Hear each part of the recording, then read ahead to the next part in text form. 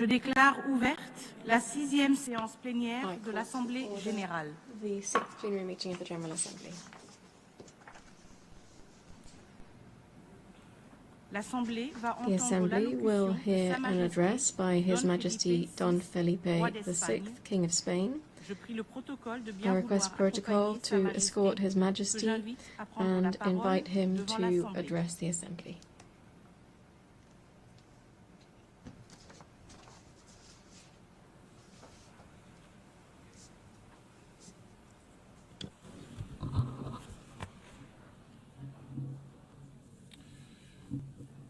Señora Presidenta, Madam President, Mr. United Nations Secretary General, heads of state and government, ambassadors, authorities, ladies and gentlemen, a very good morning to you. I appear before you today as representatives of the member states of the United Nations. In this year, which marks the 80th anniversary of the organization's founding, this is a timely opportunity to reflect on the present, the past and the future of this universal organization and on its contribution to peace, stability and development in a time of extreme complexity.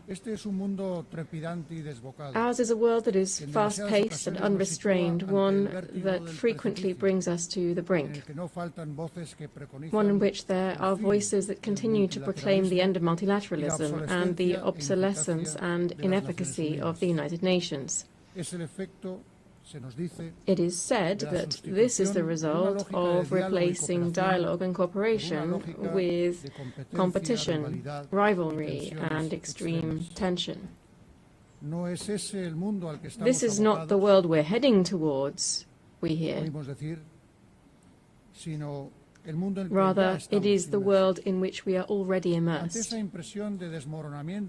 In response to this sense of disintegration, we must acknowledge that times have indeed changed and we need to adapt, even anticipate, without retreating into idealism, complacency, or short-sightedness. But it is precisely at this time of uncertainty that we must read the signs of our time clearly to avoid repeating the mistakes of the past and entering irreversible spirals.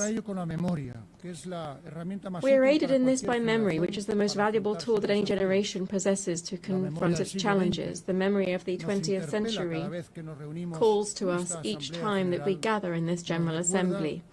It reminds us why this House of the International Community was created, under which circumstances it was born, and which dark chapters of history it sought to close definitively. Let us hear in this hall once more the opening words of the preamble to the Charter of the United Nations. They begin, "We, the peoples of the United Nations, determined to save succeeding generations from the scourge of war."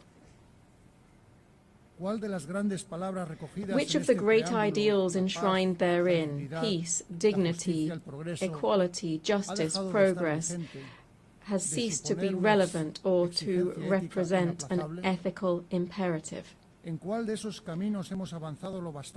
which of these paths have we advanced sufficiently over these 8 decades to be able to declare that the journey of multilateralism and cooperation is complete? The silence in response to these questions is the clearest evidence that the United Nations is not only useful, it is indispensable and irreplaceable. Believing in the United Nations is believing firmly in the universality of the principles and values enshrined in its Charter and in the Universal Declaration of Human Rights. It is to resist the temptation of diluting them with specifics, relativisms, or exceptions. Because the dignity of the human being is non-negotiable. Believing in the United Nations is also believing in a rules-based world. Rules shape behaviors to which the vast majority of international actors adhere. Even when they are breached, they provide a basis for accountability and enforcement. Rules are the voice of reason used in international relations. They are the best defense against the law of the strongest. A world without rules is uncharted territory. A time without rules is returning to the Middle Ages. The path proposed by the United Nations Charter is fraught with obstacles, and will never be fully completed. That is why the example of those who have been committed to its values is so precious. These are people working under extreme conditions, risking their freedom, their physical integrity, or even their lives, in a world plagued by conflict in all too many regions. We see this in Europe, in Ukraine, where war has been unleashed by Russia's unprovoked and unjustifiable aggression, violating the country's sovereignty and territorial integrity. Peace in Europe will not be possible without justice and accountability. Spain will continue to support all efforts aimed at achieving a just and lasting peace, grounded in the principles of international law, respect for human rights, and accountability. We also see this in its full severity in the Middle East, in Palestine, in the Gaza Strip. We cannot remain silent or look away from the devastation, the bombings, including of hospitals, schools, and places of refuge. In light of the countless civilian deaths, famine, starvation, the forced displacement of hundreds of thousands of people. To what end? These are abhorrent acts that stand in stark contrast to everything that this forum represents.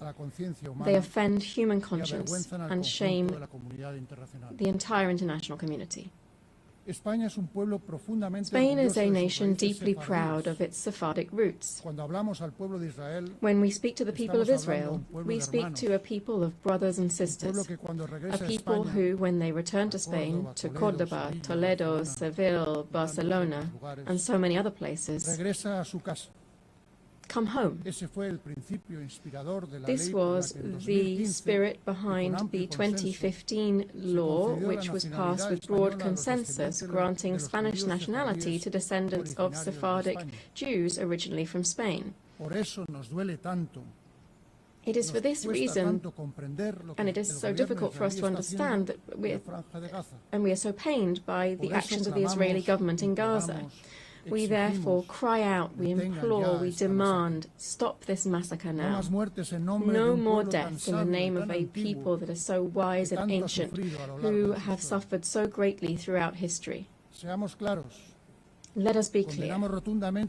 We unequivocally condemn the heinous terrorism of Hamas, especially the brutal massacre of the 7th of October 2023 against the Israeli population.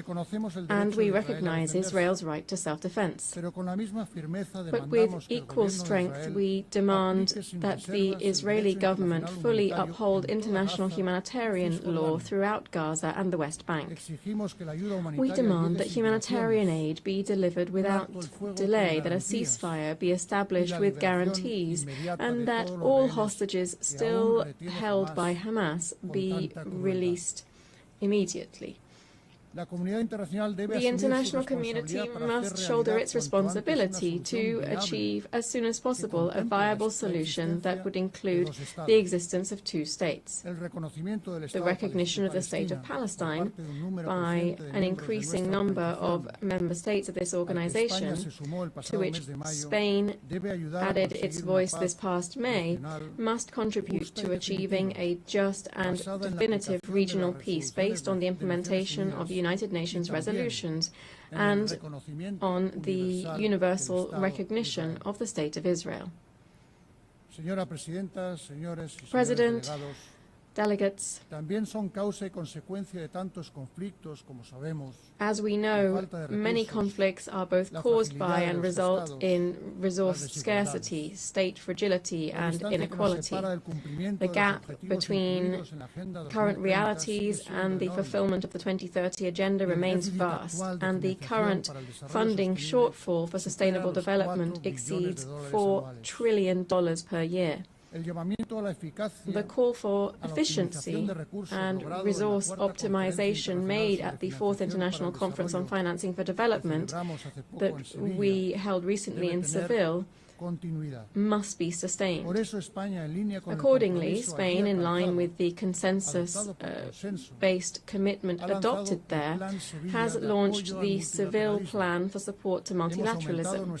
We have increased our contributions to international development funds, and we have reaffirmed our commitment to defending human rights, gender equality, and the environmental transition, which are central and distinctive elements of our foreign policy. Allow me to briefly address each of these three areas. First, human rights.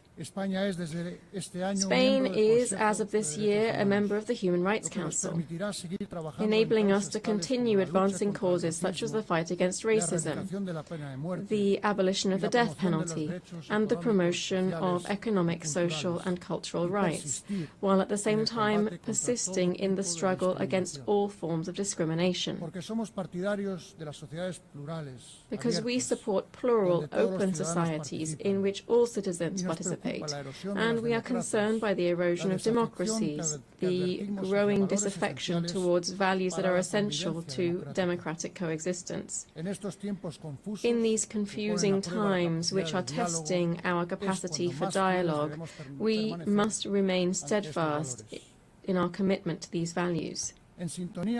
In harmony with these principles, we believe that immigration, when properly managed, is a vector of mutual development for countries of origin, transit, and host countries.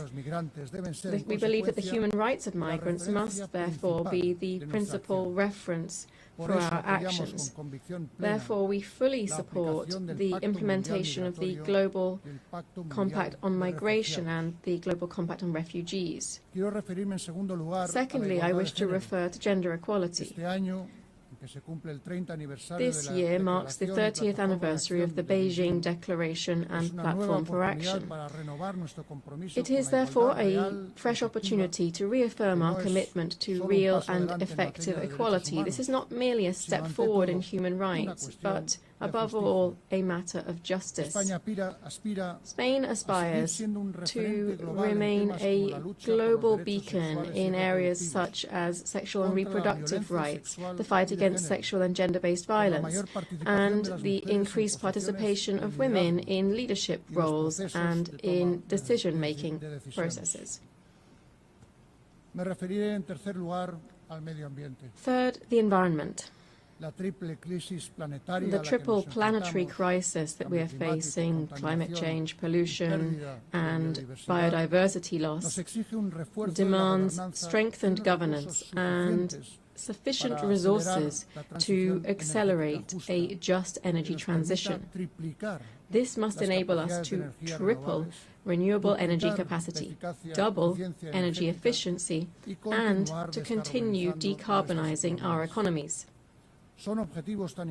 These are goals that are as ambitious as they are essential, and doubt must be completely excluded from the equation here. Spain calls for consensus and ambition ahead of COP30, which will be held in Brazil this November.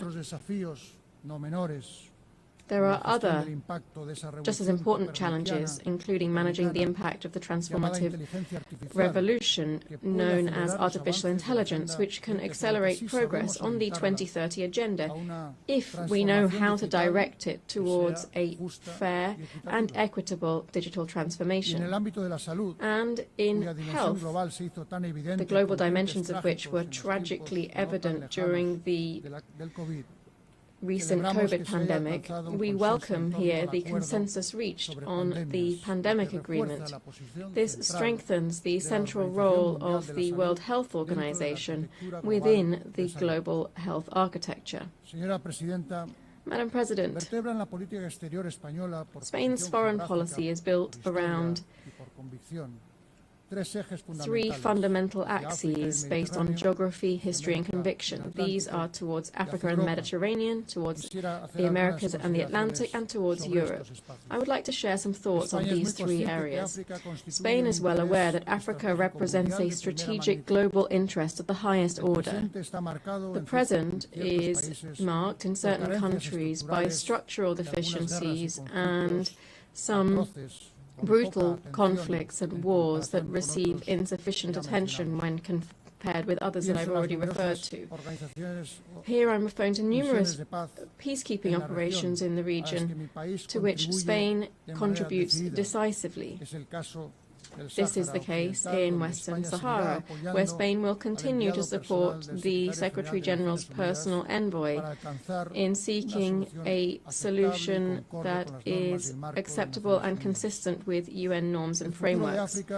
Africa's future will be shaped by a young, dynamic and proactive population that is increasingly engaged in global affairs. That's the future that we must support. Spain has therefore adopted the Spain-Africa Strategy 2025 to 2028.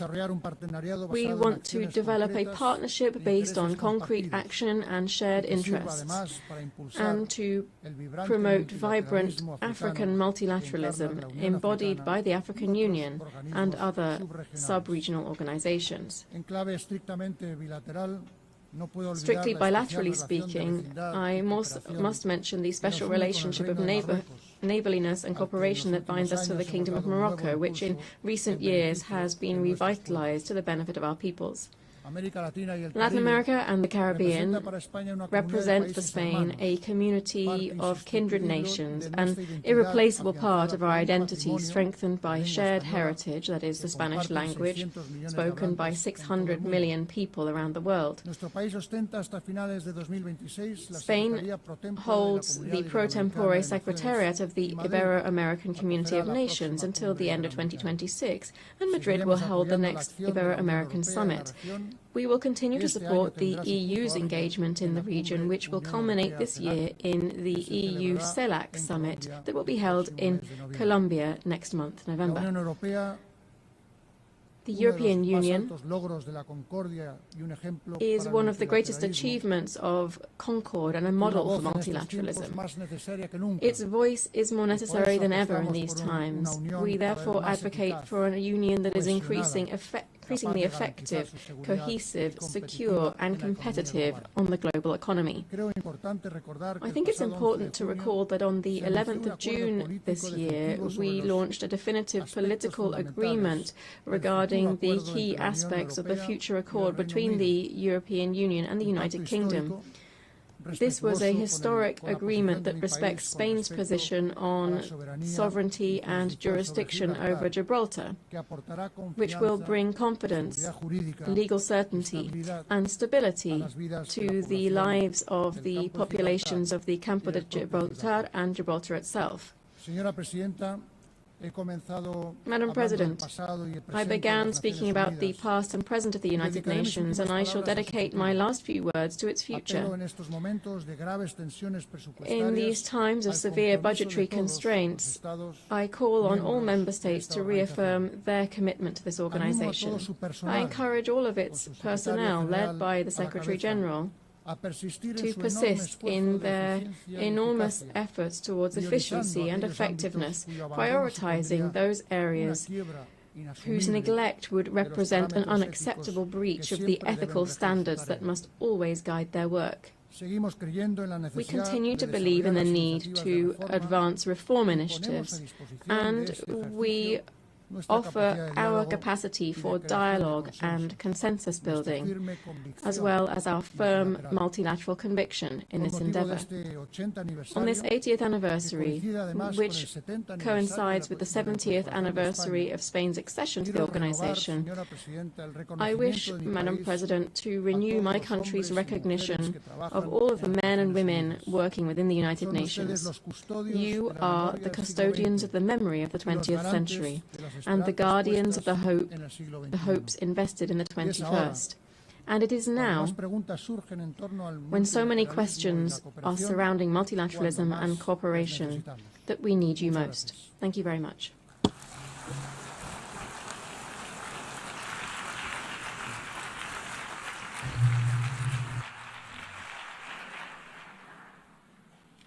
On behalf of the General Assembly, I wish to thank the King of Spain.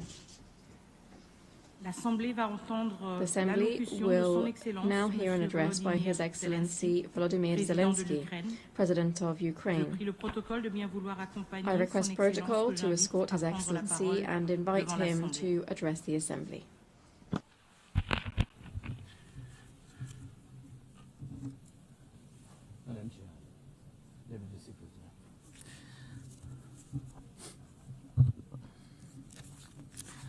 Dear leaders, dear friends, and all those who can become our friends, because you want safety and peace just as much as we do. Today, no one but ourselves can guarantee security. Only strong alliances, only strong partners, and only our own weapons. The 21st century isn't much different from the past. If a nation wants peace, it still has to work on weapons. It's sick, but that's the reality. Not international law, not cooperation. Weapons decide who survives. Excellencies, you know perfectly well international law doesn't work fully unless you have powerful friends who are truly willing to stand up for it. And even that doesn't work without weapons. It's terrible, but without it, things would be even worse. There are no security guarantees except friends and weapons. No Ukrainian choice this kind of reality. And knowing our people, they would have chosen a different priority. Ukrainians are peaceful people, but they are people who want to live freely in their own independent country. That's why we invest in defense. For many nations, there is simply no other way left. Nations can speak about their pain from stages like this, but even during bloodshed, there isn't a single international institution that can truly stop it. That's how weak these institutions have become. What can Sudan or Somalia or Palestine, or any other people living through war really expect from the UN or the global system? For decades, just statements and statements. And even everything happening in Gaza remains without a way out. Even now, Syria, after all the changes, still has to appeal to the world to ease the sanctions that are choking its economy. It has to ask and wait. Syria deserves stronger support from the international community. And as Russia's war against my country goes on, people are still dying every week. Yet there is no ceasefire because Russia refuses. Russia abducted thousands of Ukrainian children, and we have brought some of them back. And I thank everyone who's helped. But how long will it take to bring all of them home? Childhood slips away faster than adults are able to help. Look at Israel. Nearly 2 years have passed and hostages still haven't been freed. They must be freed, but even that still hasn't happened. And for years, there have been no real answers to other threats, either chemical weapons and famine used as a weapon. Last year, At this assembly, I warned the world about the risk of radiation disasters, especially due to Russia's occupations of our Zaporizhzhia nuclear power plant, the biggest in Europe, but nothing's changed. Nothing's. And yesterday, the plant went into blackout again, and Russia hasn't stopped shelling even in areas near a nuclear facility. And because of international institutions are too weak, this madness continues. Even being part of a long-standing military alliance doesn't automatically mean you are safe. Just recently, 19 simple Russian drones violated Polish airspace, and only 4 were shut down. Luckily, they were not shaheeds or even worse. Otherwise, the results would have been horrific. Estonia had to call a UN Security Council meeting for the first time in history because Russian fighter jets deliberately entered its airspace. Moldova is defending itself again from Russia's interference. We have helping Moldova, and Russia's trying to do to Moldova what Iran once did to Lebanon. And the global response, again, not enough. We have already lost Georgia in Europe. Human rights and the European nature of the state system are only shrinking there. Georgia is dependent on Russia. And for many, many years, Belarus has also been moving toward dependence on Russia. Europe cannot afford to lose Moldova too. It's important to remember how the world once ignored the need to help Georgia after Russia's attack, and how the moment was missed with Belarus. How Moldova must not be lost. And for Europe, supporting Moldova's stability is not costly, but failing to do so will come at a much higher price. That's why the EU needs to help Moldova now with funding and energy support, not just words or political gestures. We must not forget about protecting the rights of people and the rights of nations in regions where these rights are under threat. The UN Charter and the Universal Declaration of Human Rights must apply everywhere. But the Taliban in Afghanistan dragged a whole country back into the dark ages. Cartels in some Latin America countries are more powerful than the government there.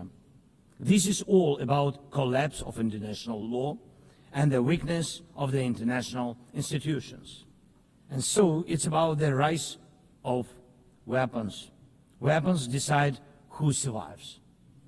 Excellencies, yesterday President Trump stood right here in this hall, and God saved him from a murder attempt during the campaign.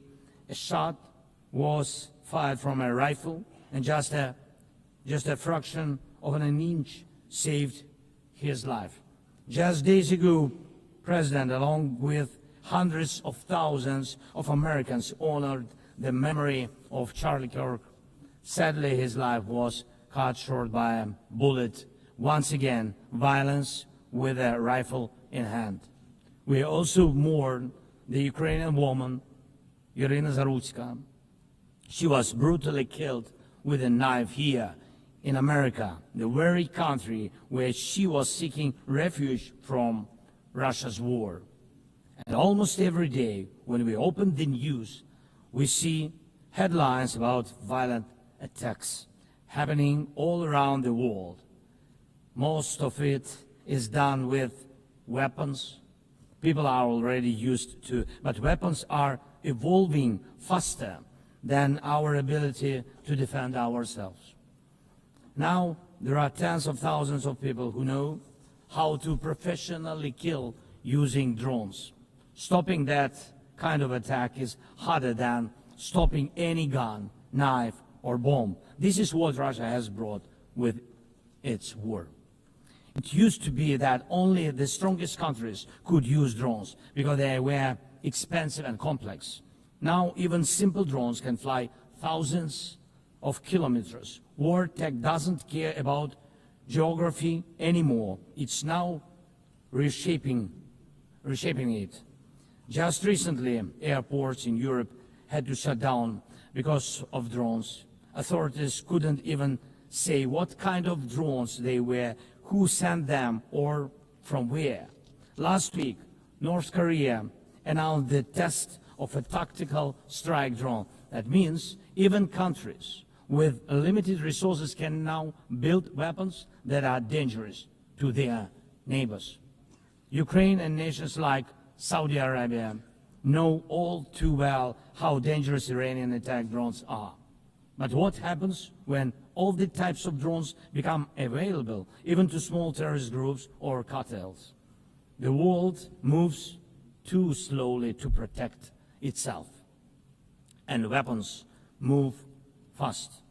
Now companies are already working on drones that can shoot down other drones, and it's only a matter of time, not much, before drones are fighting drones, attacking critical infrastructure and targeting people all by themselves, fully autonomous and no human involved, except the few who control AI systems. Dear leaders, we are now living through the most destructive arms race in human history, because this time includes artificial intelligence. And if there are no real security guarantees except friends and weapons, and if the world can't respond even to old threats, and if there is no strong platform for international security, will there be any place left on Earth that's still safe for people? We need global rules now for how AI can be used in weapons, and this is just as urgent as preventing the spread of nuclear weapons. We need to restore international cooperation, real working cooperation for peace and for security. A few years from now might already be too late. 10 years ago, war looked different, and no one imagined that cheap drones could create dead zones, areas stretching for dozens of kilometers where nothing moves, no vehicles, no life. People used to imagine that only after a nuclear strike. Now it's drawn reality. Mass-produced, simple drones, and without AI yet. Ukraine doesn't have the big fat missiles dictators love to show off in parades, but we do have drones that can fly up to 2,000–3,000 kilometers. We had no choice but to build them to protect our right to life. Control over the sea used to depend on having a big navy. Ukraine doesn't have a big fleet, but we succeeded. In the Black Sea, we pushed what's left of the Russian navy into remote base. And we did it with sea drones. That's how we protect our ports and maritime trade routes, because Russia has left us no other choice. And our spiderweb operation, when cheap drones destroyed or damaged dozens of expensive Russian strategic bombers, became a real example for special forces around the world of what new weapons can do to old systems. These very Russian bombers attacked our cities. And none of this would have happened if Putin had not started this full-scale aggression, full-scale war. And every year that this war goes on, weapons become even more deadly. And only Russia deserves to be blamed for this.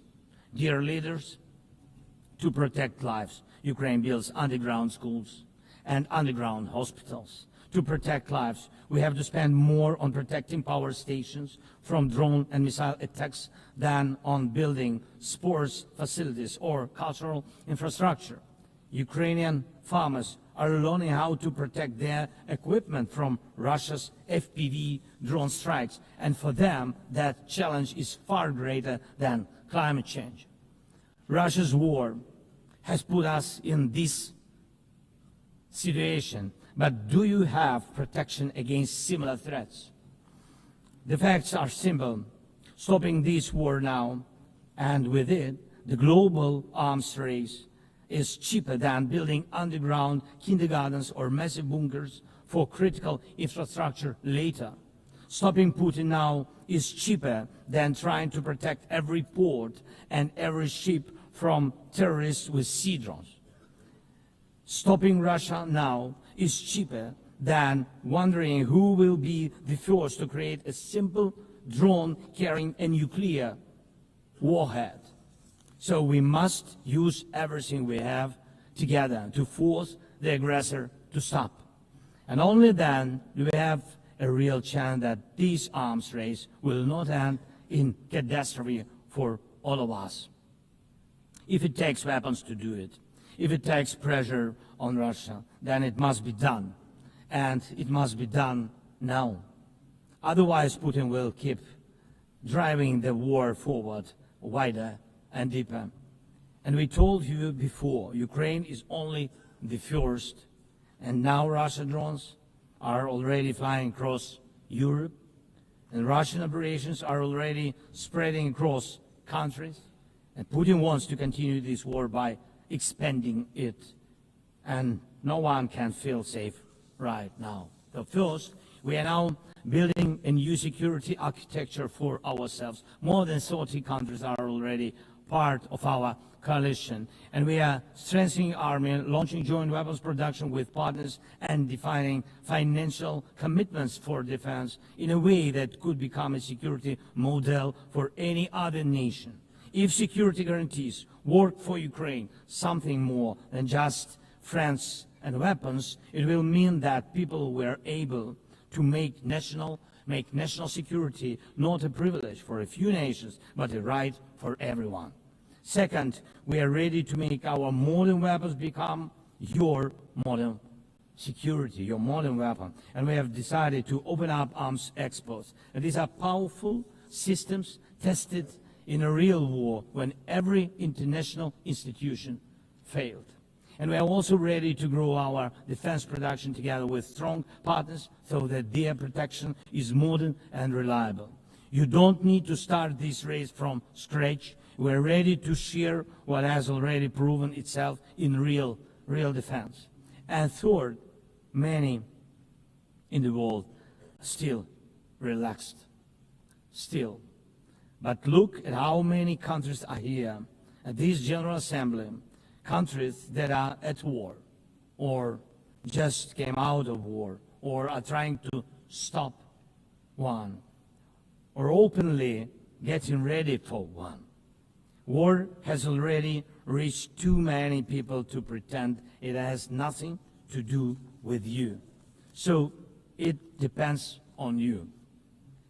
Whether you help peace or continue trading with Russia and helping Russia to fund this war, it depends on you. Whether prisoners of war will be freed, whether abducted children will come home, whether hostages will be free. It depends on you. What will define existence? War like now, or our joint strong actions as it should be? Yesterday we had a good meeting with President Trump, and I also spoke with many other strong leaders, and together we can change a lot. Of course, we are doing everything to make sure Europe truly helps. And of course, we count on the United States. I appreciate the support we are receiving. Yes, much depends on the G7 and G20, but in the end, peace depends on all of us, on the United Nations. So don't stay silent while Russia keeps dragging this war on. Please speak out and condemn it. Please join us in defending life and international law and order. People are waiting for action. Thank you so much. Slava Ukraini.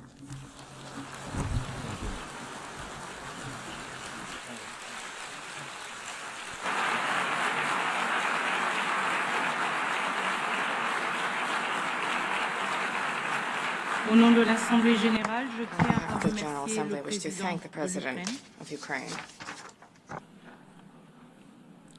The Assembly will hear an address by His Serene Highness, Prince Albert II, Sovereign Prince of Monaco. I request protocol to escort His Serene Highness and invite him to address the Assembly.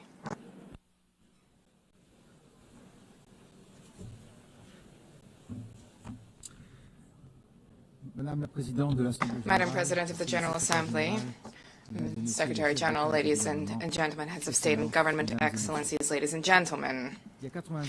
80 years ago, the creation of the United Nations marked a decisive turning point in contemporary history in international relations, offering each state a forum for dialogue and exchange. The ambition of the founders was clear and bold.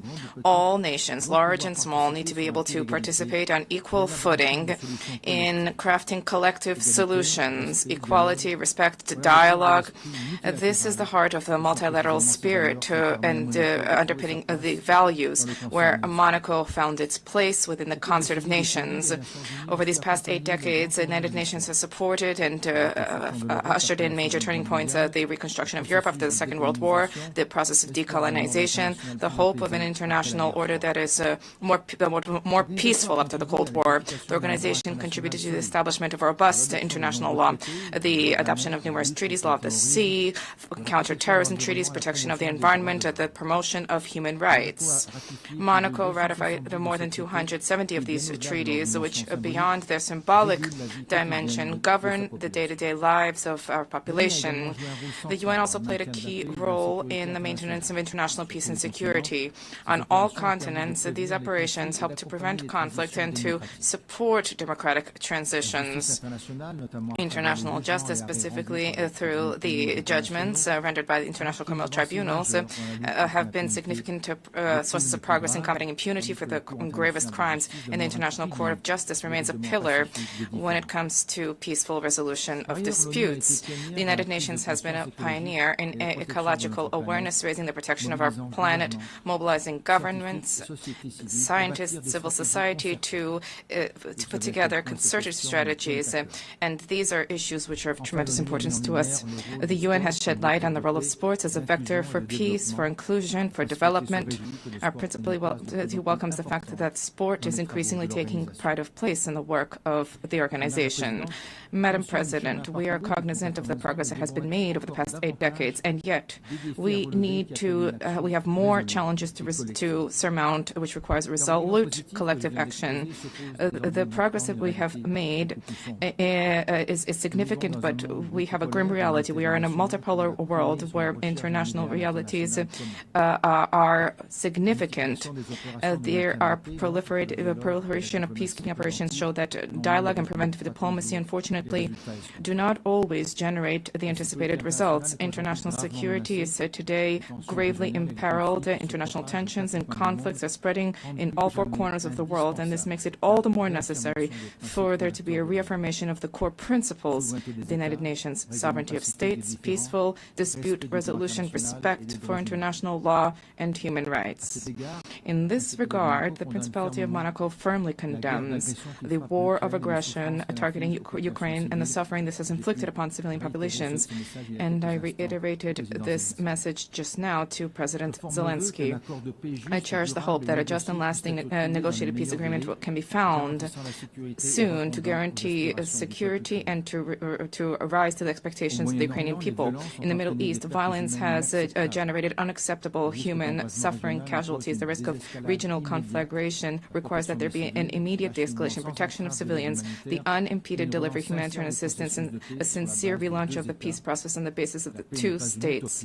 Peace is not a utopia. Peace is an overriding necessity. These security-related challenges are compounded by environmental challenges. The international community recently met in Nice for the 3rd UN Conference on Oceans, vehemently recalling the need to act for the protection of seas and oceans. The Principality organized, before the conference, a Blue Economy and Finance Forum. Heads of state, economic leaders, investors, philanthropists, development banks, NGOs, 1,800 participants has arrived from nearly 100 countries responding to the call to mobilize more financial resources to invest in a sustainable, regenerative blue economy. And yet, the commitments made under, notwithstanding, there are still challenges. BBNJ was adopted in January last, and this should lead us to implement immediately measures for the conservation and sustainable use of the diversity in the high seas. The fight against climate change is a responsibility, a historic responsibility. Acceleration of extreme events requires credible, immediate finance responses. We are traversing a significant difficulties. There is science which is accessible, abundant, more reliable than ever before. The Paris Agreement, the 10th anniversary of which we are marking this year, provides a structured, transparent framework which should generate a robust trust among all stakeholders. This year, new nationally determined contributions have been published, and this is a reflection of the need to be more and more ambitious. I wish to recall that these ambitions are of carry moral significance, particularly vis-à-vis young people and succeeding generations, but also, as was recently recalled by the ICJ in the advisory opinion. And in this regard, and in accordance with the new collective goal for financing, which was adopted in Baku last year, I decided that my country will double specific financing under climate agreements, and this is by 2028. Let us not forget that there's a need to invest in countering climate change, but there's a need to take into account the depletion of biodiversity throughout the world. COP17 and the Biological Diversity Convention, October 2026, will be held in Yerevan. This is a key opportunity to transform the commitments into reality, specifically when it comes to financing and meaningful protection of ecosystems. Madam President, we cannot pass over in silence the alarming setbacks in human rights. Freedom, the repression of freedom, civil society, excessive use of force, these are all undermining the very basis of civilizations and are resulting in a loss of trust of citizens vis-à-vis systems. Women's rights are a key pillar for peace, for development, and for justice.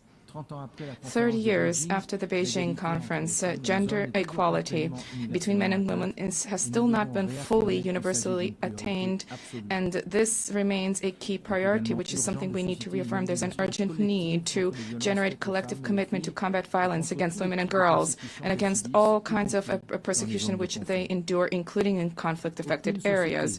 No society can be prosperous if such inequality persists there. Likewise, no society can develop without taking care of its young population, because young people are not just the future of the world. Young people are the present. 30 years after the World Youth Program, it is incumbent upon us to raise the role of young people in discussions on the economy, civic life, access to education, employment, digital issues. This is not a privilege. This is a right. Madam President, public global health is a key.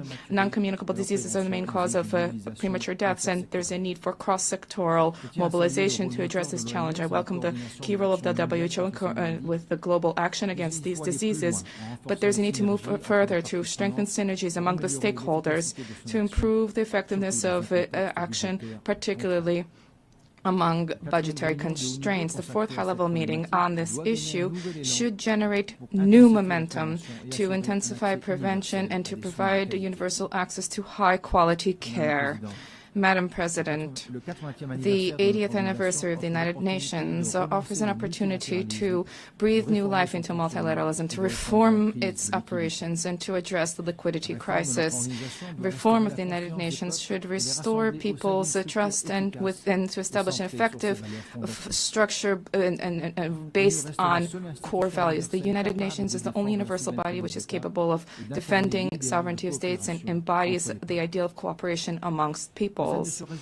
But this is not only at the UN headquarters. As specialized institutions, UNESCO, FAO, and IAEA, and many others. These all play a critical role by providing concrete support for environmental, educational, and social policies of states, helping them to fully meet their responsibility without duplication of mandates in New York. And let us recenter the work of our organization to focus on the priorities enshrined in the Charter. We need to rekindle a spirit of dialogue, the spirit of organization. The general debate should once again become this unique opportunity where leaders of the world listen to one another and seek to achieve mutual understanding. The Principality of Monaco cherishes the hope that through reform, the UN will once again become the center with a harmonization of UN efforts for the maintenance of peace and security in accordance with Article 1 of our Charter. No state alone can resolve the crises plaguing our times. It's by sharing ideas, resources, and willingness that we can together build a future of peace, of lasting peace, because together we are better. Thank you.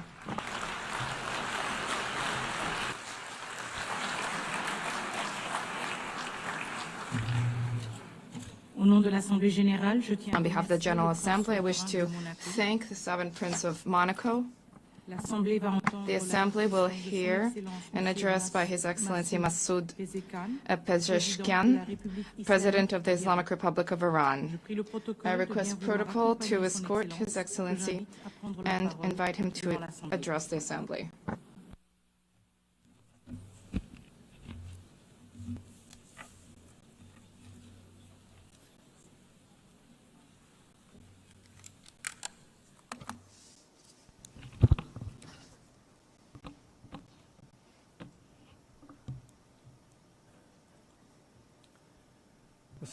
In the name of God, the most compassionate, the most merciful, Mr. Secretary General, Madam President, distinguished representatives, ladies and gentlemen, the theme of this year, and I quote, "Better Together, 80 years and more of peace, development, and human rights," unquote, is in truth a summons to solidarity and to a shared vision of a brighter future. Our religious conviction, as well as the call of the prophets, rests upon the equality of the rights of all human beings. That which renders man more worthy is piety, namely truthfulness, wisdom, purity, and benevolence. The bedrock of all divine religions and of the human conscience is this golden maxim: that which you would not approve for yourself, do not approve for others. Jesus Christ, peace be upon him, once said, "Act towards others as you would have them act towards you." The Prophet of Islam, peace be upon him, said, "None of you is a true believer unless he desires for others what he desires for himself." The sage Hillel, the elder, expressed the essence of the Torah as such: "That which is hateful unto thee, do not do unto thy fellow." In the traditions of the Orient, likewise, the central teaching is this very principle, and secular schools of ethics grounded in reason and conscience have arrived at the same conclusion. Excellencies, is this the state of our world?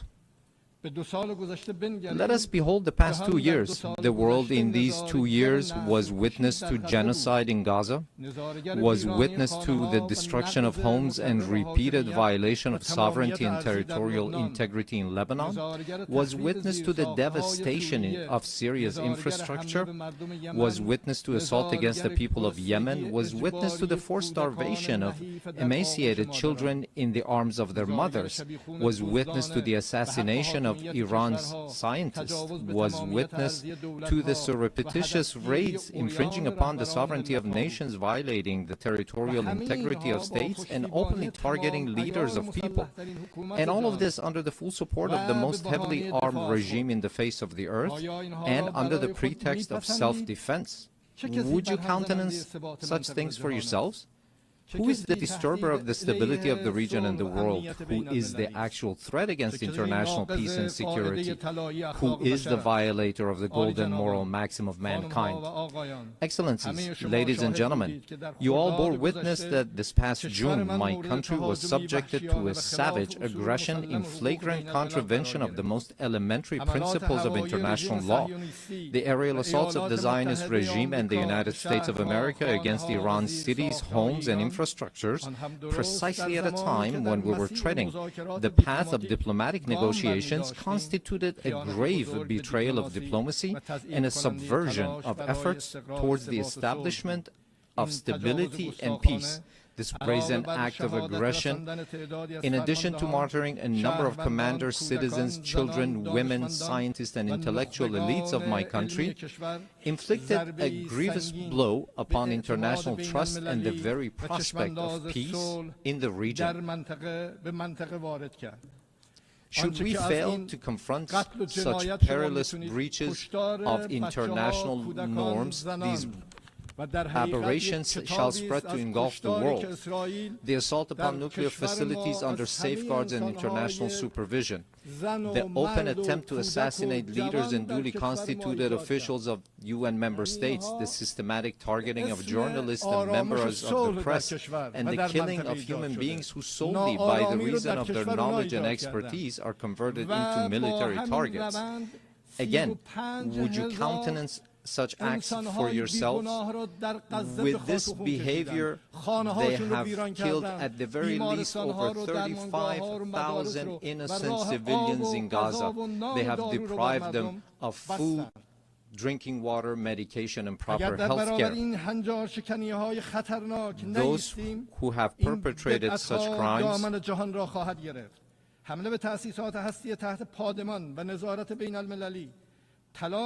this nation, with a magnanimous spirit and the systematic targeting of journalists and members of the press and the killing of human beings who solely by the reason of their knowledge and expertise are converted into military targets. Again, would you countenance such acts for yourselves? Those who have perpetrated such crimes must know that Iran, the most ancient continuous civilization upon the face of the earth, has ever stood steadfast against the tempests of history. This nation, with a magnanimous spirit and an eternal will, has time and again demonstrated that it shall never bow before aggressors. And today as well, in the face of the transgressors, it stands upright with reliance upon the power of faith and its national cohesion. In this 12-day defense, the patriotic and valiant people of Iran laid bare before the aggressors the fallacy and self-delusion of their arrogant calculations. The enemies of Iran unwittingly fortified the sacred national unity. The people of Iran, despite the most severe, protracted, and crushing economic sanctions, psychological and media warfare, and persistent efforts to sow discord, at the very instant the first bullet was fired upon their soil, rose in unison in support of their valiant armed forces, and today they continue to honor the blood of their martyrs. Here, in the name of all Iranian people, I extend my heartfelt gratitude to all personalities, nations, governments, and international and regional organizations that stood in solidarity with Iran during this war. Ladies and gentlemen, today, after nearly 2 years of genocide, mass starvation, the perpetuation of apartheid within the occupied territories, and aggression against its neighbors, the ludicrous and delusional scheme of a greater Israel is being proclaimed with brazenness by the highest echelons of that regime. The scheme encompasses vast swaths of the region. The map itself lays bare the true intentions of the Zionist regime, intentions that have, of late, been openly endorsed by its criminal prime minister. None in the world is secure from the aggressive machinations of this regime. It is manifest that the Zionist regime and its sponsors no longer even content themselves with normalization through political means. Rather, they impose their presence through naked force and have styled it peace through strength. Yet, this is neither peace nor power. It is nothing but aggression rooted in coercion and bullying. But we envision our powerful Iran alongside powerful neighbors within a strong region with a radiant future. A future in which we stand together against a grand project that imposes genocide, destruction, and instability upon the region. A future in which collective security is assured through genuine mechanisms of defensive cooperation and joint response to threats. a future in which human dignity and cultural diversity are cherished as foundational values, a future in which collective development is realized through joint investment in infrastructure and modern sciences, a future in which energy security and the equitable use of vital resources from the pillars of economic stability, a future in which the environment is safeguarded for posterity, a future in which national sovereignty and the territorial integrity of states are regarded as non-negotiable principles, a future not in pursuit of peace imposed by force, but founded upon strength derived through peace. In such a strong region, slaughter and bloodshed shall find no place. It is for this very reason that my country has, for many years, been among the staunchest advocates of establishing a region free of weapons of mass destruction, yet those who themselves possess the largest nuclear arsenals and who in flagrant breach of the NPT make their weapons even deadlier and more destructive have for years subjected our people to pressures on the basis of spurious allegations. Last week, 3 European states, having failed through a decade of bad faith and thereafter by supporting military aggression, to bring the proud people of Iran to their knees, at the behest of the United States of America, sought, by means of pressure, coercion, imposition, and manifest abuse, to reinstate against Iran the Security Council resolutions that had already been terminated. In doing so, they set aside good faith. They circumvented legal obligations. They sought to portray Iran's lawful remedial measures taken in response to the United States' withdrawal from the JCPOA and to Europe's breach and utter incapacity as a gross violation. They falsely presented themselves as parties of good standing to the agreement, and they disparaged Iran's sincere efforts as insufficient. All of this was in pursuit of nothing less than the destruction of the very JCPOA, which they themselves had once held as the foremost achievement of multilateral diplomacy. This unlawful measure, which has also meant the opposition of certain members of the Security Council, possesses no international legitimacy and will not garner the approbation of the international community. I hereby declare once more before this assembly that Iran has never sought and will never seek to build a nuclear bomb. We do not seek nuclear weapons. This is our belief based on the edict issued by the Supreme Leader and by religious authorities. Therefore, we never sought weapons of mass destruction, nor will we ever seek them. Whereas those who disturb the peace and stability in the region lies in Israel, but Iran is the one that is being punished for those actions. There is a poem that roughly says something to the effect that someone in one side of the world does something to disturb the peace and someone else is punished for those actions. Ladies and gentlemen, the Islamic Republic of Iran welcomes peace and stability. We believe that the future of our region and of the world must be built upon cooperation, trust, and shared development. In this framework, Iran supports the peace process between the Republic of Azerbaijan and the Republic of Armenia in hopes that its outcome shall be enduring and serve as a foundation for improved relations between these two neighboring states. Iran also hopes that the efforts to bring an end to the war in Ukraine may result in a just and lasting agreement between Russia and Ukraine and bring solace to the human suffering caused by this crisis.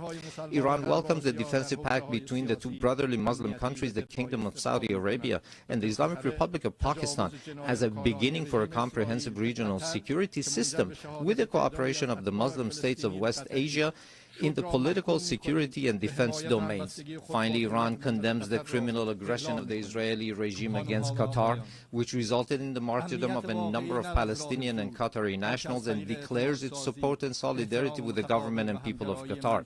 Ladies and gentlemen, true security is not achieved through force, but through confidence-building, mutual respect, regional convergence, and multilateralism grounded in international laws. Based on this foundation, I call upon all to practice listening to one another instead of raising voices, to re-examine the intellectual premises of polarization and political violence, which today ensnares not only the international community but also renders societies internally with tension and turmoil. To uphold as the common denominator of all beliefs and cultures the principles that whatever we do not approve for ourselves, we should not impose upon others, instead of distorting concepts and narratives with biased interpretations.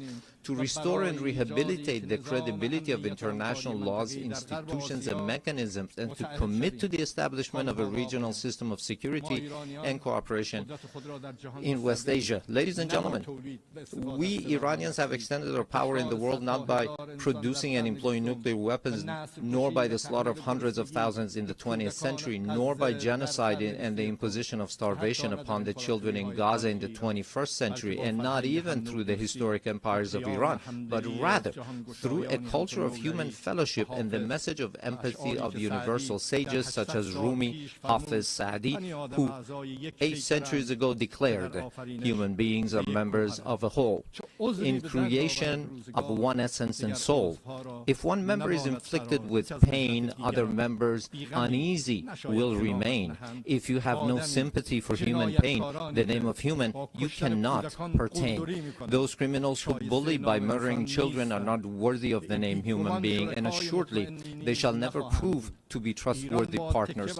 Relying upon its time-honored tradition of altruism and human fellowship, Iran is a steadfast partner and a trustworthy companion for all peace-seeking countries, a friendship and a partnership grounded not in fleeting expediency, but in dignity, trust, and a shared future. We, the upright people of Iran, by standing firm against lawless marauders, have surmounted with honor the injustices, discriminations, and double standards imposed upon us. And today, with an opportunity-oriented outlook, we have transformed this historic achievement of the Iranian people into a platform for a leap toward a hopeful future. Let us together with you turn threats into opportunities. I thank you.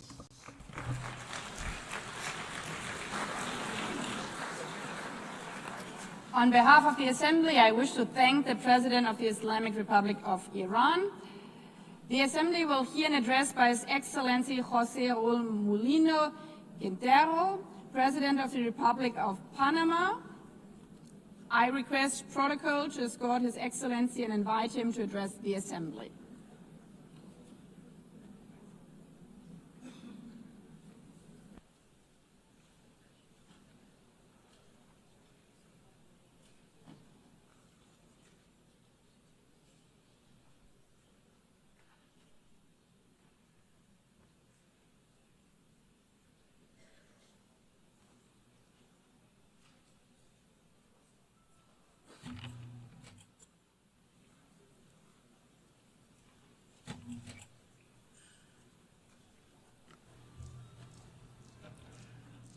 Muy buenos días. A very good morning, Madam President, Distinguidos jefes de Estado, distinguished heads of state and government, honorables delegados. honorable delegates.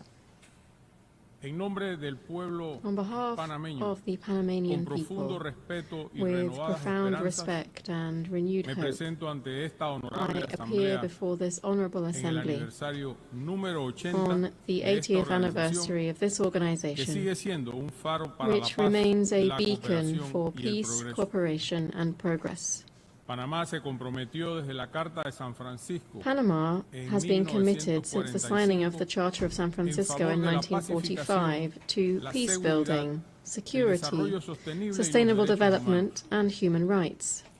En estas 8 décadas, Over these 8 nuestro país decades, ha apostado our por la country has diplomacia championed multilateral multilateral y el diplomacy derecho internacional and public público como un international eje law cardinal de su as a política exterior. cornerstone of our foreign policy. La iniciativa ONU 80 The UN 80 presentada por el initiative, Secretario presented General by Antonio the Guterres, Secretary General Antonio ofrece la Guterres, oportunidad de offers an reflexionar opportunity sobre to el reflect pasado, on the past, hacer un llamado de atención por to las raise amenazas del awareness presente of present para threats, vislumbrar and un to futuro envision más justo. a fairer future. Tenemos la firme convicción de que hoy, We firmly believe that today, more than ever, we must strengthen the value of multilateralism to respond to global challenges and crises as a tool to mitigate asymmetries among nations. In this regard, I wish to highlight that multilateral policy contributed to our country's removal, for instance, from discriminatory lists imposed by the European Union and the Financial Action Task Force. Since it does not make sense to be a member of the Security Council of this organization, while at the same time appearing on lists alongside countries that promote terrorism. We believe it is the right time to undertake a comprehensive reform to make the Security Council more effective, to make the General Assembly more representative, to make specialized agencies more inclusive, and, above all, to reduce bureaucracy. Panama, just like other countries, calls for greater representation of Latin America and the Caribbean in decision-making bodies. The time has come to update the architecture of multilateral governance. Our region is the world's leading exporter of food. It is home to a strategic canal linking the Atlantic and the Pacific, and it holds more than 50% of the planet's biodiversity. We are major suppliers of minerals. We possess the largest freshwater reserves. We live together in peace, and we strive to preserve this. All of these elements make us a key global actor, and we must ensure that our representation reflects our role and our global significance. In line with our mission to contain and prevent the tragic outcome of a global war, which was its fundamental raison d'être, the United Nations is also facing a challenge of promoting urgent action to achieve the Sustainable Development Goals.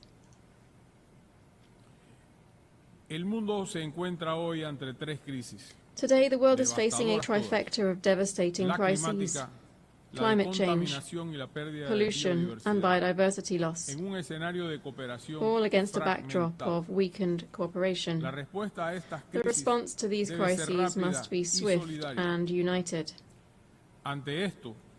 In response, Panama has put forward its Nature Pledge, which is our pact with nature.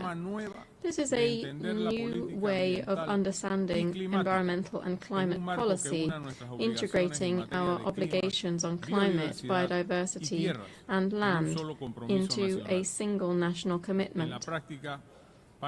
In practice, Panama is pledging to curb its emissions by 2035. Even as a carbon-negative country, we believe there's always room to take further steps towards sustainability for future generations. To this end, we will be restoring 100,000 hectares of priority ecosystems, including mangroves and water basins, because nature, we think, is our front line of defense against climate change. Panama trusts in a renewed United Nations, one that strengthens digital security and international cooperation, with ethical and inclusive principles, that supports just energy transitions, and one that upholds freedom of expression. In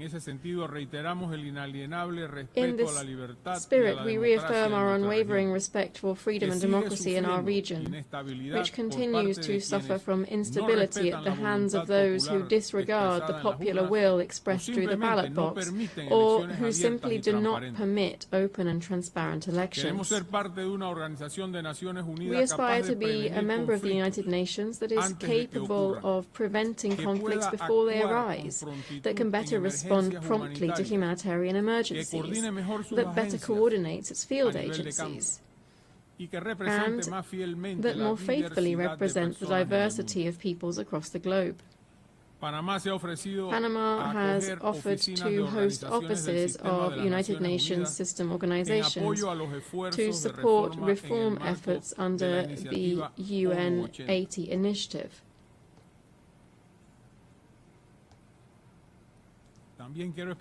I also wish today to express my solidarity with the Japanese people.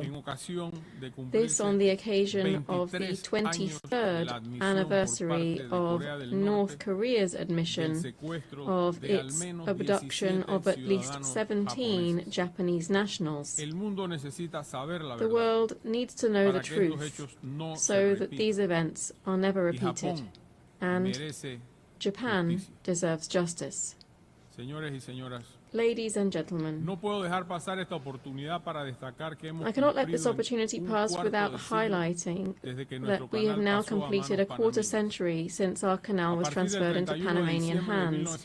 As of the 31st of December 1999, the Republic of Panama took up the works and operations of the canal efficiently, safely, sustainably, and neutrally. This in accordance with the Panama Canal Treaty, Torrijos-Carter Treaty, and the Permanent Neutrality Treaty, which were both signed in 1977. Since then, we have administered the waterway in exemplary fashion, contributed to the country's economic development, and operated the canal for the benefit of international navigation.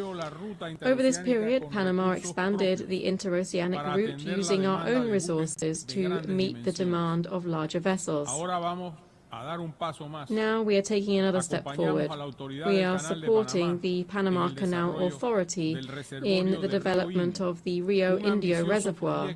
This is an ambitious project to ensure water supply for our population and the canal, so that vessel traffic is not threatened by recurring droughts in our region.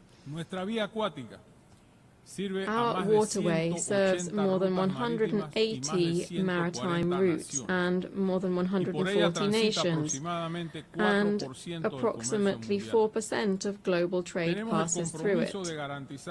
We are committed to ensuring efficiency in support of international logistics. Before this assembly, Panama once again reaffirms its serious and sustained commitment to the regime established under the treaty concerning permanent neutrality, to which the protocol of which numerous states have adhered to. Neutrality is the best formula to safeguard the security of our canal, a global public good. The Panama Canal is neutral, open to the world, and a facilitator of more integrated international trade. It is and shall remain Panamanian. Ladies and gentlemen, Panama, as you know, holds a non-permanent seat on the United Nations Security Council for the 2025-2026 term. This past August, we held the rotating presidency of the Security Council.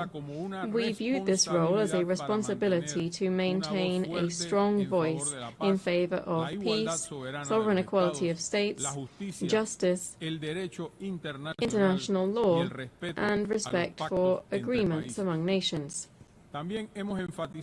We have also stressed the importance of maritime security as a priority during our participation in the Council. Panama's national identity is closely linked to maritime transport. Over the centuries, we have consolidated our role as a key actor in navigation and international trade. Piracy, arms and drugs trafficking, and illegal fishing all affect trade and the global maritime transport system. As a transit nation and a logistics hub in our continent, Panama proposes to strengthen cooperation among specialized agencies, including through a regional network to promote maritime security.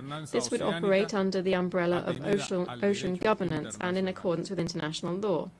I wish to reiterate before this assembly the work that this organization needs to undertake to mitigate the effects of illegal migration driven by organizations that are either directly or indirectly linked to drugs trafficking. For years, millions of people have been passing through our Darien region, which is on our border with Colombia. And yet in just 1 year in office, we've reduced the flow of migrants heading north to zero. That crisis was resolved, thus meeting the promise to shut down illegal crossings through the Darien. The humanitarian and environmental consequences were extreme. The suffering of women and children subjected to abuse and the pollution of one of the world's most biodiverse areas. These continue to cause pain to those of us who have had direct contact with the situation. Today we are seeing north-south migration on a much smaller scale, but which renews our commitment to the orderly transit of people so that they may return home. I must say that while the migratory crisis has been resolved, the causes of mass immigration remain unaddressed. The fact that our country has resolved this scourge doesn't mean that we should let up in our demands for concrete responses, such as in the case of the border between Haiti and the Dominican Republic, which is facing unchecked migration that also has an effect on the entire region. It's essential that we find clear solutions both for the Haitian crisis and, more generally, for effective control of migratory flows. We are currently suffering from the growth of another illegal activity, which is drug trafficking. Today, it poses a threat to human lives and a grave risk of instability throughout the entire region due to the different cartels operating there. Just to give you a quick idea, this year alone, Panama has seized nearly 150 tons of cocaine and other drugs. This is an historic and alarming figure, one which compels us to step up our efforts, to seek greater cooperation and to galvanize resources in a struggle that must be a common cause among all nations of the world. Honourable members, next year the Amphictyonic Congress of Panama, convened by the liberator Simón Bolívar, will celebrate its bicentenary. Its proposal was for an international system based on the sovereign equality of states, justice, law and international cooperation to achieve the people's common goals. We hope that this commemoration will serve as a new starting point for international cooperation, one that respects and elevates the values of sovereignty, peace and peaceful coexistence, values that must guide our work in this and other global fora. Honourable members, before this forum of global peace and international cooperation, I reiterate the faith of the Panamanian people in the United Nations system. At times of crisis, when the winds of unilateralism, polarization and fragmentation are blowing, Panama will raise its voice in defense of multilateralism.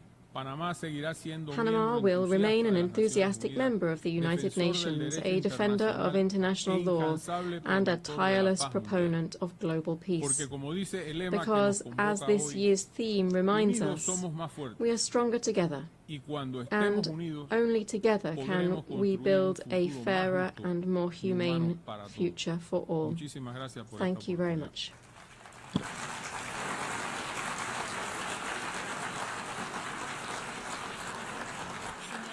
Muchas gracias. On behalf of the Assembly, I wish to thank the President of the Republic of Panama.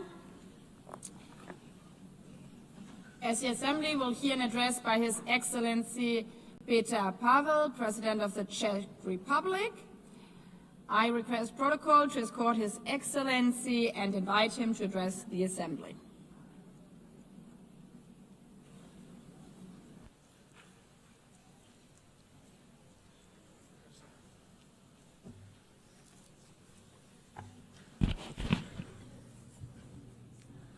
Madam President, Excellencies, ladies and gentlemen, I am humbled to speak here in front of you again.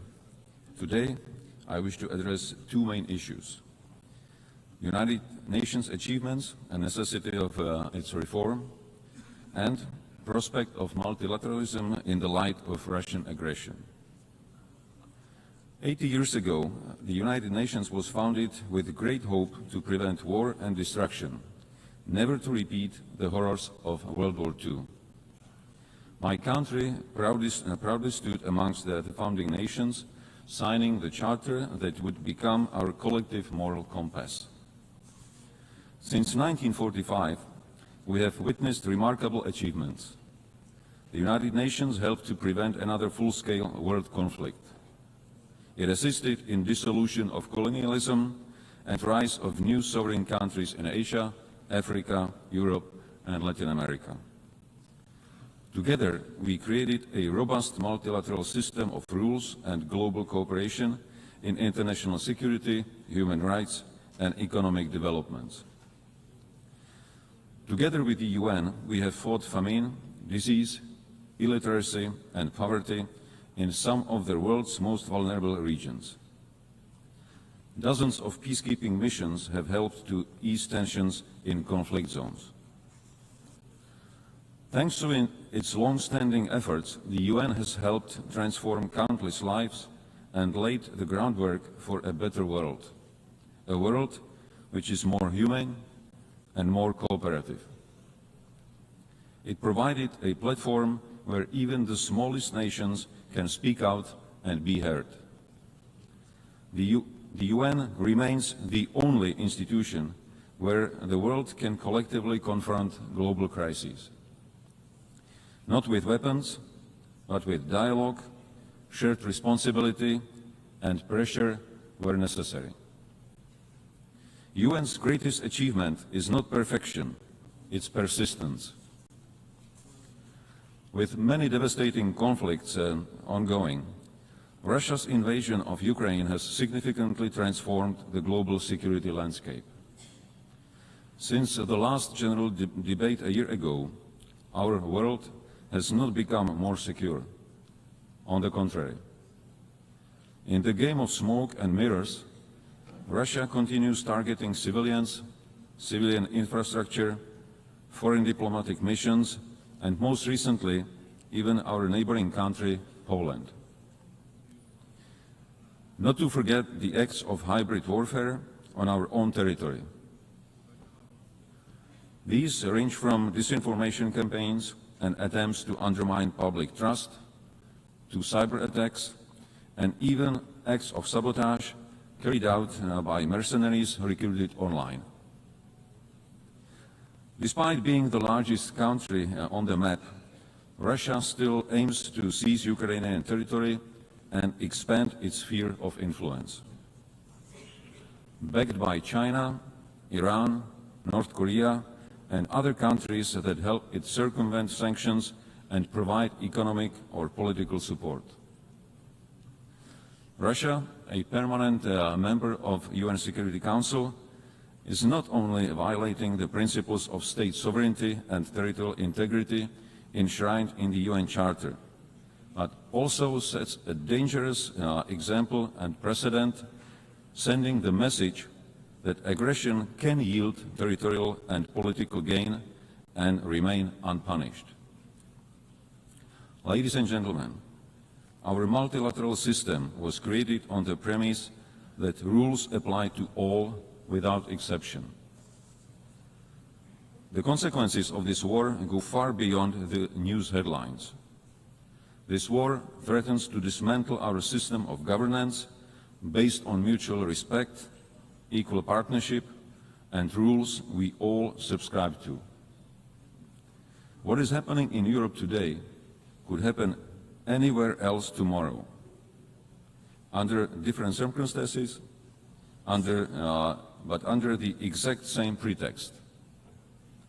If Russia wins this unjust war, it will legitimize the triumph of brute force. Turning a blind eye to Ukraine today is a green light to any future aggressor anywhere in the world. Disruptions of the status quo in the Taiwan Strait or elsewhere in the Indo-Pacific would further destabilize global security and trade. Geographical distance offers no protection. Security in one part of the world is directly linked to security everywhere. Tolerating the principle of might makes right will lead to the end of multilateralism and the beginning of life under principles dictated by a powerful few. It would be a future with history deliberately rewritten, with lies promoted as facts, and with truth slowly disappearing from our discourse and memory. Just the opposite of what most of our nations fought for in the previous century. The heroism of Ukrainian people, their willingness to sacrifice for freedom, and global solidarity with Ukraine demonstrate that most of us still believe in universal values and in our responsibility to defend them. To achieve sustainable peace, we democratic allies from all over the world must act in unity and intensify our economic pressure on Russia. This is the only way to bring the aggressor to the negotiating table. Such peace, based on the existing international law, including territorial integrity and the right of self-determination, is in the interest of not only European countries, but of the whole international community. Any future peace agreement must send a clear message worldwide that aggressor must not be rewarded and borders cannot be changed by force. Ladies and gentlemen, the structure of the UN was based on the outcome of the World War II. Today, one of the UN Security Council permanent members is waging a ruthless war while obstructing any constructive solutions put forward. It is in light of these new geopolitical realities that we need a strong and effective UN system capable of responding to today's global challenges, from security threats and climate change to rapid evolution of new technologies. Otherwise, we risk sliding into a world that is more fragmented, more dangerous, and far less predictable. Czechia welcomes the UN 80 initiative and the commitments in the Pact for Future. Yet these ambitions stand in stark contrast with today's reality. In the light of Russian aggression against Ukraine, the UN Security Council is currently failing its purpose and mission. Therefore, we advocate for a comprehensive reform of the UN Security Council for greater effectiveness, inclusiveness, transparency, and accountability, with the aim to honor the principles of the UN Charter and to strengthen the voice of underrepresented regions. Freedom and human rights are not granted entitlements. They are hard-won principles that must be cherished and protected. Security Council membership should not be seen as a matter of prestige or privilege, but above all, a responsibility to defend global peace. That's why Czechia is seeking a non-permanent seat on the UN Security Council for the term 2032-33, with a clear commitment to uphold the rules-based international order.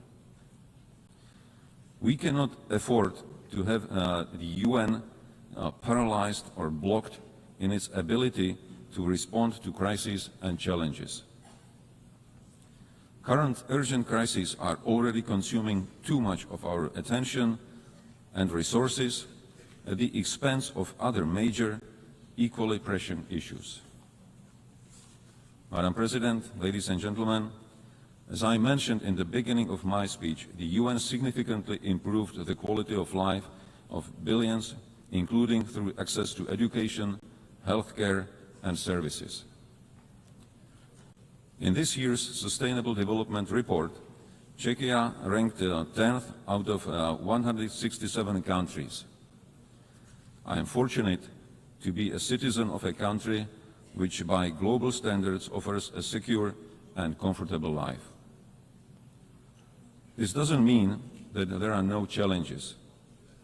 Much work still lies ahead if we are to achieve the Sustainable Development Goals 2030, both at home and globally. After all, most of the challenges we are facing are global. No single nation is powerful enough to succeed alone. That is why we need more dialogue. That is why we need greater cooperation and collective action. And ultimately, that is why multilateralism must not only survive, it must thrive. Not only for us, but most importantly, for future generations. Thank you. On behalf of the Assembly, I wish to thank the President of the Czech Republic. The Assembly will hear an address by Her Excellency Karen Keller-Sutter, President of the First Confederation. I request protocol to escort Her Excellency and invite her to address the Assembly.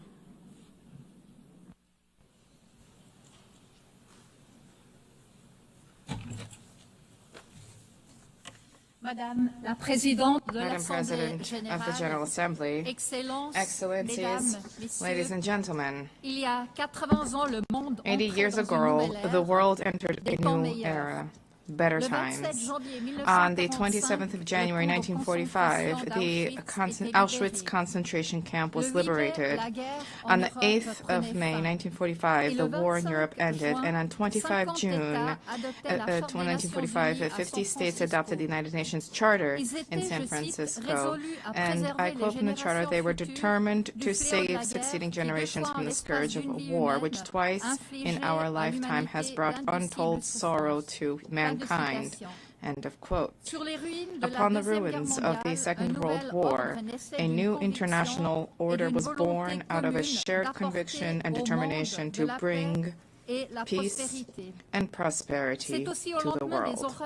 The horrors of this time also gave rise to the Geneva Conventions of 1949, which protect the victims of armed conflict. At that time, the foundations for progress and democracy, the rule of law, and the market economy were laid down. Foundations which, despite all the limitations and setbacks, also benefited international cooperation, free trade, peace, and international law. Without drawing any historical parallels, it is clear that this year, as we mark the 80th anniversary of the United Nations, we are experiencing a new era of particularly extreme political and economic upheaval at a time when, once again, too many wars are raging with civilian populations experiencing unbearable suffering, a time in which a just lasting peace in the Middle East and Ukraine still seems beyond reach, and during which autocratic tendencies are gaining ground, including in Europe, a time in which free trade is being put to the test, and where ultimately international law, including the Charter of the United Nations, risk becoming dead letter. These upheavals are not coming out of nowhere. They are the result of developments that, in some cases, date back a long time, in which, in retrospect, we failed to take seriously enough for far too long. We need to be honest with ourselves. These are developments that have no simple solutions, neither at the international nor at the national levels, nor is it enough today to reiterate yet again, merely in speeches, the merits of a particular form of government, the rule of law, international law, free trade, and multilateralism. No, if we wish to surmount the challenges which we face, we have a duty to redouble our efforts. For what is the benefit of the achievements of civilization? What are they worth if they did not tangibly contribute to freedom, security, and prosperity, if they do not bring tangible benefits for people in their day-to-day lives? There are two errors which we must not make. Firstly, pointing the finger only at others. Secondly, leaving international organizations alone, to work alone and acting as if they were completely detached from us. Ladies and gentlemen, we need to begin where we can guarantee freedom and contribute to security and prosperity right now. And generally, this is at home, within our own countries. Let me be clear, this is not about praising national self-interest, nor is this about condemning multilateralism. Quite to the contrary, Switzerland is convinced that multilateralism, international organizations, the United Nations are essential for the peaceful coexistence of peoples, for global economic prosperity, for the resolution of challenges including migration, climate change, the digital transition, and as finance minister, I would also add for global financial stability. Last year, we together adopted the Pact for the Future, a robust commitment to multilateralism. An essential pillar of the Pact is the 2030 Agenda for Sustainable Development. We must now implement these roadmaps without delay. Switzerland is also convinced that International Geneva can make a unique contribution to the attainment of these goals. Geneva, as the United Nations leading operational center, has robust expertise in numerous crucial areas for our future, particularly those related to humanity and innovation. This is a unique unparalleled ecosystem for reflection, discussion, and concerted action.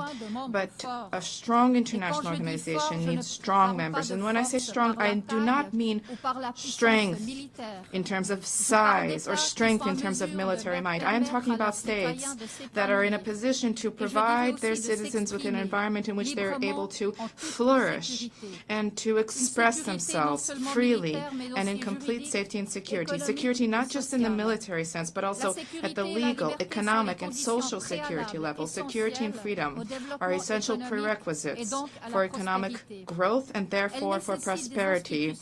They require institutions that are legally sound, reliable, and capable of taking action, and they require political, social, and financial stability. And here, each state has an obligation to shoulder its own responsibilities. We cannot simply delegate our responsibilities to an international organization.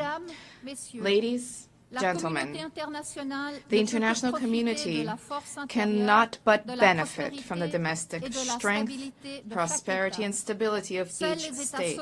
Only strong states, strong domestically, can demonstrate true solidarity and contribute to a successful, prosperous international community. But we need to also redouble our efforts as an international community. Today, more than ever before, the United Nations must also take a critical look at itself to consider whether it is still able to fulfill its role as the 50 states intended when they adopted the Charter in San Francisco on 25 June 1945. Multilateralism is also undergoing unprecedented upheaval. These upheavals are punctuated by a resurgence of violations in the normative framework and the very principles and values that underpin multilateral action. Dialogue, cooperation, consensus building, respect for international law, and sovereign equality of states, regardless of size, of economic strength, or political influence. Switzerland calls upon all states to make a firm commitment to uphold the principles and values enshrined in the Charter of the United Nations 80 years ago. This is the prelude to any reflection on reforms and efficiency measures to strengthen the impact of our actions in the three pillars of the organization. With this in mind, we fully support the UN 80 reform program of the Secretary General. Greater effectiveness, coherence, agility, and impact of multilateral action should each guide our decisions. A structured, well-thought-through approach together for defining the UN of the future is vital. I can assure you that Switzerland will continue to work towards reform. We remain committed to the reform efforts to a more effective and efficient United Nations and to sustainable multilateralism, both as a reliable host state and as a committed member state. Excellencies, ladies and gentlemen, We are not in the same situation today as we were 80 years ago. We are in the midst of a critical phase, and the next chapter of history is yet to be written. This also means that we can play an active role in shaping it. And I quote an Auschwitz survivor, the Italian writer Primo Levi: "It happened, therefore it could happen again. This is the core of what we have to say." End of quote. But it doesn't have to happen again, and indeed it must not happen again.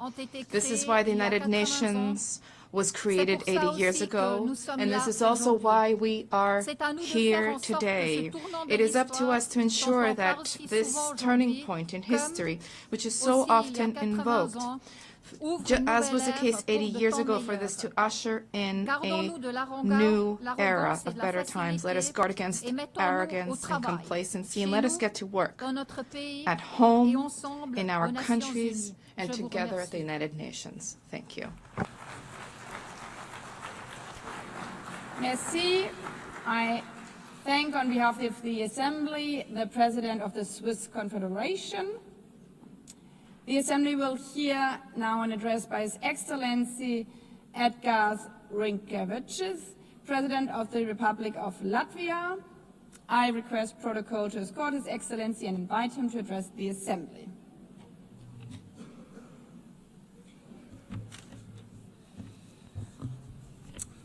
Madam President, Excellencies, distinguished delegates.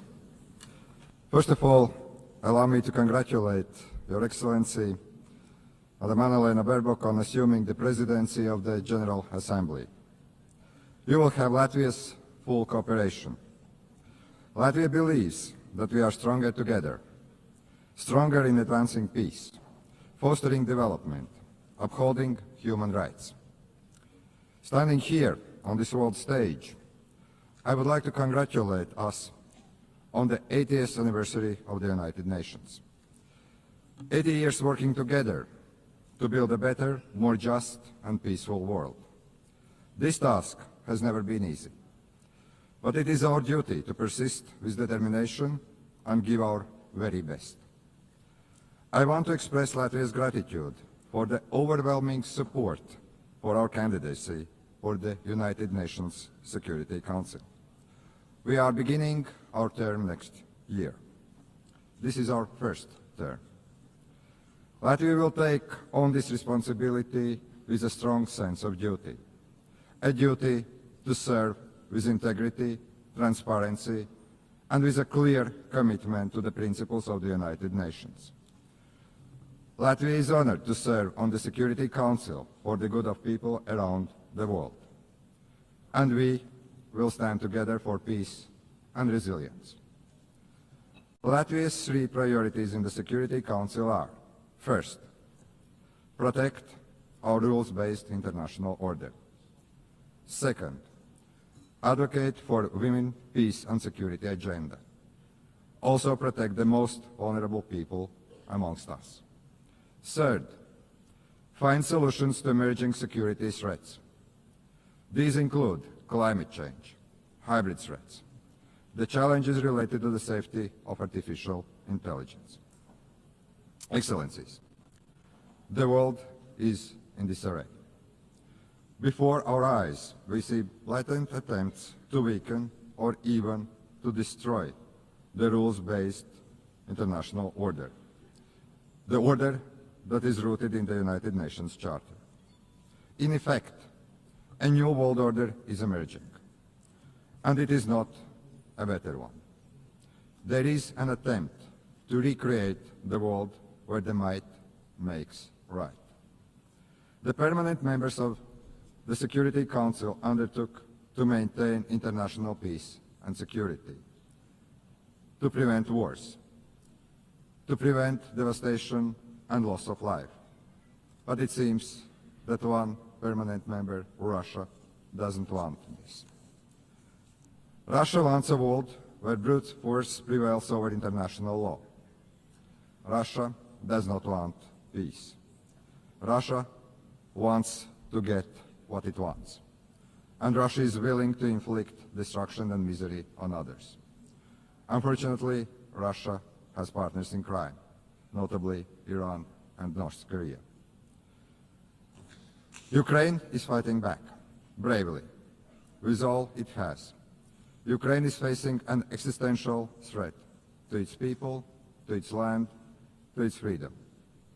Ukraine is fighting for all of us, for the rules-based international order, for independence and sovereignty, for territorial integrity, so that international borders are not changed by force. These actually are the very principles at heart of the United Nations. Latvia stands with Ukraine and will advocate for its sovereignty and territorial integrity at the United Nations Security Council. We are and we will be advocates for Ukrainian children abducted by Russia. They must be returned. We will be advocates for the Ukrainian civilians who have lost their homes and livelihoods. Latvia will use its position on the United Nations Security Council to help achieve a just and lasting peace in Ukraine. I want to express my appreciation to President Trump, President Zelensky, and my European colleagues for their efforts to achieve peace, for trying to stop the unnecessary destruction and the misery we are witnessing in Ukraine. It is our collective duty to uphold the principles of the United Nations Charter, especially when a permanent member of the United Nations Security Council openly violates them. We need no reminding that the United Nations was founded on the ruins of the World War II, to save future generations from the scourge of war, to maintain international peace and security, to protect human life. Distinguished delegates, in war, it is the most innocent that pay the highest price. It is our duty to strengthen international cooperation to tackle the escalating crisis in Gaza. The humanitarian catastrophe in Gaza continues to spiral. Urgent action is needed to end civilian suffering. Latvia condemns all terrorist attacks. Nothing can justify terrorism. We recognize Israel's legitimate right to self-defense, but it must be exercised in line with the international law, and particularly international humanitarian law. The law is there to protect every one of us. Latvia calls for an immediate ceasefire in Gaza. The terrorist organization Hamas must release all hostages. Hamas must be destroyed, as this organization is responsible for so much human suffering in the region. We need to ensure that the access to humanitarian aid in Gaza is safe and unconditional. The ongoing escalation confirms the need for a sustainable political solution, the need for a two-state solution in accordance with international parameters, the need to break the cycle of violence, to reach a just and lasting peace, a peace that addresses the security concerns and the legitimate aspirations of both the Israelis and Palestinians. Latvia is keenly aware of the ongoing conflicts around the world. We must work together to resolve the dire humanitarian situation in Sudan and Democratic Republic of the Congo. We will not look on helplessly as crises unfold. As a member of the Security Council, we will call on the international community to take collective action and to facilitate humanitarian aid, to try to end unnecessary human suffering. Distinguished delegates, we must do everything in our power to protect the most vulnerable people, especially women and children. Women and girls suffer disproportionately in times of war. We, the global community, have a responsibility to protect the rights of women and girls, to empower them, to ensure their voices are heard in peace processes. The first deportation of Ukrainian children to Russia is beyond disturbing. We call on the United Nations to do more, do much more. We will do all we can to help bring these children home. Madam President, it is not only conventional warfare that threatens peace, security, and stability. Emerging threats like climate change, cyber attacks, hybrid attacks, and the misuse of artificial intelligence are testing us on a daily basis. Our modern world is connected in ways that most of us can't imagine. Today, many countries are experiencing a growing wave of hybrid attacks, also Latvia. We have to deal with damage to undersea cables, GPS jamming, arson attacks, the Russian shadow fleets. Russia continues and actually invests in new provocations, most recently recklessly violating the airspace of Poland and Estonia. The intensity of Russia's drone attacks against Ukraine has created incidents in Latvia, Lithuania, Poland, Romania. This is the new reality. Russia bears full responsibility for these acts and also consequences. This kind of reckless behavior is a direct threat to international peace and security, and we must act to stop it before such acts spiral out of control. We must counter these threats by resilience and increased cooperation with our friends and allies. But hybrid warfare is evolving, as are emerging and disruptive technologies. The challenge is to maximize the benefits these technologies can bring, while remaining vigilant of the potential risk they pose. We share the United Nations view that we need to develop artificial intelligence responsibly. But we should not halt the progress. Artificial intelligence can promote economic growth, drive scientific progress and innovation, even improve healthcare and make education more accessible. Artificial intelligence is already part of our daily lives. We must acknowledge this reality and work to make it safer and more beneficial for the people. The governments should not take years to create regulations. We should act swiftly and do it right. As a responsible United Nations member, a future UN Security Council member, Latvia is ready to work with our partners to address these issues. Ladies and gentlemen, the United Nations has stood the test of time for 80 years. It is the primary architect of international law and protector of rules-based international order. The United Nations is not perfect, but it is the best we have, the only truly global organization. As one of UN Secretary Generals, Dag Hammarskjöld, famously said, the United Nations was not created in order to bring us to heaven, but in order to save us from the hell. But after 80 years, it is time to adjust to new realities. The United Nations must evolve to remain relevant, to be effective and fit for the challenges ahead. That's why we support the UN 80 initiative by the Secretary General. Let us work together for peace and resilience. Let us protect the rules-based international order and the United Nations Charter, because we all are better together. Thank you very much. On behalf of the Assembly, I wish to thank the President of the Republic of Latvia. The Assembly will hear an address by His Excellency William Samoei Ruto, President of the Republic of Kenya and Commander-in-Chief of the Defense Forces. I request protocol to escort His Excellency and invite him to address the Assembly.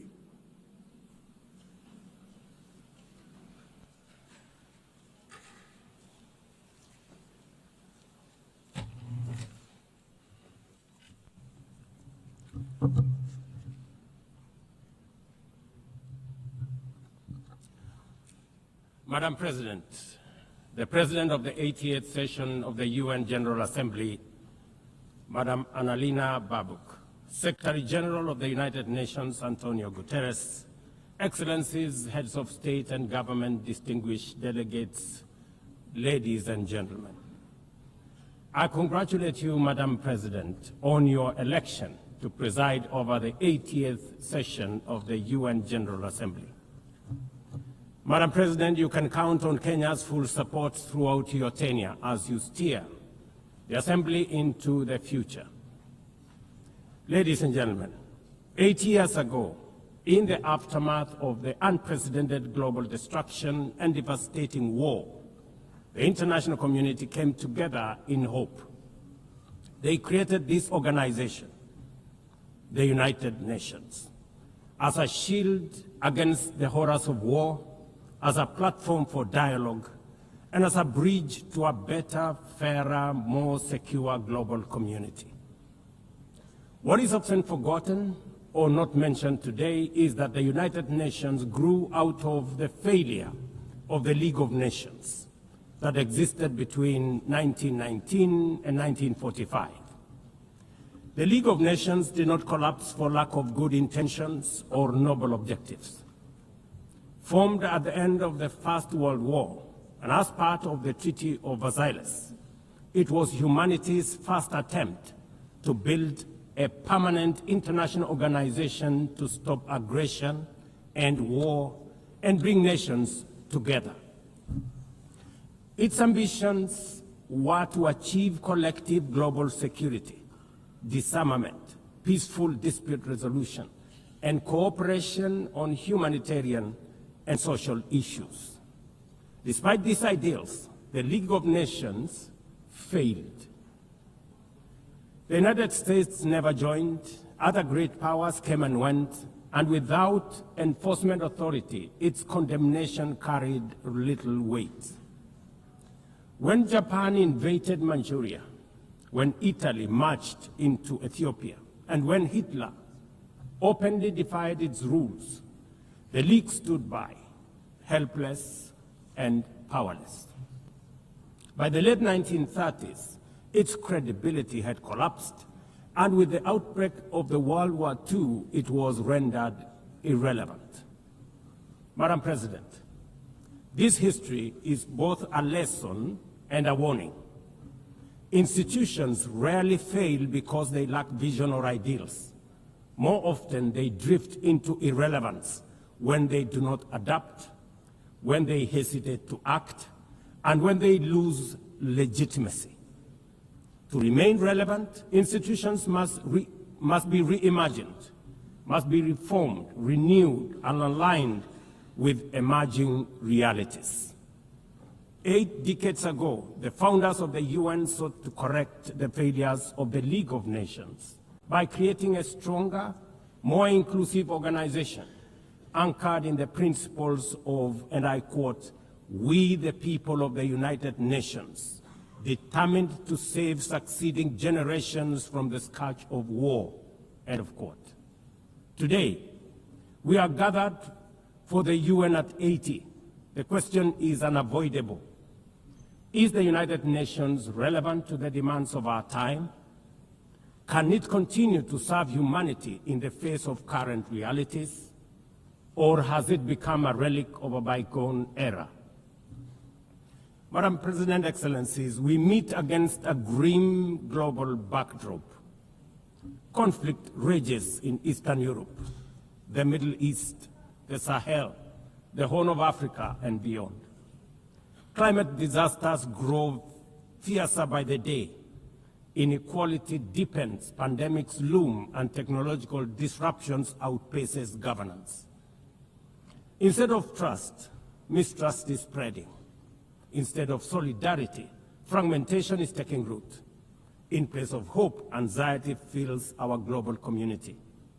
We are living, to borrow from the words of the founders of this institution, not in larger freedom, but in growing uncertainty. At this moment of turbulence, when we most need a strong United Nations, the organization faces its deepest crisis in credibility and capacity. Funding cuts have paralyzed its operations. Bureaucracy has slowed its response. The Security Council remains frozen in the post-war structures of 1945, unable to act inclusively, with fairness, and with speed. Ladies and gentlemen, I can, however, state with absolute conviction that the United Nations has been one of humanity's greatest achievements. For 8 decades, it has held back the specter of global war, calmed conflicts from Cambodia to Liberia, and stood guard in some of the world's most dangerous places through the courage of its peacemakers and peacekeepers. Few institutions in humanity's history can claim such a legacy. The United Nations has stood at the front lines of humanitarian crisis, from famine relief in the Horn of Africa to emergency shelter for millions of Syrian and Ukrainian refugees. It was at the forefront in the eradication of smallpox, coordinated global responses to HIV and AIDS, Ebola, and COVID-19, and continues to champion universal vaccination. Its agencies have advanced women's rights, protected children, safeguarded refugees, and set global norms on everything from disarmament to climate action. The UN Sustainable Development Goals remain a shared blueprint for human progress. These are achievements no nation could have achieved alone, however rich, however great, or however powerful. And yet, every institution, no matter how noble its origins or impactful its legacy, must adapt to changing times or slide into irrelevance. Today, the United Nations stands at a crossroads of renewal on one hand or decay on another. Put differently, after 80 years, the rhymes of time are calling on us to reimagine the original promise that inspired the founding of the United Nations, and that is the quest for global peace, development, and human rights. But this call must now be answered in a global context that is profoundly different from the post-war era in which the UN was conceived then. We would be denying the cold, hard truth if we say that the United Nations is delivering as it should. On peace and security, its voice is too often drowned by the rivalries of great powers, while some nations simply ignore its resolutions and do as they please. Too often, the UN's blue helmet, once a symbol of moral authority, no longer commands the same respect. From the conflicts in Gaza to Ukraine, to the crisis in Sudan, DRC Congo, Somalia, and the Sahel, we see actors proceed undeterred by the United Nations calls. Excellencies, ladies and gentlemen, Kenya speaks from the experience of a nation deeply invested in multilateralism. For decades, we have placed our troops and police in harm's way for peacekeeping missions across Africa and beyond, from Somalia to Democratic Republic of Congo, from South Sudan to most recently in our neighborhood here in Haiti.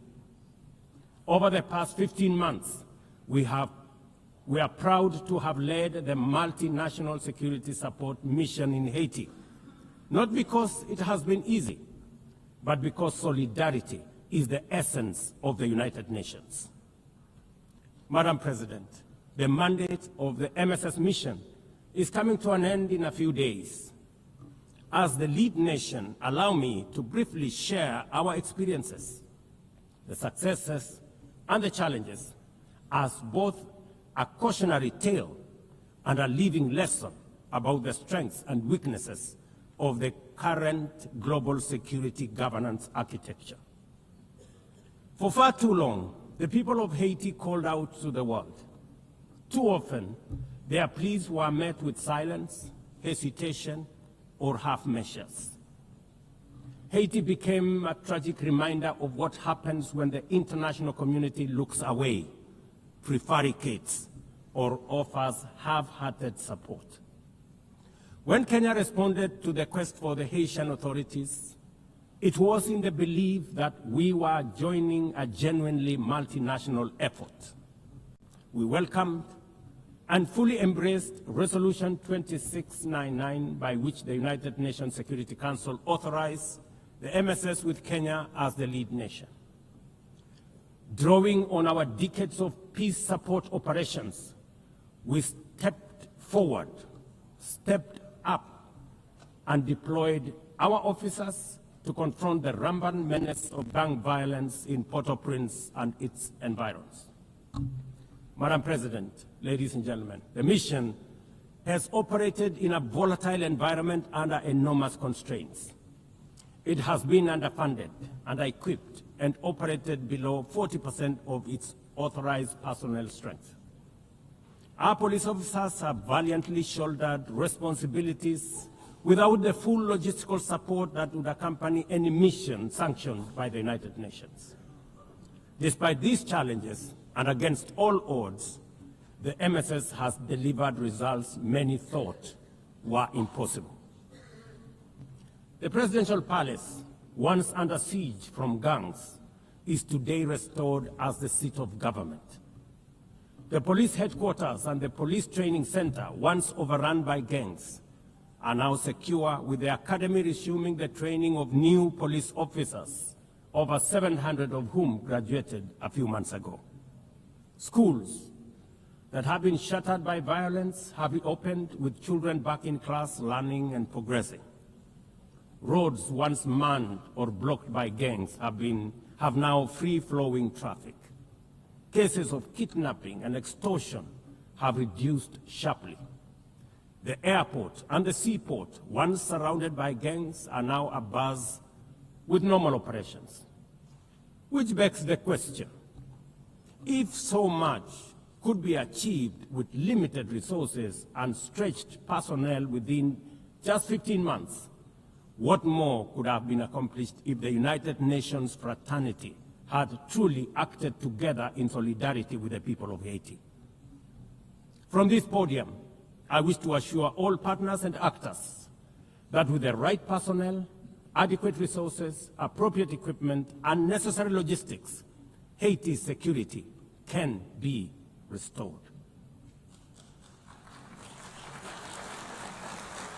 Gangs can be neutralized and the safety of streets, schools, hospitals, and homes secured.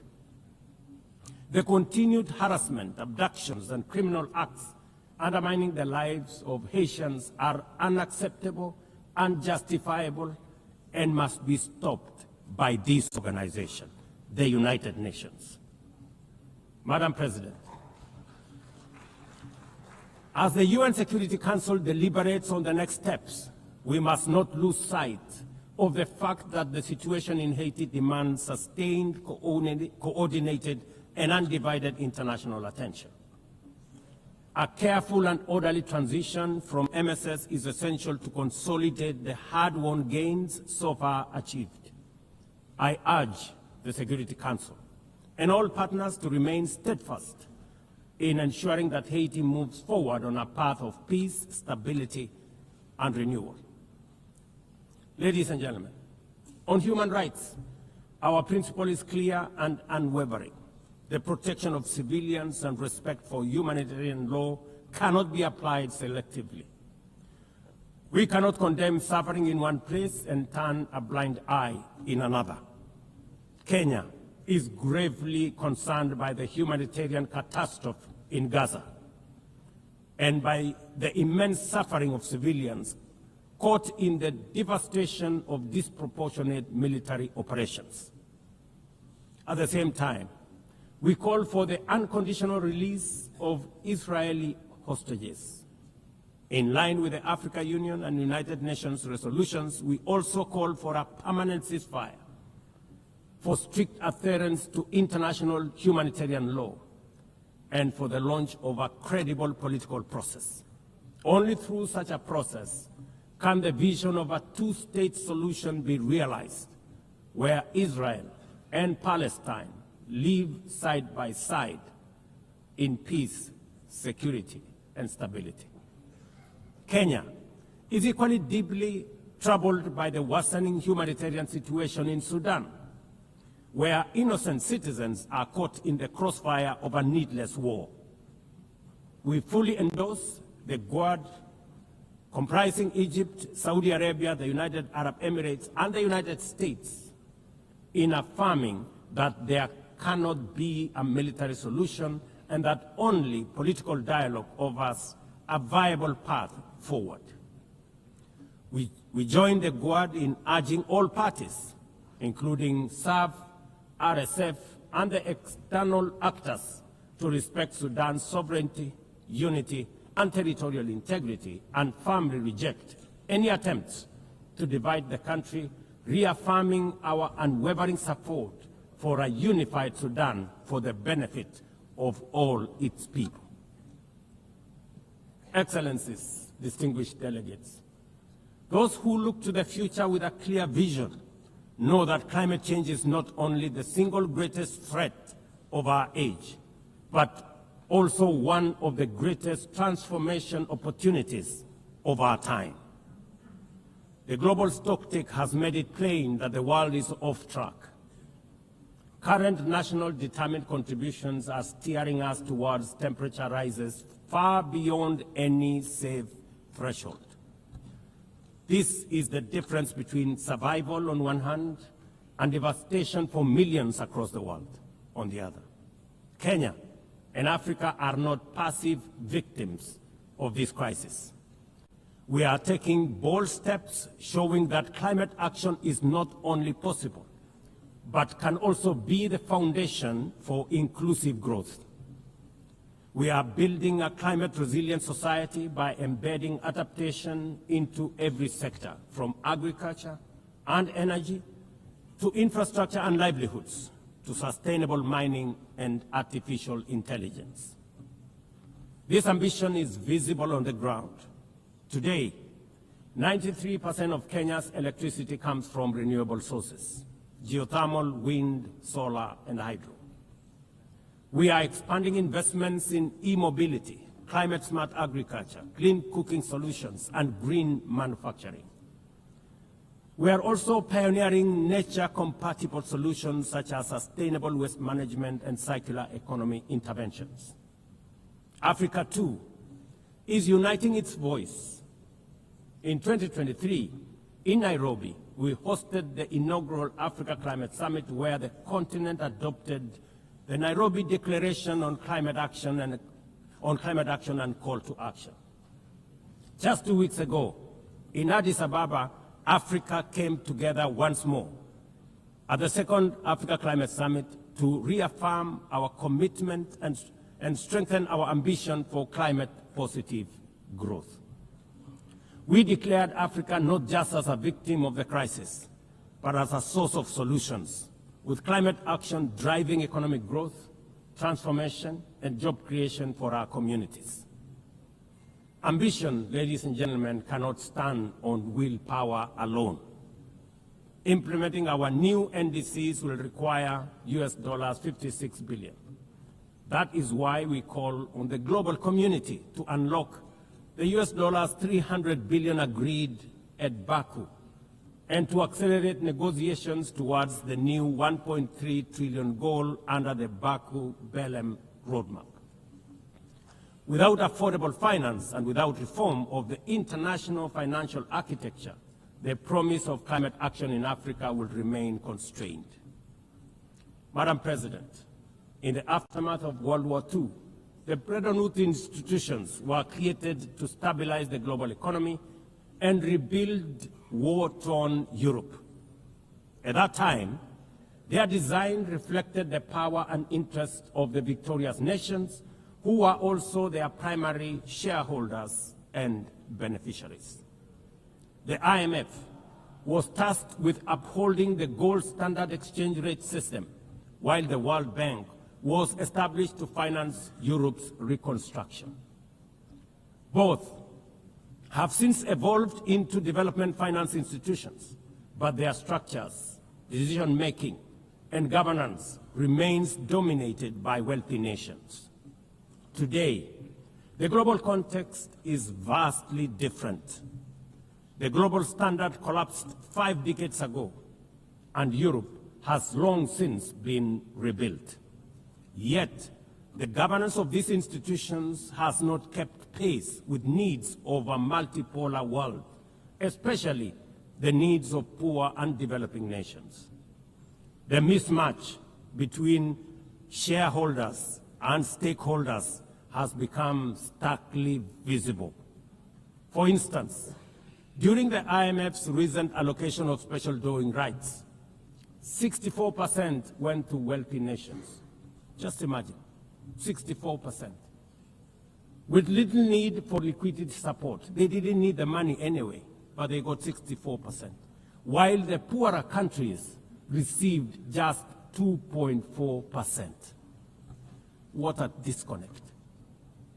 The imbalance highlights how the very institutions meant to safeguard global finance stability often perpetuate inequality and instability.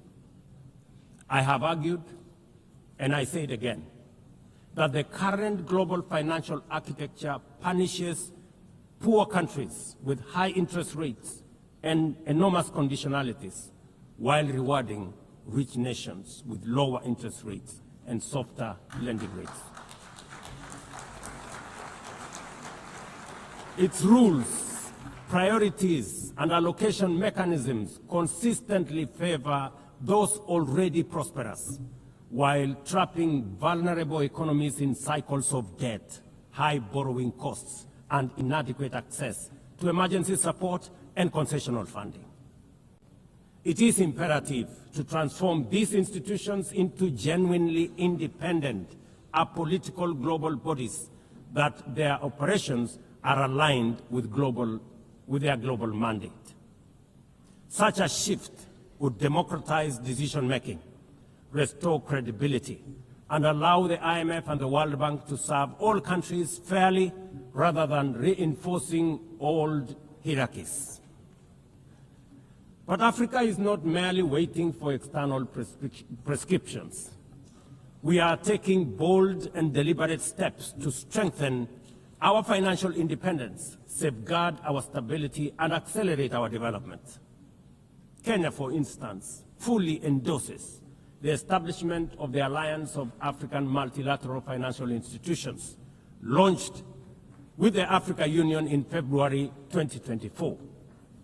This alliance brings together our homegrown banks, Afreximbank, the Africa Finance Corporation, the Trade and Development Bank, Shelter Africa Re, Africa Development Bank, Africa Trade and Investment Development Insurance, and ZEPRI, institutions that embody Africa's determination to mobilize resources, finance trade, and build resilience on our own terms. At the same time, the African Union is championing 3 transformative institutions: the Africa Central Bank, which will issue a single currency and free our trade from dependence on foreign money; the Africa Monetary Fund, positioned to stabilize our economies and give us true financial sovereignty; and the Africa Investment Bank, designed to mobilize resources for infrastructure, industrialization, and integration that Africa needs to rise. And to complete this vision, the Africa Credit Rating Agency, one that understands our realities, values our uniqueness, and tells our story with fairness and truth, has already been established. Excellencies, as we mark the 80th anniversary of the United Nations, Africa also marks 20 years since the Ezulwini Consensus and the Sirte Declaration, the 2 historic milestones that establishes the common African position on UN Security Council reforms. For 2 decades, Africa has spoken in one voice, demanding justice, equity, and representation in the highest organ of global governance. This demand, however, continues to be ignored, deferred, or endlessly debated to the detriment of both Africa and the legitimacy of the United Nations itself. You cannot claim to be the United Nations while disregarding the voice of 54 nations. It is not possible.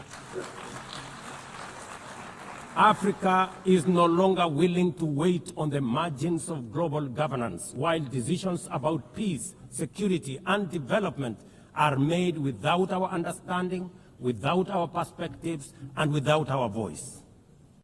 Africa's exclusion is not only unacceptable, unfair, and grossly unjust, it also undermines the very credibility of the United Nations, this organization.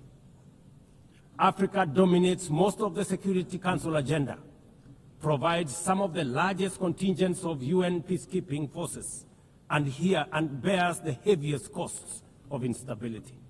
Yet we remain the only continent without a permanent seat at the main table, where decisions about our destiny are made.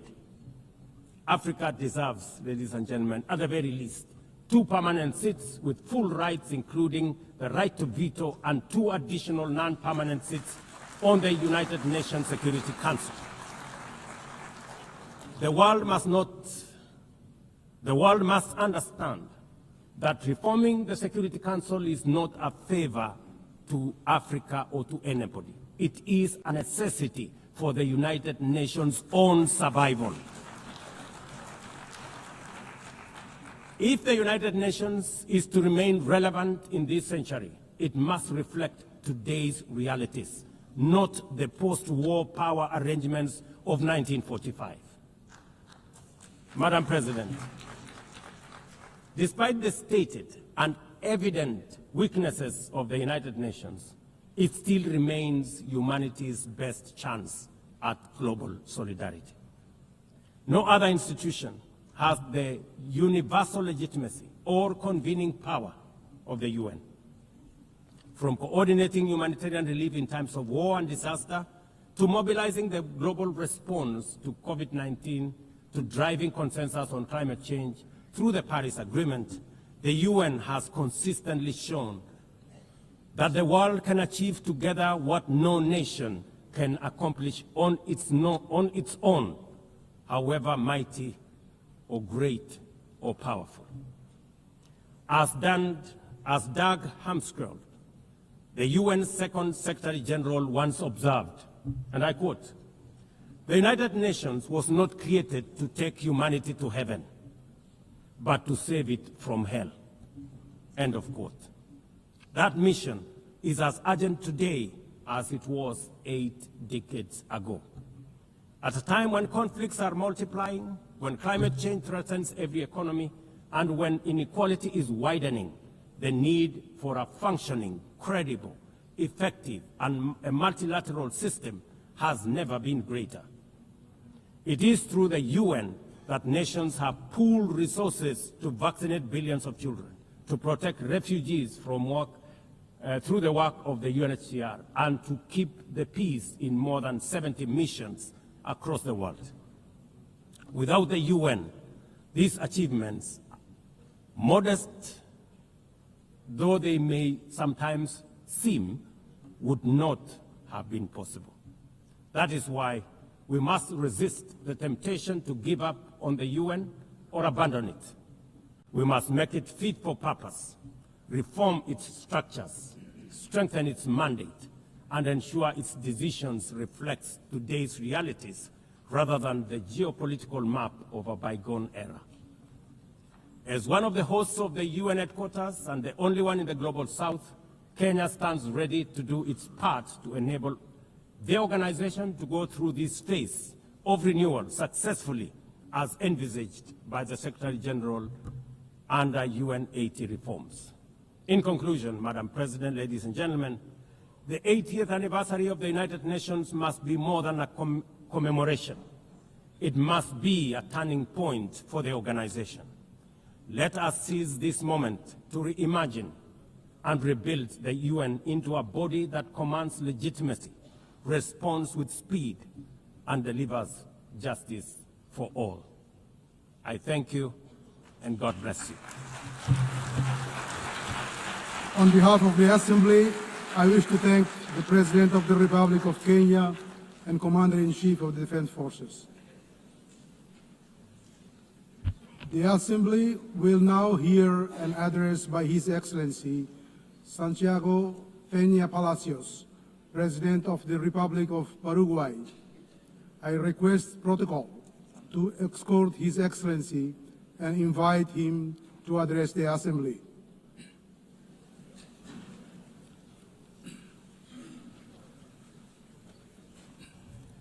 Señora Presidenta de la Asamblea Madam General, President of the General Assembly, distinguidos jefes de Estado y de distinguished Gobierno, heads of state and estimados government, ministros de Relaciones Exteriores, distinguished damas y ministers caballeros. of foreign affairs, ladies and Esta es gentlemen. mi tercera This intervención is en la my Asamblea third General address de las to Naciones the Unidas. United Nations General Es Assembly. sin duda un It enorme is without privilegio y doubt an honor immense representar al privilege and an Paraguay honor to represent en este magno Paraguay in Un this país que magnificent quizás forum, geográficamente a country parece which pequeño, may look small pero on the es un map, gigante en but su espíritu is a y sus giant in its potencialidades. spirit and Por potential. ello, al volar hasta Nueva York desde lejos, As I flew pensé en into New empezar York este from afar, discurso I was thinking that I expresando la might alegría que begin my siento por speech by tener la sharing the oportunidad joy that de I feel contarles at having the las grandes opportunity cosas que to esperan tell al you Paraguay. about the great things that lie Sin ahead for embargo, Paraguay. los sucesos However, the acaecidos events en los of últimos recent meses y days días hacen and que esto months sea make simplemente this simply imposible. impossible.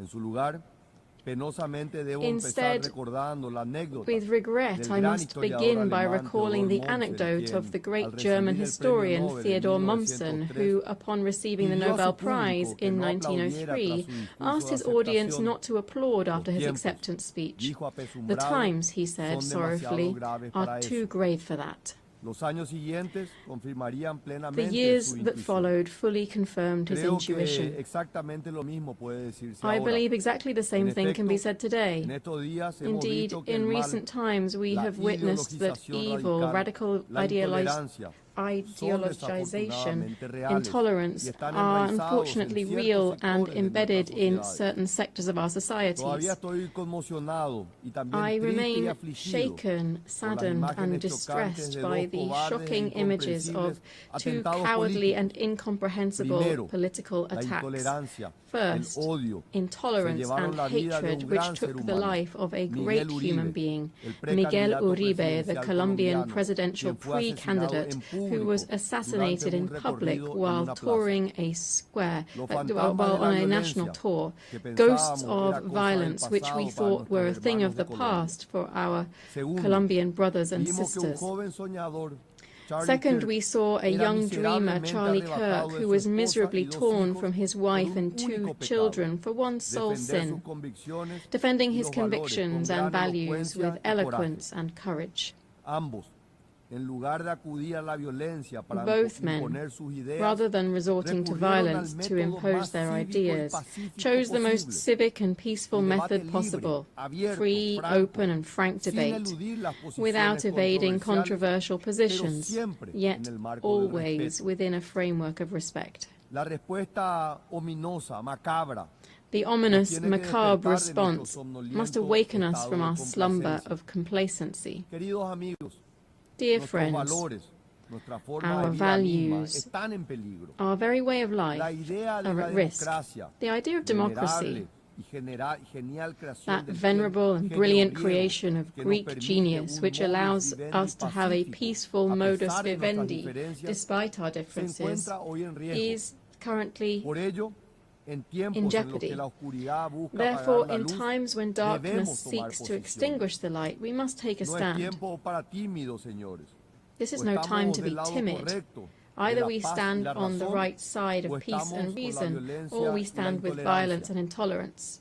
Nuestros hijos y nietos no olvidarán Our children qué and grandchildren actitud will hemos not tomado forget ante el the enorme stance that we desafío que took when enfrentamos. faced with the immense challenge Por eso before quiero us. ser muy claro con ustedes. That's why I wish to be La very clear with violencia you. política es inmoral, Political violence is intolerable immoral, y intolerable, profundamente and dañina. profoundly harmful. Debemos rechazarla sin We must matices. reject it Por without eso, les equivocation. pido que digamos alto y So fuerte, let's say no al loudly odio, and clearly, no a la no to violencia, hatred, no to violence, al and no autoritarismo. to No authoritarianism. debemos subestimar la gravedad de lo que está We ocurriendo. mustn't underestimate the Estos no gravity son of what's casos happening. aislados. These aren't Son isolated patrones, events. They are patterns. The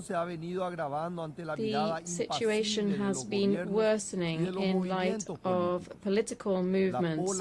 There is polarization and extremism that were once subtly revealed in texts and speeches that are now today materializing in acts of real violence. There is a crisis of belief in institutions. Citizens simply no longer have trust. Our democracy, this is a democracy which for decades guaranteed the most basic human rights, embodied in that magnificent instrument which is the Universal Declaration of Human Rights. The everlasting achievement of the United Nations system is under siege from all quarters, both on the left and the right. And this, ladies and gentlemen, might be a path of no return. This crisis situation is the perfect breeding ground for authoritarianism, where democratic values are eroded. Authoritarianism, or its perverse twin, populism, replaces it. Paraguay views with great concern the restrictions on the exercise of fundamental rights, such as access to free information and freedom of expression in some sister countries. These are already palpable demonstrations that the crisis is real and far-reaching. Thus, regrettably, the situation in Venezuela has become truly alarming. Systematic violations of human rights and fundamental freedoms are being compounded by actions that are contrary to international law and the persecution of political leaders. The electoral process in July 2024 trampled the will of the Venezuelan people. 7 million Venezuelans have left their homeland. This is the largest migratory crisis in the history of the Western Hemisphere. In Nicaragua, meanwhile, the persecution of political opponents persists and is expanding aggressively. The situation of human rights and fundamental guarantees is dire. Entire religious orders have been expelled. Hundreds of Nicaraguans have been stripped of their nationality for the sole crime of dissenting. Even the Catholic Church is being persecuted, something that was once unthinkable in Latin America. Paraguay knows better than most the calamity of authoritarianism and dictatorship, having lived through the longest military regime on the continent in the 20th century. The scars of this have not yet fully healed. We therefore cannot and must not stand silent while our Latin American brothers and sisters suffer the same oppression that marked our own past. The crisis of democracy, friends, will not be resolved with an iron fist, nor with censorship, nor authoritarianism, much less so still with violence. We must resist these alluring impostors. As the Italian philosopher Norberto Bobbio said, crises of democracy are resolved in one way only, with more democracy. Not with authoritarian charlatans, nor with hatred or intolerance. We must respond with more democracy, more republicanism, more tolerance, more dialogue, more rights, more freedom. The raison d'être, the essence of the United Nations, is and shall remain the maintenance of peace. Yet, while we are meeting here, more than 120 armed conflicts show just how serious the failure of our institutions can be. Paraguay extends its solidarity to all victims of armed conflict and calls once again for the peaceful settlement of disputes. I stress today in particular the painful situation in Haiti. The time for decisive and coordinated action by the United Nations, and in particular the Security Council, is now. Paraguay knows this and stands ready to assist the Haitian people who can wait no longer.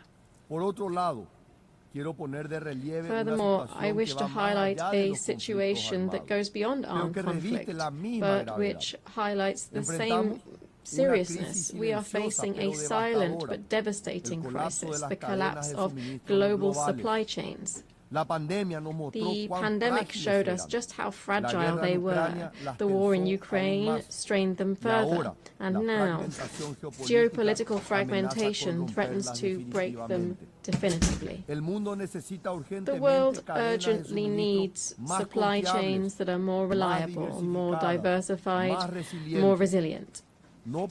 We cannot continue depending on systems that place efficiency above security, cost above reliability. I want to be clear here. Not all trade partnerships are the same. We must be cautious about deceptive economic models that come along with political authoritarianism, mass surveillance, and the erosion of fundamental freedoms. When we agree to investments that compromise our sovereignty, when we allow our critical infrastructure to depend on authoritarian regimes, we simply are gambling with not only our economy but also our democracy. Therefore, we call for deeper integration among our countries based not only on trade but on shared values. These are the rule of law, individual freedoms, a free market economy, the defense of the traditional family, and the right to life from conception. That is why Paraguay's foreign policy is not based on mere economic interests, but rather on these shared values and principles. For these reasons, Paraguay cannot and must not evade the realities that are challenging world peace. Diplomatic prudence cannot become silent complicity.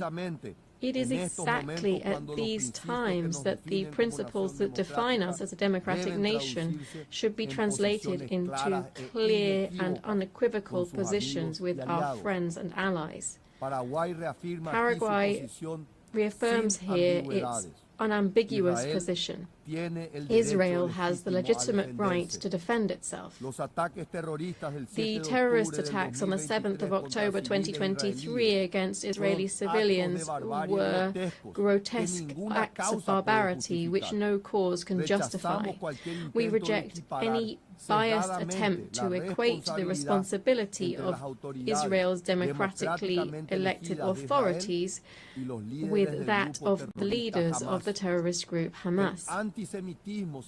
Anti-Semitism, ladies and gentlemen, as daily events show us, is no accident of the 20th century.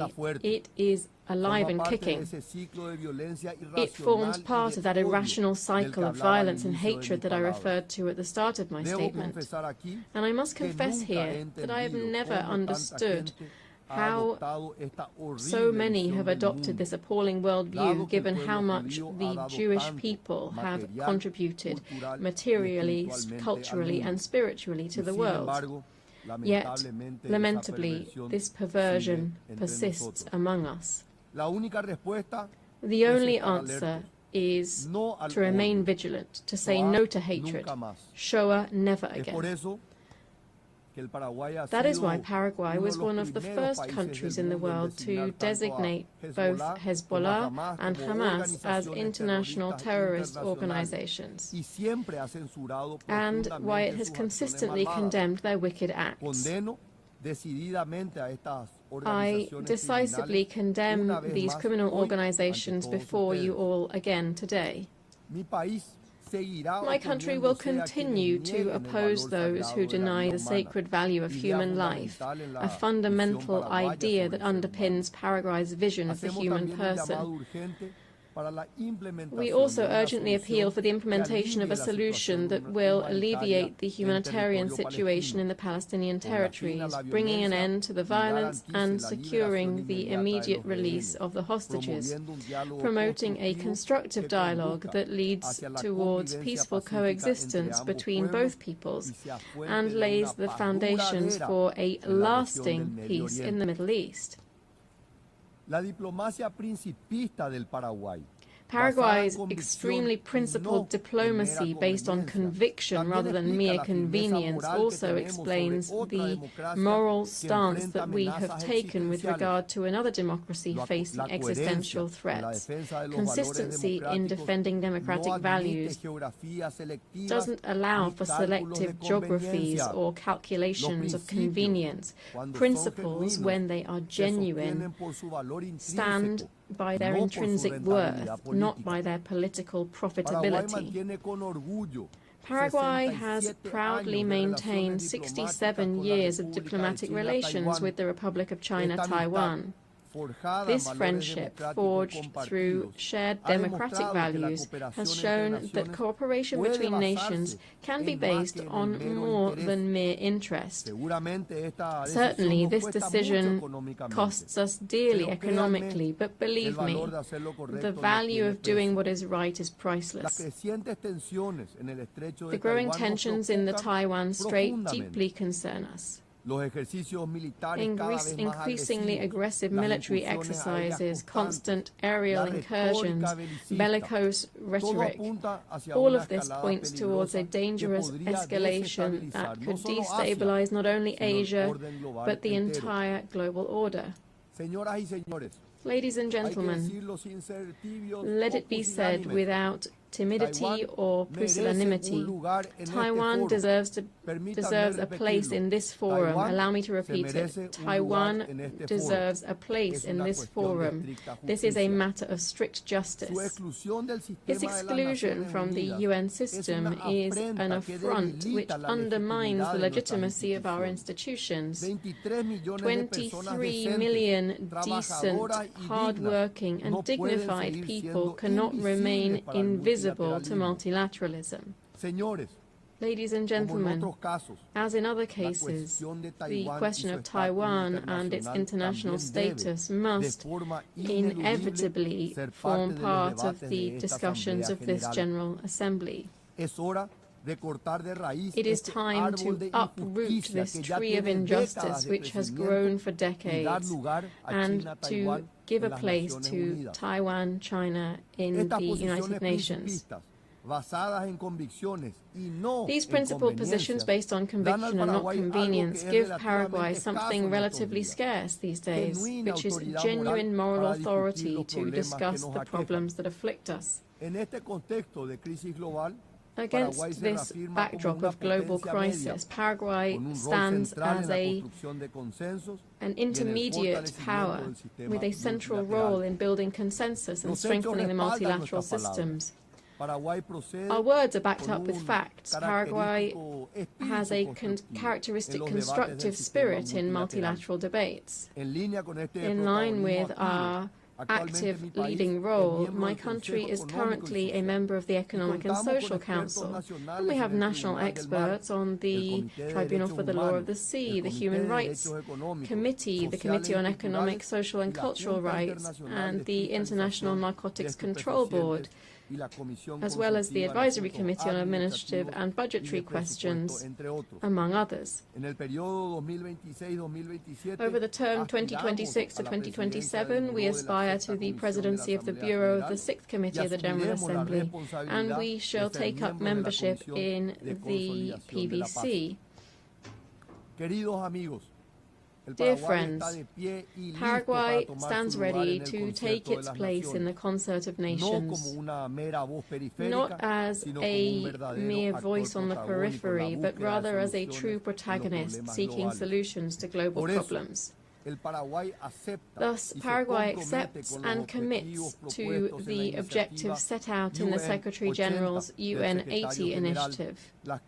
These include the quest for greater efficiency in resource use, simplification of processes, and the review of mandate implementation. We therefore demand the implementation of geographic balance in the appointment of the next Secretary General. This would strengthen the legitimacy and representation of this organization. In this process, we are convinced that we must pay attention, that attention must be paid to our region.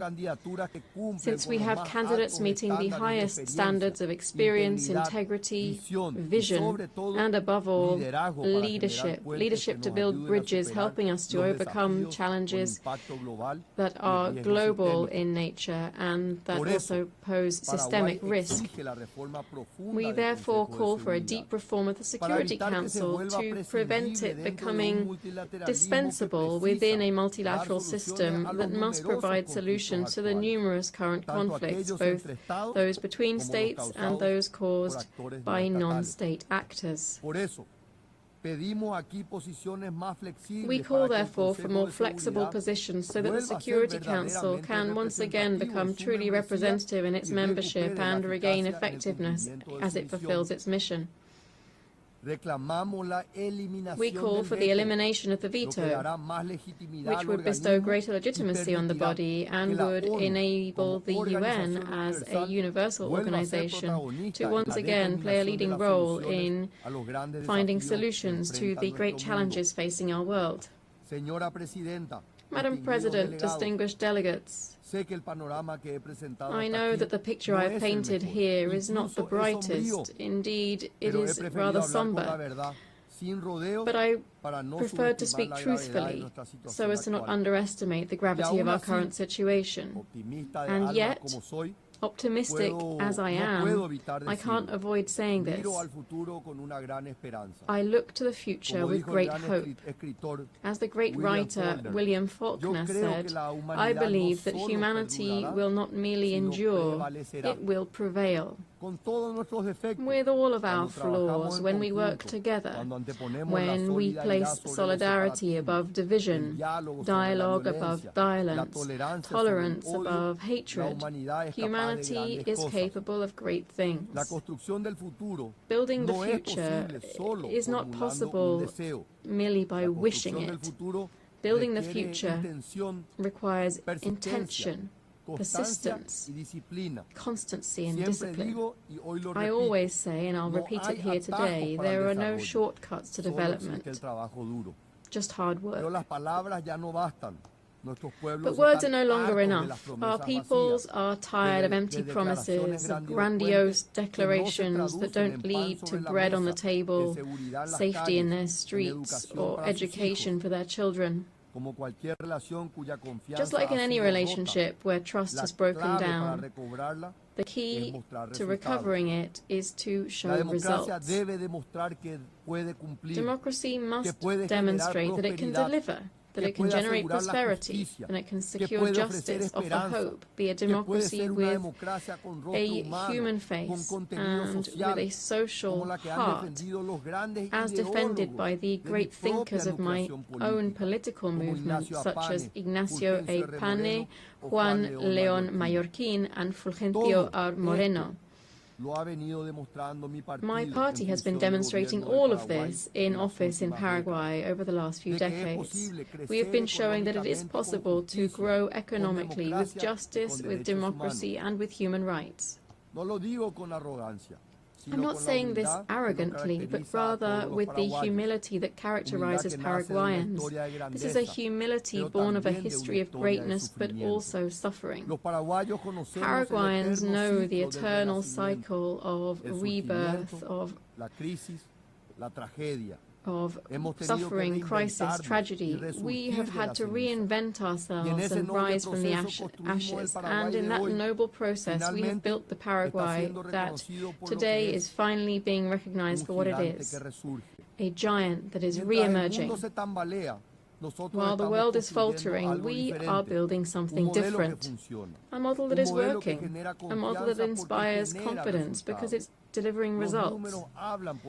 The numbers speak for themselves. We have seen economic growth of 5.9% in the first quarter of this year, while at the same time the regional average barely reached 2%. Our inflation stands controlled at 4.2%, which is below the regional average. We are advancing firmly towards post-pandemic fiscal convergence. Our fiscal deficit has returned to 1.5% in the national budget for next year. Our unemployment levels have fallen to historic lows, 5.6% in the first quarter this year. But growth without social justice is worthless. That's why we are implementing ambitious programs to transform lives. Our Zero Hunger in Schools program feeds more than 1 million children a day in 7,000 schools. Che Rogapora is turning thousands of working families into homeowners. For the first time, the state is offering mortgages with a payments equivalent to rent, transforming a monthly expense into family wealth. I stress that 118,000 people emerged from poverty in a single year. Extreme poverty fell to 4.1%, which is the lowest level in our modern history. But none of this would have been possible without solid institutions. That's why we've undertaken bold reforms.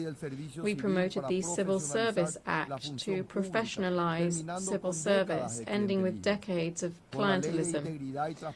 We have the Integrity and Transparency Act, creating true oversight and accountability mechanisms and strengthening the office of the Controller General.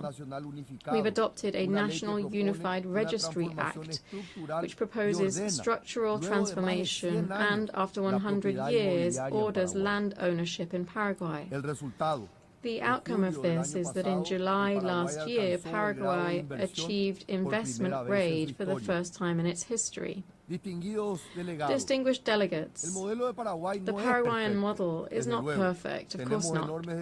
We face huge challenges and much remains to be done. But we are changing reality. We are showing today that Paraguay is not merely a country. As the president of the International Automobile Federation, Mohammed Ben Sulayem, said, Paraguay is the country. Madam President, distinguished delegates, I began this speech with some rather somber warnings about the state of global democracy and our societies. The times are grave and there is much to worry about. But I do not wish to end on a pessimistic note. A different, better, brighter future is possible. It just depends on all of us. It depends on our ability to diagnose the problems with courage and to confront them with perseverance and conviction. The future isn't predetermined. Paraguay is living proof that, despite the chaos and desolation of war, it is possible to rebuild. It is possible to reconcile prosperity with justice, growth with sustainability, openness with sovereignty. Paraguay, dear friends, stands ready to be part of the solution. The sleeping giant of South America has awoken and is re-emerging with strength. We are ready to be a central protagonist in the struggle for humanity's great values, to be a leading actor in the concert of nations. Because we believe in a future where democracy does not merely survive, but flourishes. Because we believe in a future in which development reaches everyone, not just a few. Because we believe in a future where cooperation is based on shared values, not on mere convenience. Because we believe in a future where trust is earned with results, not with rhetoric. Because we believe, indeed, that humanity will not merely endure, but will prevail. That different future is possible. Paraguayans are building it every day. I invite you to build it with us, together, to leave behind a better world for our children and our grandchildren, a world with more democracy, more freedom, more tolerance, more justice. A world in which hope defeats pessimism, in which light overcomes darkness, and good triumphs forever and always over evil. Thank you very much.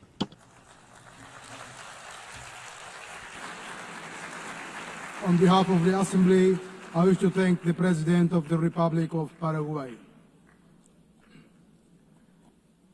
The Assembly now will hear an address by His Excellency Al-Karis, President of the Republic of Estonia.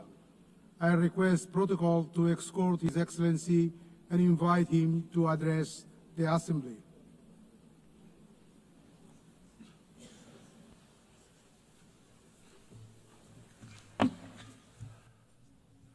President, Excellencies, ladies and gentlemen.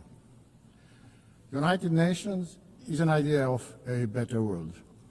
It is an idea that is not an abstract construction nor an empty declaration, but carefully crafted agreement. A grand agreement that is the basis of a current multilateral world order. An agreement designed to protect international peace and foster prosperity.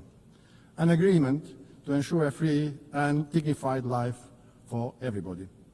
An agreement that is based on the understanding that destruction and horrors of war must not be repeated. Unfortunately, the international law-based multilateral system with the UN and its charter at the core that are supposed to keep us all safe is increasingly under strain. Its fundamental principles are violated in numerous conflicts across the world. Brutality prevails. We simply cannot let this go on. We all should be asking, what kind of future do we want? Will it be a world dominated by barbaric use of force and violence, where might is always right? Or do we want a peaceful and prosperous world, where law and order, justice and universally agreed rules and principles prevail? This question is relevant for everyone in this room, despite the distance of our own homes from front lines in Ukraine, Gaza, Sudan, or DRC. Multilateral world order based on international law and the principles of a UN Charter must be maintained and strengthened. What our peoples are expecting from us as world leaders today is to bring back the San Francisco spirit, to preserve peace and to reinforce the principles of the UN Charter.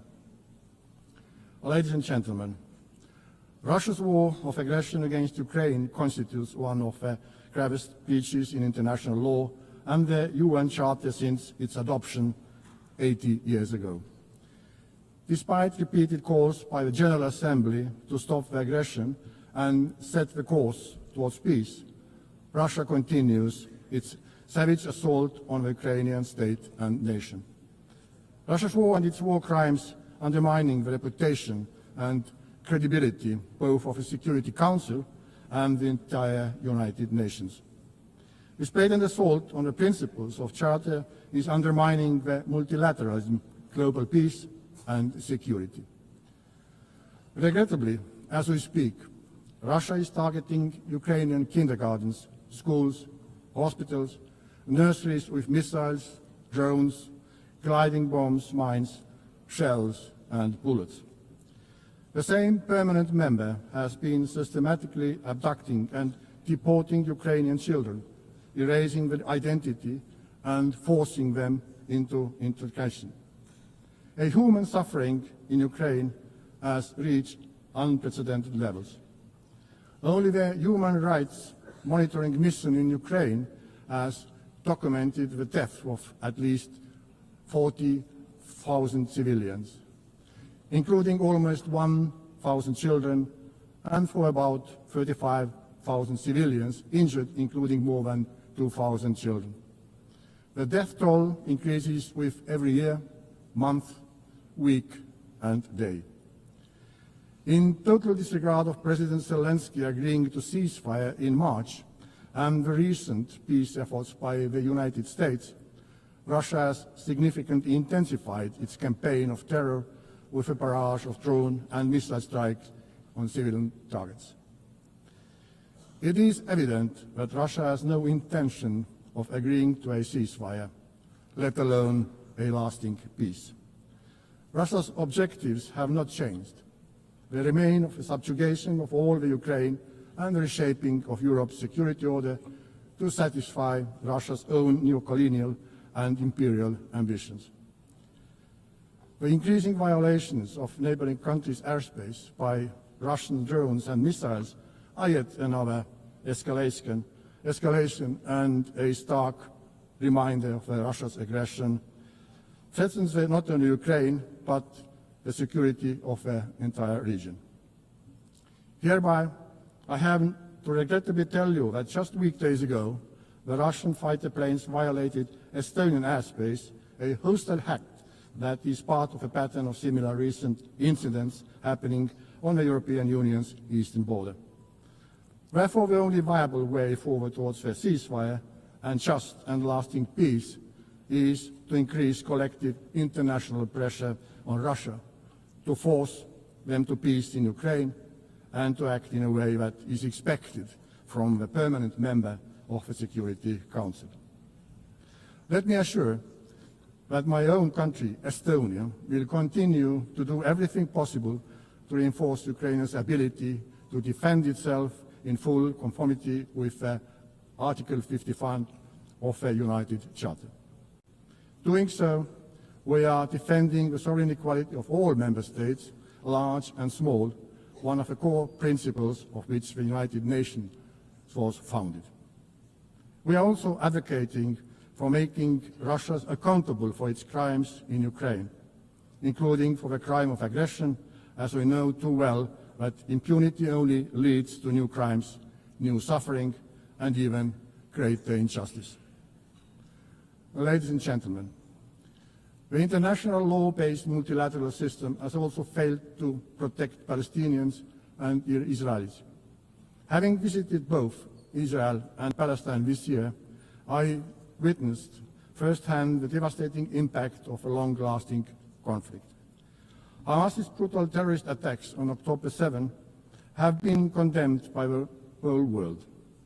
Hamas cannot have any role in the future governance of Gaza and Palestine.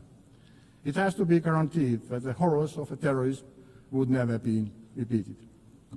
However, ordinary people and children in Gaza must not be the ones to pay the price. I am devastated that so many innocent lives, including children's lives, have been lost due to the military action, starvation, and the spread of disease. The promise of international humanitarian law was to ensure that people do not suffer during the armed conflicts.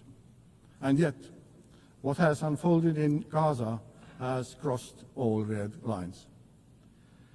Estonia has supported all efforts for a ceasefire that would end the killing, destruction of lives, and bring all the hostages home. In order to alleviate the unbearable humanitarian situation, Israel must fully respect international humanitarian law and implement its commitments regarding access and delivery of humanitarian aid and security of all workers. In order to truly end the cycle of violence, we need a comprehensive political process with the end goal 2 states, Israel and Palestine, living side by side in peace and security. In command of efforts of France and Saudi Arabia to step up international action to implement the 2-state solution. Dear friends, the United Nations must be capable of fulfilling its core functions. In order to face the multitude of current global challenges, all the pillars of the UN, peace and security, human rights and sustainable development have to be strengthened. Estonia, therefore, supports an ambitious system-wide reform of the United Nations. This is not only an issue of monetary efficiency and financial discipline, it's a structural problem and credibility question for the UN. For this reason, we are fully behind the Secretary General in endeavors in pushing the UN 80 reform vigorously forward. Within this transformation, the reform of the Security Council is of central importance. Estonia supports the expansion of the Security Council membership so that it would include countries that have, inter alia, demonstrated their unwavering commitment to international law and the principle of UN Charter and have consistently acted in accordance with these principles. Furthermore, if we want to have functional and respected Council, we also need to restrict the use, or rather abuse, of the veto, increase the transparency of the Council's work and its accountability. Last but not least, we also need to ensure transparency when it comes to the selection of the next Secretary General of the United Nations. After 80 years of men-only leadership, we are very supportive to the idea that based on a fair process seeking the most qualified candidate, it is high time for a woman to be chosen as a UN Secretary General. We need to put forward ambitious selection criteria, clear timeline, and assure greater role of a General Assembly in this process.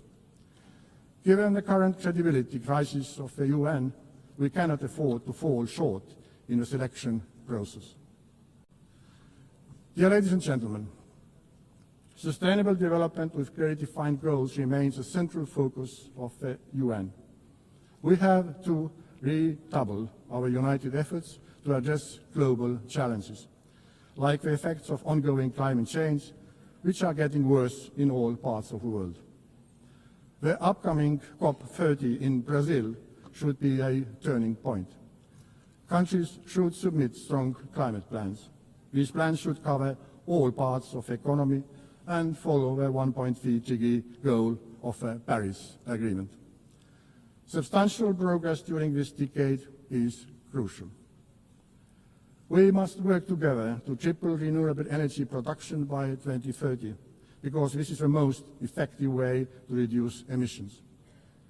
Estonia shows that this is possible.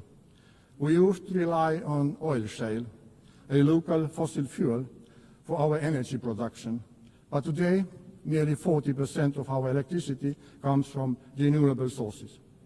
This change happened because of political will and private investments.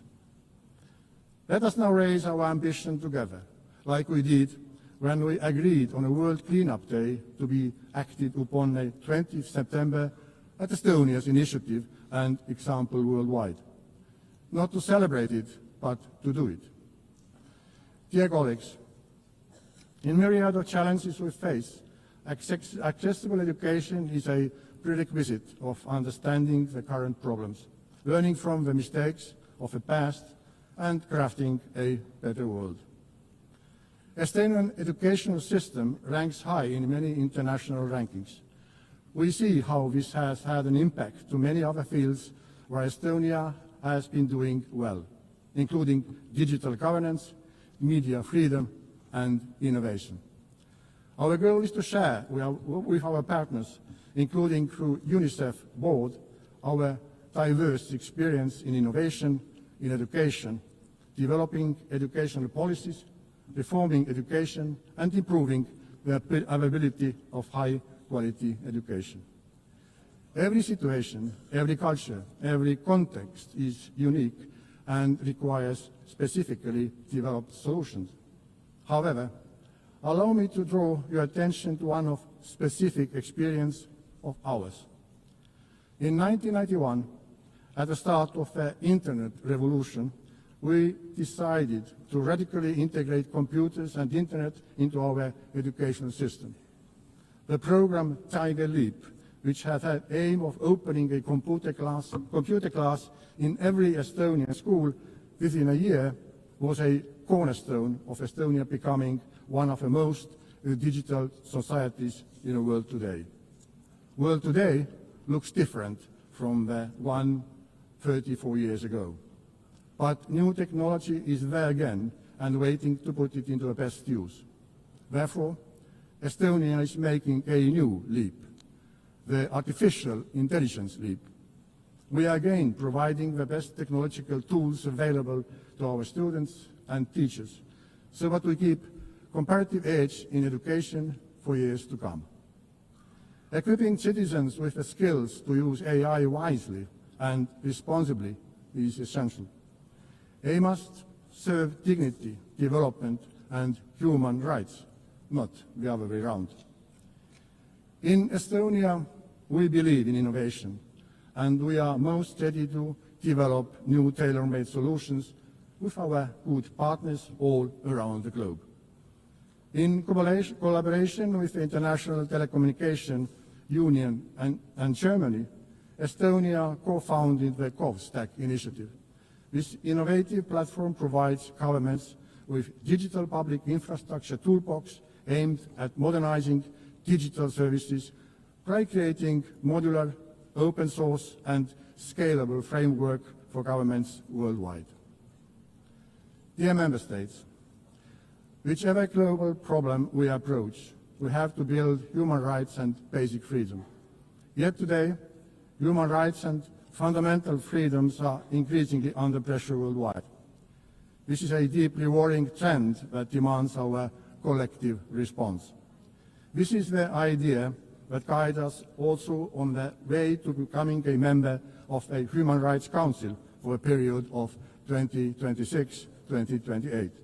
And I would ask your support at the election next month.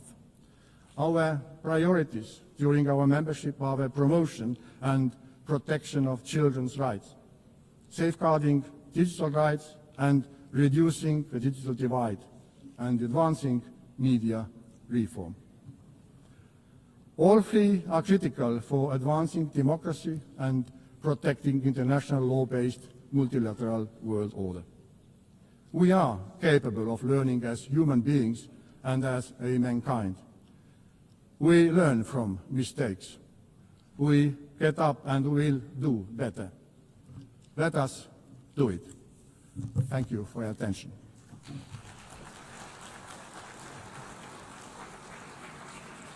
On behalf of the Assembly, I wish to thank the President of the Republic of Estonia. The Assembly will now hear an address by His Excellency Javier Gerardo Milei, President of Argentina Republic. I request the protocol to exhort His Excellency and invite him to address the Assembly.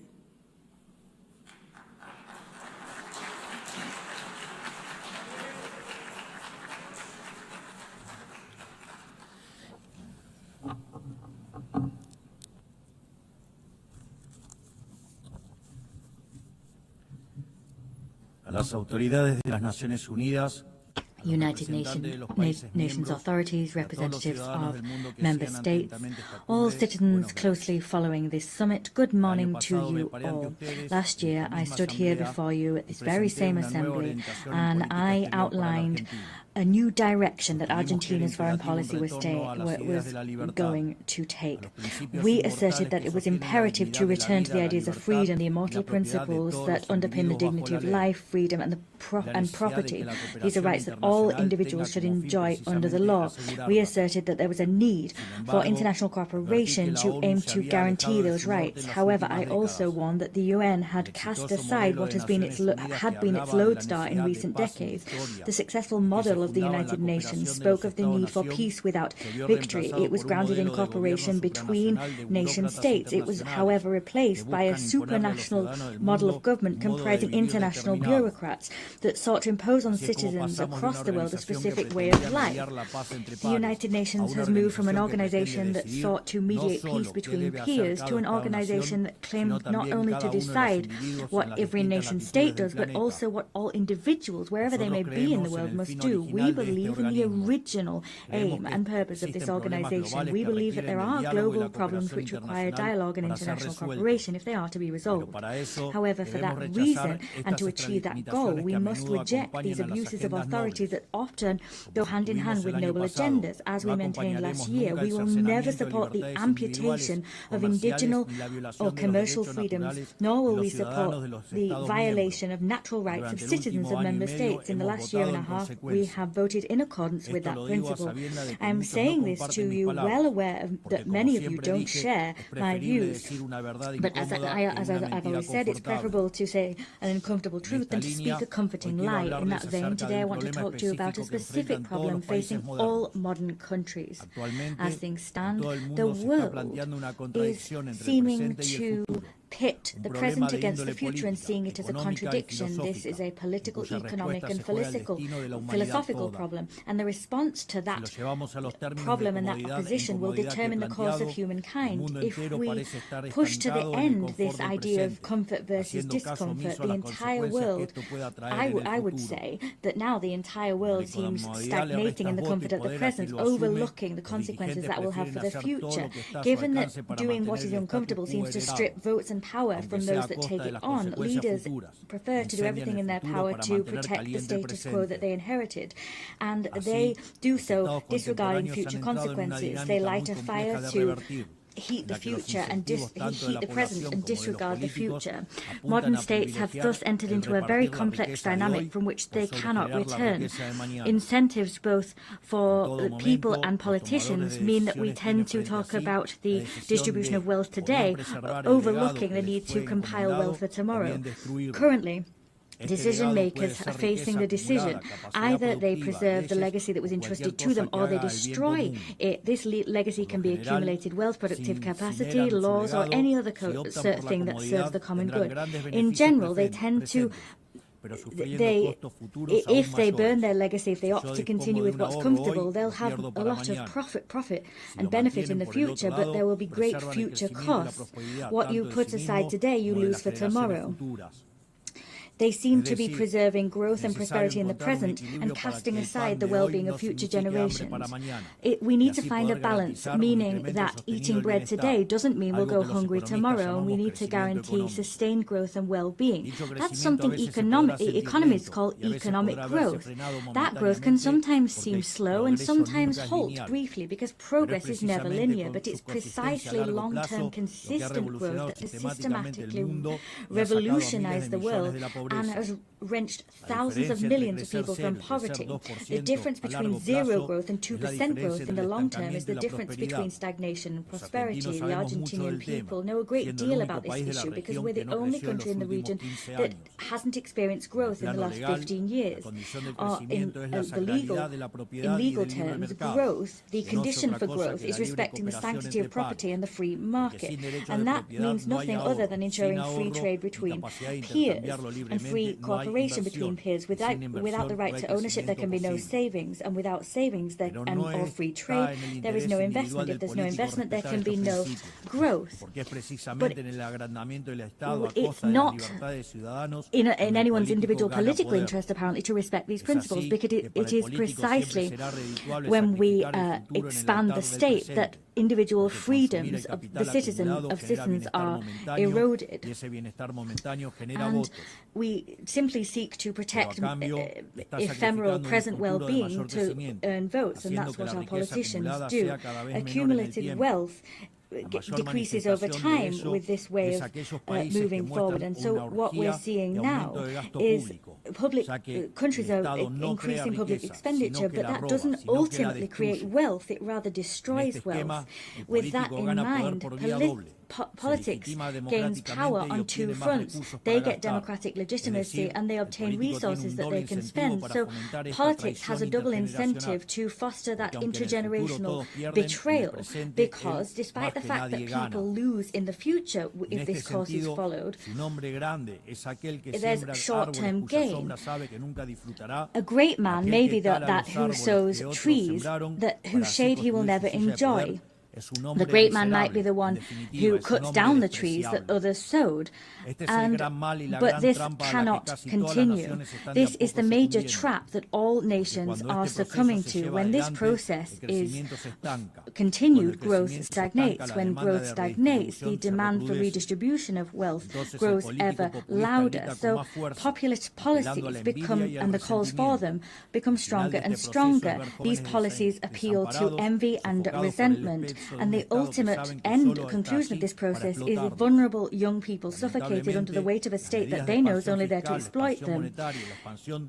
fiscal expansion, monetary expansion, and the expansion of state power is suffocating individuals, and that's all part of a pattern which we're seeing across all countries, particularly those who claim to make up the free world. But the problem is not only one of economic policies. We also see it when there are violations of equality before the law, or when we indiscriminately open the doors to immigration for political reasons. On the contrary to what we don't see there is immigration, we see invasion. International cooperation bodies has this one among its number, and such international organizations are not alien to this problem.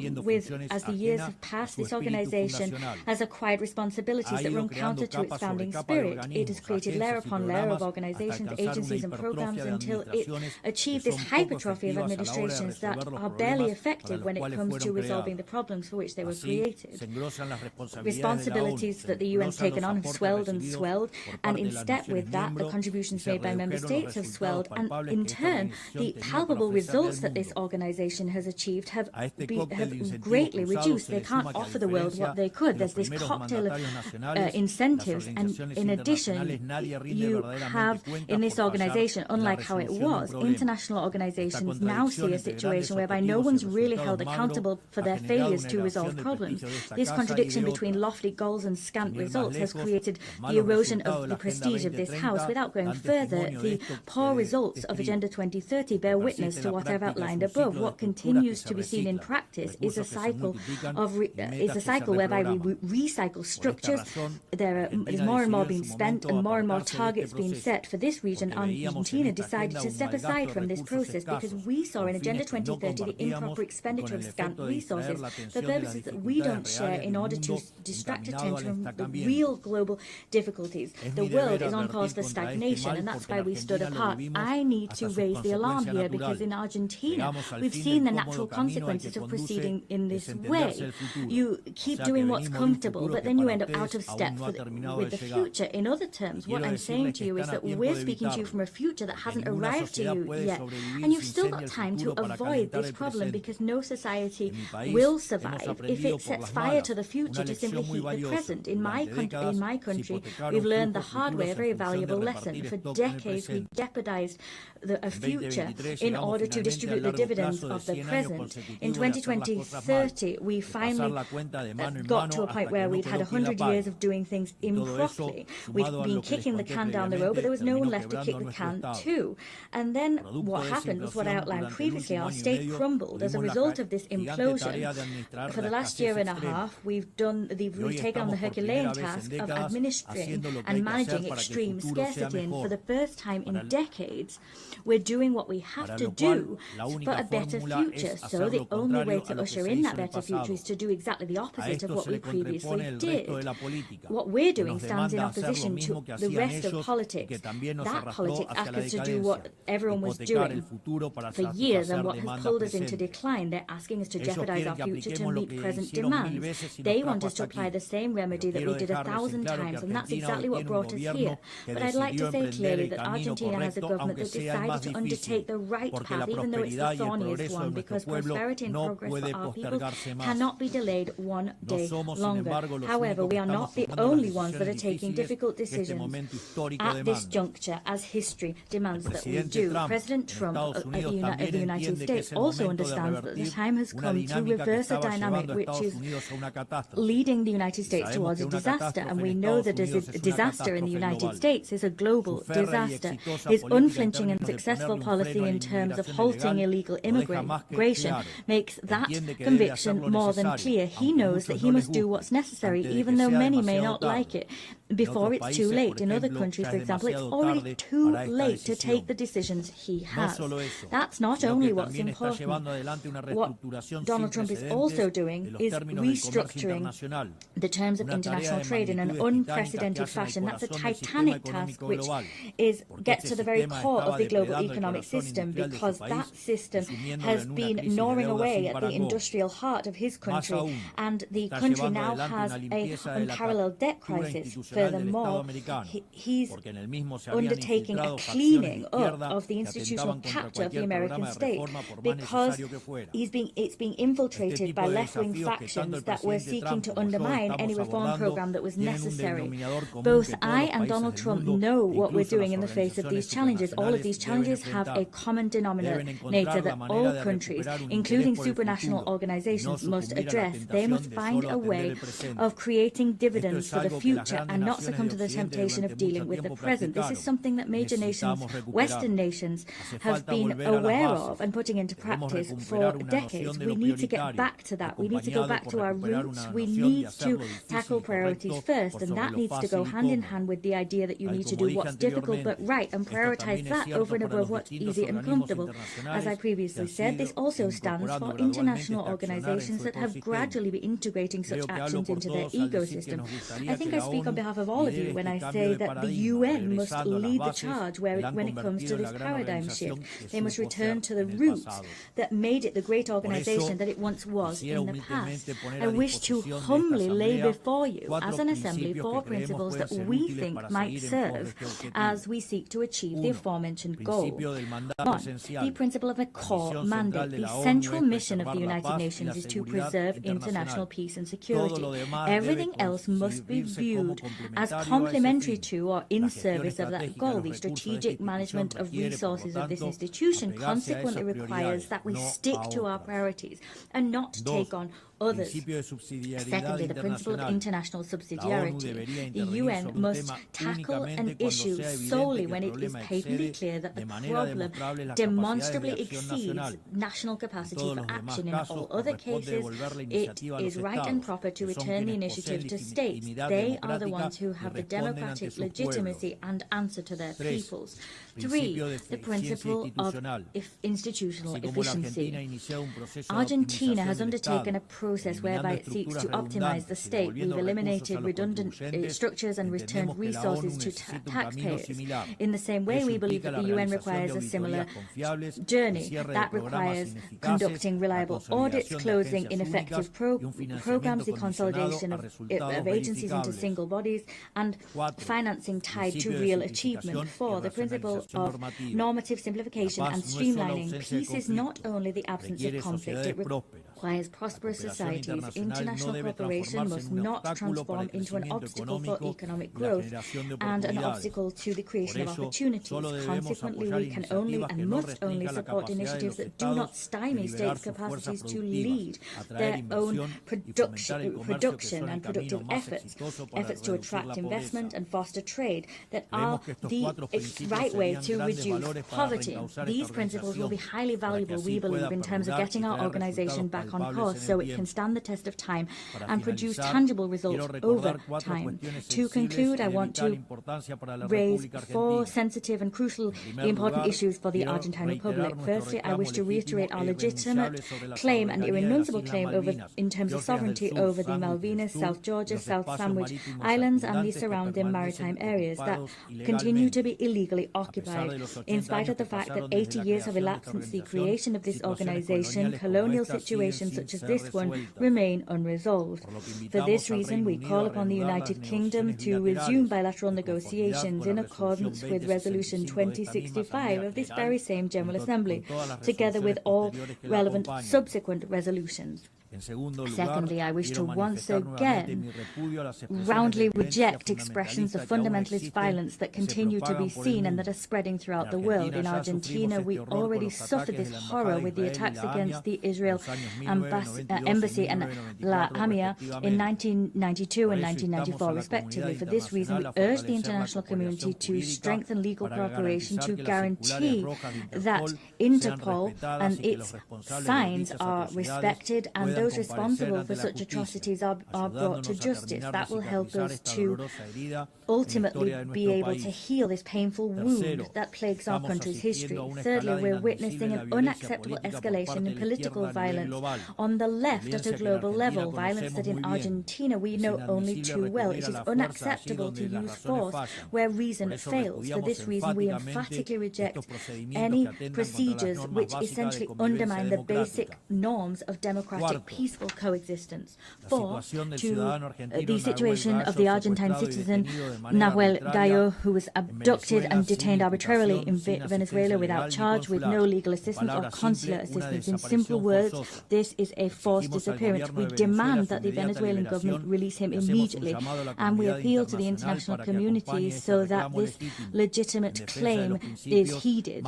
This in defense of the most basic principles of international law and human dignity. Finally, we reiterate our demand for the immediate release of the hostages which remain captive in Gaza. Finally, may God bless the free world. May the forces of heaven accompany us. Thank you. Thank you very much. On behalf of the Assembly, His Excellency, the President of Argentina Republic.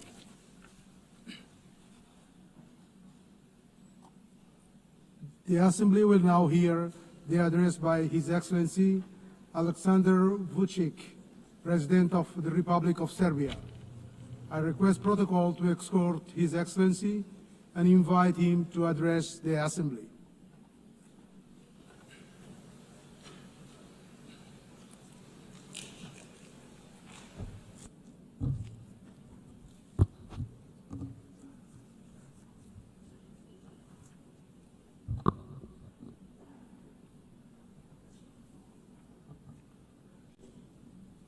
Excellencies, ladies and gentlemen, I'm very honored to address this 80th anniversary session of the General Assembly of the United Nations on behalf of the Republic of Serbia, a founding member of the United Nations and a freedom and peace-loving country proud of its history.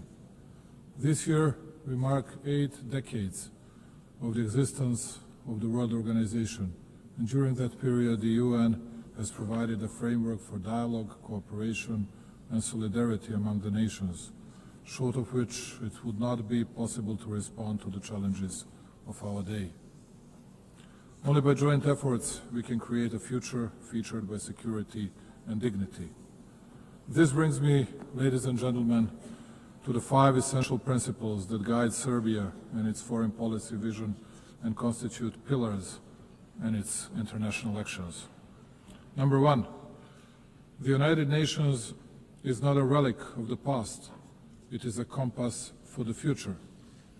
80 years on, this is a moment for reflection, but also for candor. The UN should not be a stage where giants wrestle while smaller countries hold their breath. It should be a round table where every seat counts. Countries like ours, countries that belong to Global South, are too often treated as chess pieces. It's time to show that we can be conveners, innovators, and guarantors of cooperation. We may not have the loudest voice, but we often have the clearest vision, because we see both East and West at once. Our engagement with all partners does not mean blind agreement. It means respect for sovereignty, territorial integrity, and a belief that dialogue is stronger than division. Serbia is a reliable, predictable partner, but reciprocity matters. We will defend our autonomy as firmly as we defend cooperation. The United Nations Charter was not written to serve one moment in history. It was written to withstand the test of time. In a world facing deep geopolitical fractures, the United Nations Charter remains the only framework capable of holding us together. Serbia is not a buffer zone, it is a bridge, and bridges connect, they do not divide. Therefore, as the President of Serbia, for the first time I would like to offer Belgrade, the capital of Serbia, as a place of dialogue for all the conflicts around the world. I believe that we will offer the best possible hospitality and absolute security for the participants. The world is facing its deadly surge in violence since World War II. In 2024, 61 armed conflicts erupted across 36 countries, the highest number in more than 7 decades. The proliferation of misinformation, particularly via digital platforms, has fueled distrust between countries, targeting elections, trade negotiations, and public sentiment. Serbia believes in pragmatic cooperation, finding common ground even where disagreements persist. People around the world are frustrated with governments and businesses, and they want a better future for themselves and their families. The best way to deliver that is through collaboration across nations. We live in times of the most difficult conflicts and the most difficult divisions within countries, continents and regions since the foundation of the UN. A particularly worrying thing is a fact that, provoked by different factors, we have the deepest and the most difficult divisions within each society, with, most often, extremely violent consequences of actions of mutual non-understanding, non-communicating and distancing from what used to be accepted as elementary decency and behavior in both country-to-country and people-to-people relations. The world is divided, believe it or not, less by ideological, but much more by emotional, hate-driven differences caused by undermining of countries, societies, elementary moral values as well. In each village and hamlet worldwide, and particularly with the members of the citizens' alleged elite, at least it used to be the case, no matter who dies of natural causes, and especially if someone dies in an accident or gets killed, the biggest part of the society felt the need to pay their respect to the deceased, even those who didn't think highly of the respective person during his or her lifetime. Today, we are witnessing the unprecedented wonder, a sick expression of joy for the crime committed against an innocent person. The example of Charlie Kirk is the best confirmation of that. He was savagely assassinated just because his killer didn't like his ideas. He was shot, even after death, by the same ones who had prepared political and media grounds for his assassination. And please do not be surprised because I'm speaking about this more than about big world conflicts. It is precisely that such a development devastates in a deepest and the clearest way the world political community much more than conflicts with clear and visible actors. In the era of social networks, in the era of freedom, we have reached the point of the biggest unfreedoms and unambiguous limiting of freedoms of the others. How can it be possible that, let's say, ABC television hosts get bigger media attention in the US than the attempted assassination against, let's say, President Trump? Who are these shadow rulers who impact the key political movements and who want to run the world and each country individually, and almost as a rule without the people's will and legitimacy? They run all the processes, and all of us because they're chosen by God, as they like to put it. The elite and other people who are, I suppose, incapable of choosing their own path. Those are extremely dangerous things, which will lead to further dissolving of our societies and our countries, but also the overall world politics. It was mostly spoken here about Palestine and Israel. Both are our friends, and I cannot easily, because of more likes on social networks, nor I want to take sides and speak about good and bad people just because it brings us another point in daily politics. But speaking of which, let me bring you back to the beginning of this part of my speech. Big pro-Palestinian demonstrations were held in Italy during the past weekend. People were shouting Gaza, Gaza, but at least in Milan, some of them did not even think of Gaza. The only thing that was on their mind was demolishing and burning down of what the Italian people had created for centuries, just because it is popular to be against the government and take part in some kind of violence. And when otherwise very composed Italian Prime Minister Giorgia Meloni calls such hooligans, rightly so, thugs, we all ask ourselves what the next stage would be like and what awaits us in the future. During the past month, Serbia was facing unrest and attacks against the constitutional order. In spite of the violence exerted by the protesters, we try to find a significant share of blame in myself, ourselves, and in us running the country. I wanted to listen and I understood the message of the people in the streets. That is why, just like here at the United Nations, I believe that the dialogue between the nations and countries has no alternative. I offer dialogue and unconditioned discussion on all the topics of significance for our society to people who think differently, and I'm absolutely certain that in the upcoming period we will overcome all the difficulties from the past months. Progress on global challenges is uneven. Financing is dwindling, the UN budget is constrained, and smaller nations often lack access to the tools and support that richer countries enjoyed, particularly in the energy transition.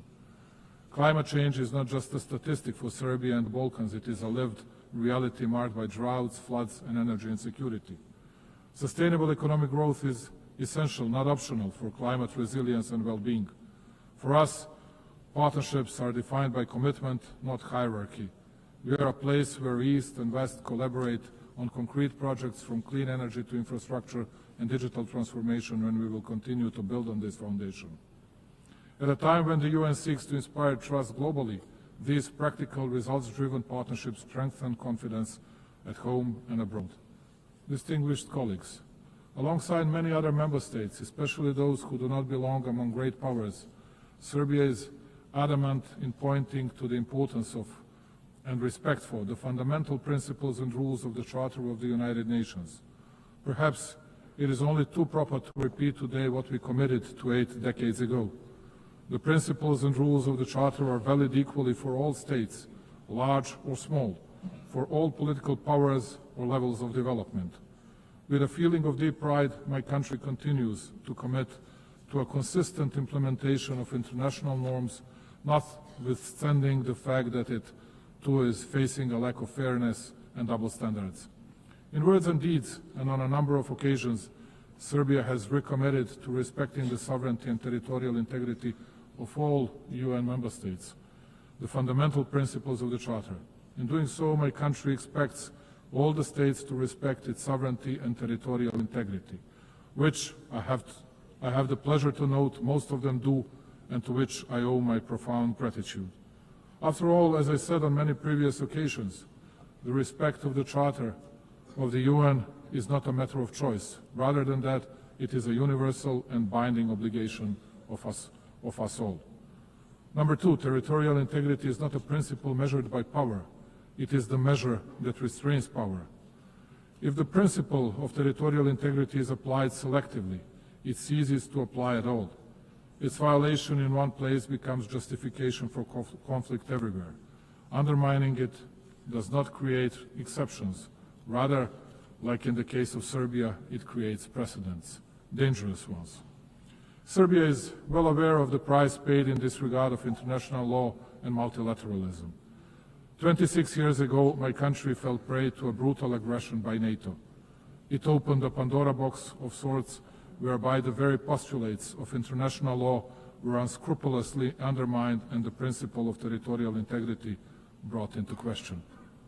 The consequences of such actions of those who consider themselves untouchable at the time are felt today as well. Even though small in respect of global powers, Serbia is not deterred from commitment to the principles of international law. We firmly believe that they should be respected in every situation, without exception and selectivity.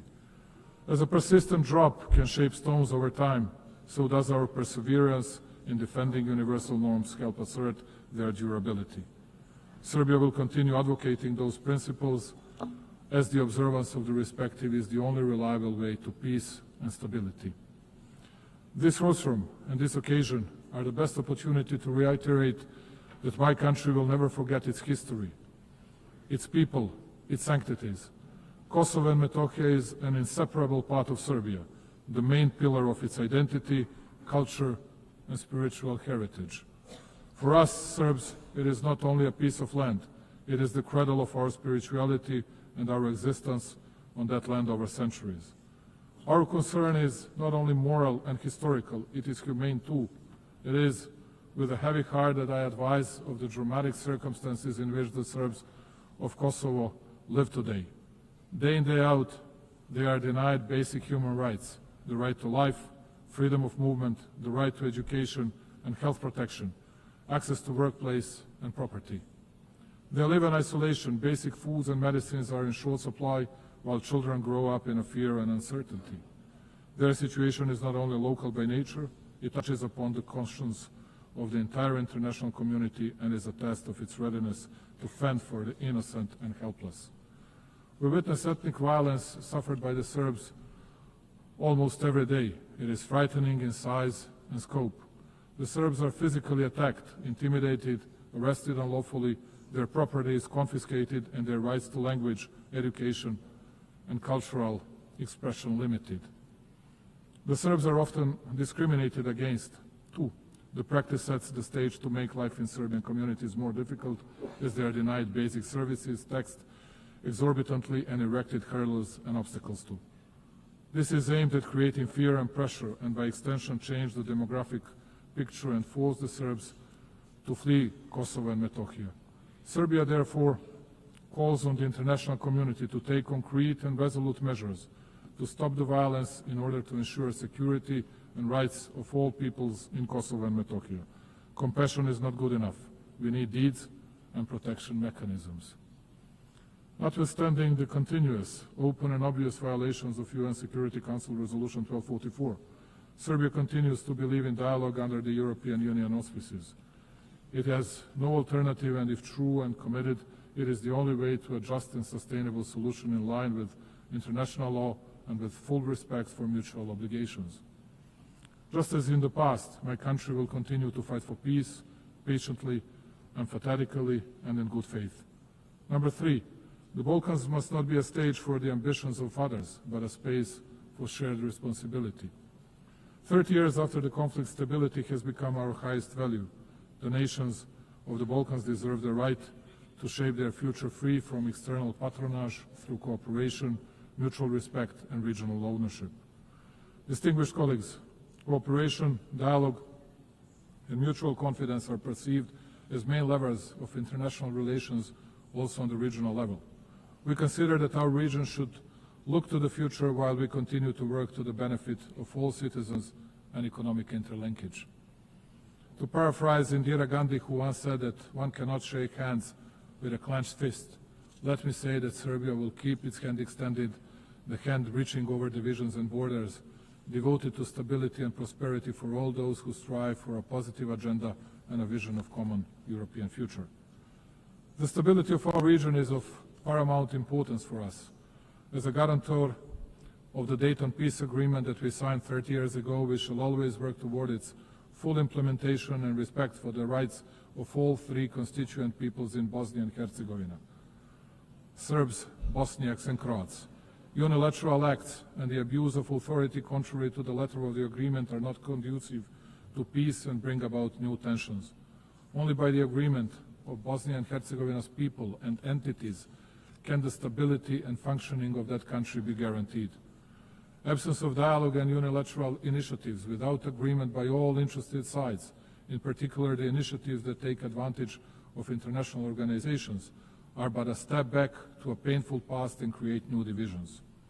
Serbia will use all diplomatic means to prevent these activities from taking place as they undermine regional dialogue, the process of reconciliation and understanding. We shall not hesitate in our resolve to promote regional stability in an effort to contribute to global security. For exactly 30 years now, and in this distinguished institution and everywhere else, a false campaign has been ongoing against both the Republic of Serbia and Republika Srpska, the entity within Bosnia and Herzegovina. All over the world, everywhere, countless times, you could hear how, as they used to say, from well-informed sources, they heard that it was only a matter of days before Serbia would attack someone in the region, and that Republika Srpska and its leadership would violate the territorial integrity of Bosnia and Herzegovina. And all this time, it has been a lie, a real smoke screen intended to enable international representatives who are not elected by the people to deal with legitimate representatives of the Serbian people, one of the 3 constituent peoples in Bosnia, imposing sanctions against them, believe it or not, replacing them from the positions the people elected them to, and conducting criminal proceedings and issuing convictions for words spoken for verbal offenses. Thus, all of you are witnesses to a fact that for 3.5 years since the beginning of the conflict in Ukraine, we have been hearing stories that we, as an alleged Russian puppet, will attack someone in the region, which of course did not happen and will not happen. The only thing we have never heard is an apology from those who spread such falsehoods, and it is quite certain that we will never hear one. Let me reiterate, Serbia is a free, independent and sovereign country that makes its own decisions independently. We are committed to our European path. We do not plan to attack anyone, but equally, we will not allow anyone else to threaten our freedom and our country. Number 4, the world is changing and the United Nations must evolve to remain a pillar of global stability. Reforming the United Nations is not simply an institutional task. It is a moral duty to safeguard the future of global peace and justice. We are well aware of the need to reform the UN and revitalize its system in order to increase its credibility and shore up multilateralism so as to make our organization more effective, just and close to the needs of its member states. Also, the ESC should become more effective in and better adapted to the pursuit of its primary goal of safeguarding international peace in order to reflect more accurately the reality of the present-day world. Africa in particular, the youngest continent which comprises 54 states, must be better represented. Many countries rely on the UN for technical expertise, development funding, and guidance to achieve the Sustainable Development Goals. Cuts to funding or reduced access to UN programs risk widening the gap between wealthy and developing nations. As the UN looks for ways to reduce costs, we are happy to offer to host any of UN bodies, institutions, agencies in Serbia with the best possibility to continue being a bridge between developed and developing regions. Serbia is situated at the crossroads of Europe, easily accessible to both East and West. And speaking about cost effectiveness, we are able to offer lower operational costs compared to Geneva, New York, or other big hubs. Belgrade offers modern facilities, reliable connectivity, and proven capacity to host large international events, for example, Expo 2027. Hosting an agency in Belgrade strengthens the UN's presence in Southeastern Europe, a region with transitional and developmental experience relevant to global priorities. This would expand the UN's geographic footprint, ensuring agencies are more representative and globally distributed. And number 5, Serbia will remain independent and will overcome internal challenges through the strength of its statehood tradition, focusing steadfastly on building a prosperous future. True sovereignty today is not insulation. It is the dignity to choose, to say yes on our own terms, and to use that choice for cooperation. Serbia's independence is not a privilege granted. It is a sovereign right exercised, and its sovereignty is not situational, it is foundational. Notwithstanding numerous global challenges, Serbia has remained on a steady course. Its macroeconomic situation is stable and its economy continues to grow, which only shows how commitment to reforms and responsible economic policies lead to great results. Investments in infrastructure, energy transition, and digitalization bear out my country's commitment to sustainable development and the 2030 Agenda goals. Let me take a moment, ladies and gentlemen, to inform you that in 2027, Serbia will host the specialized exhibition Expo 2027 with a motto, Play for Humanity, Sport and Music for All. This event will provide an opportunity for my country to show to the world the strength of our culture, sport and creativity as a universal language that transcends differences. This will be a moment in which, along with its partners, Serbia will build bridges of friendship and togetherness, promote understanding, and open new horizons of cooperation. Serbia's way is the way of development, progress, and prosperity, and it is fully committed to becoming a full-fledged member of the European Union. This commitment, though, makes us no less devoted to promoting and deepening cooperation with countries from other parts of the world, maintaining and cherishing all along our traditional friendships and relations of trust in the East. Strengthening overall bilateral relations with key actors of the international community and with our European partners tops our agenda. Also, Serbia has raised in the past several years the level of cooperation with numerous countries in Africa, Asia, and Latin America, and played in that way a respectable role on the global stage. I trust and believe that we can count on mutual respect and the traditional bonds of friendship with these countries in our future relations. Ladies and gentlemen, closing it and looking to the future and committed to dialogue and understanding, we in Serbia believe that peace is the highest value and the most solid foundation of development. We shall continue to invest our energies, knowledge, and will in building a world more just, secure, and worthy of the coming generations. I thank you very much. On behalf of the Assembly, I wish to thank the President of the Republic of Serbia. The Assembly will now hear an address by His Excellency Hamad al-Shara, President of the Syrian Arab Republic. I request protocol to escort His Excellency and invite him to address the Assembly.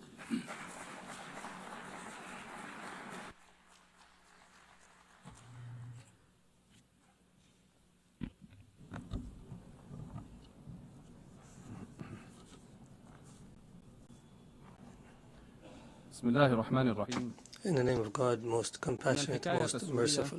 The Syrian story is filled with emotions, and it mixes pain with hope. The Syrian story is a story of struggle between good and evil, and between the weak, right cause that has no supporter except God.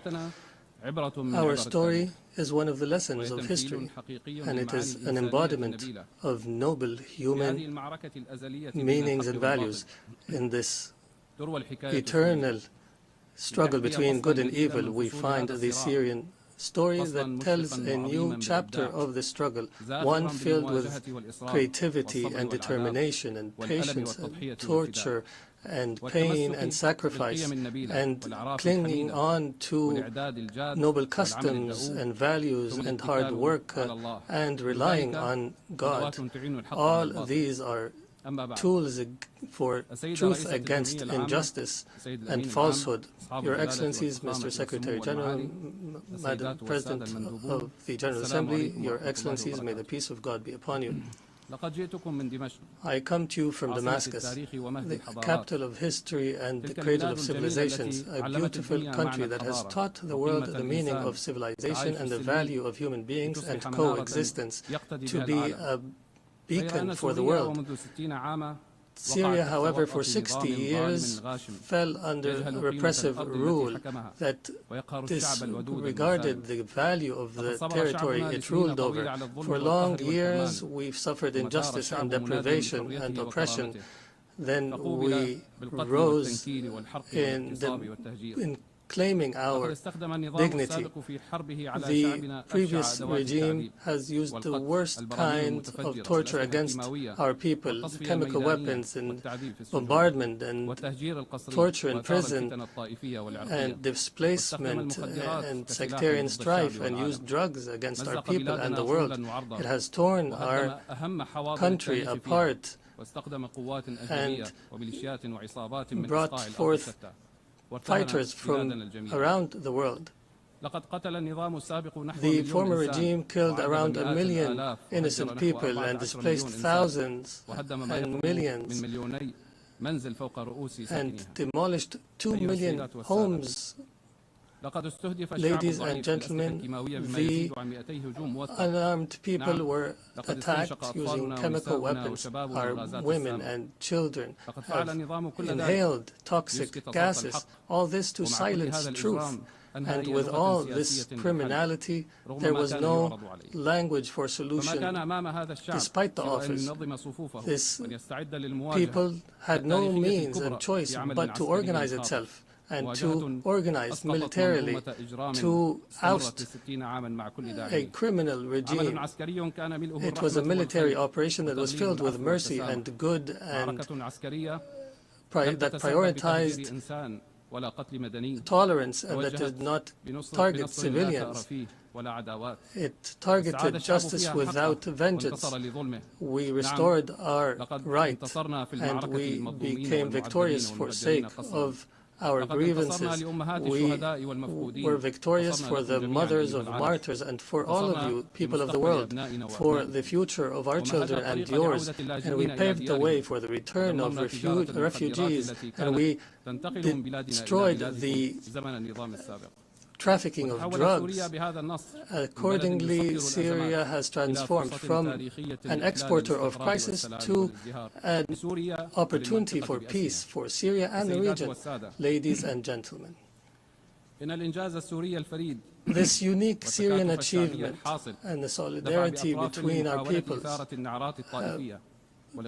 led us to try to uproot sectarianism and to fight against attempts to divide our country once again. But the Syrian people are aware enough to understand and to resist.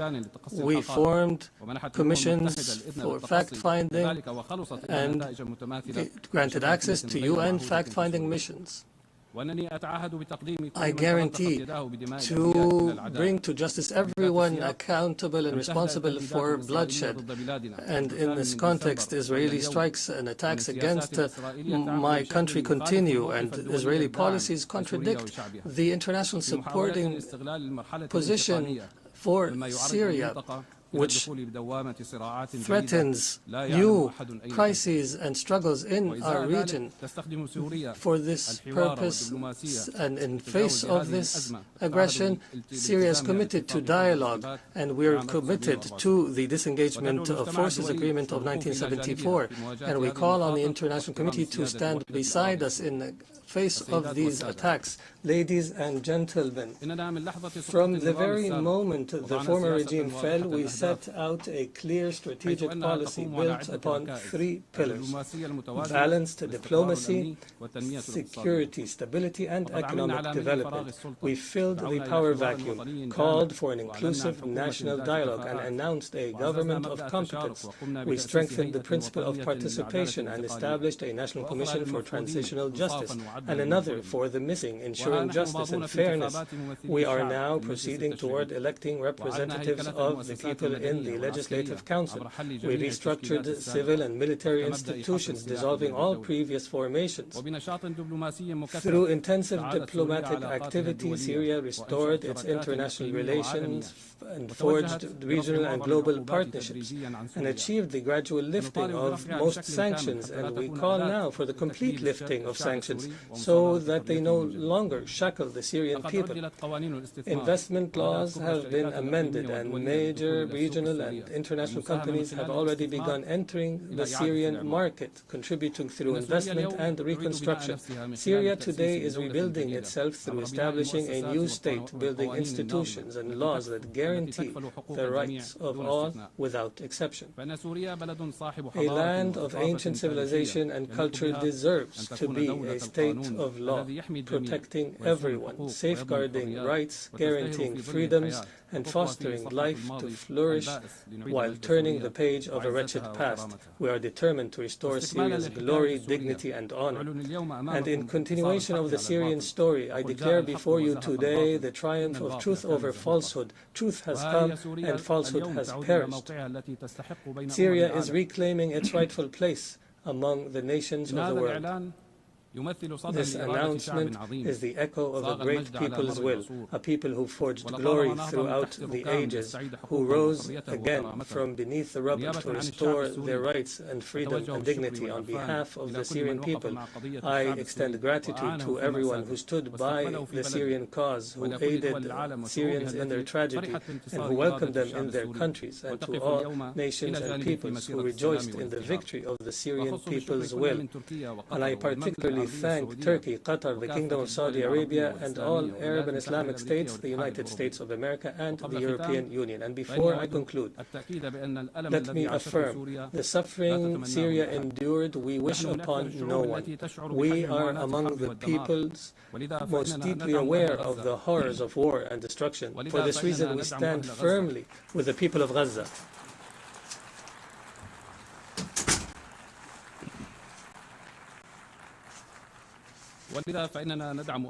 For this reason, we stand firmly with the people of Gaza, its children and women, and all peoples facing violations and aggression. We call for an immediate end to the war. In conclusion, the Syrian story has not come to an end. It continues to write a new chapter entitled Peace, Prosperity, and Development. And may the peace of God be upon you.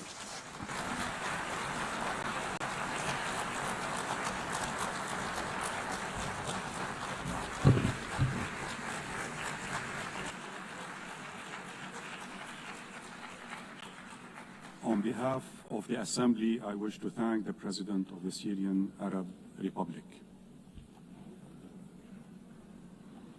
The Assembly will hear an address by His Excellency Zoran Milanovic, President of the Republic of Croatia. I request protocol to escort His Excellency and invite him to address the Assembly.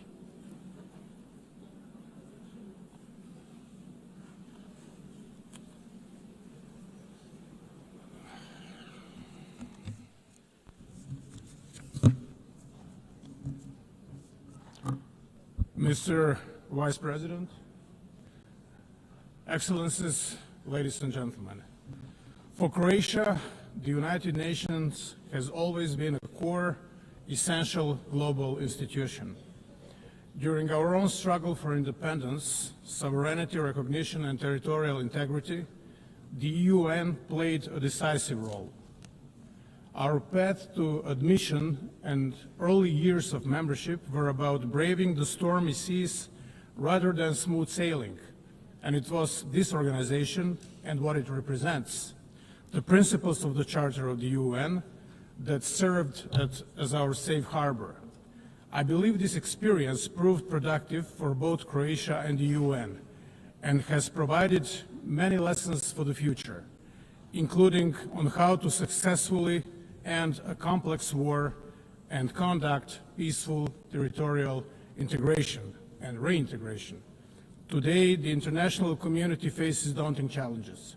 Armed conflicts are more numerous than at any time since the Second World War. They are multiplying and intensifying, overwhelming humanitarian systems and eroding trust in our capacity to prevent or resolve crises. In Ukraine, we hope the senseless loss of human lives will end as soon as possible. We welcome recent diplomatic efforts and encourage inclusive dialogue that can restore peace. Beyond Europe, other regions faced devastating crises. In Gaza, tens of thousands of women and children, human beings after all, or before all, have been killed and are being killed. Millions live without safety, food, medicine, and basic human dignity. This is worse than a mere war. It's a carnage, and we urgently call for it to end, for safe delivery of aid, especially to children, and for the release of all hostages. Lasting peace can only come through the universal recognition of the legitimate political aspirations of the Palestinian people, long denied. Time to close the chapter. The suffering is in less visible crisis is no less real. In Sudan, one of the gravest humanitarian catastrophes of the 21st century is unfolding before our eyes.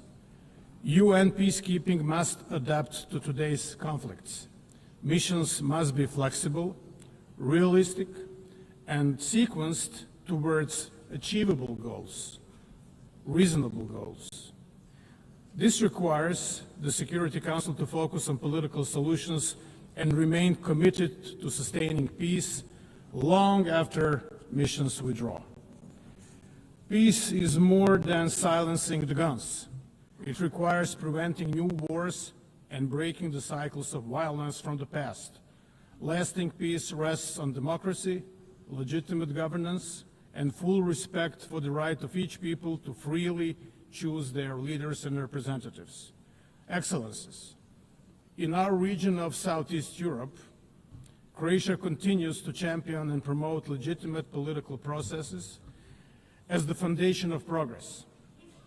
The EU membership is not a cure-all, but it remains a strong driver of prosperity, as can be witnessed in my country, Croatia.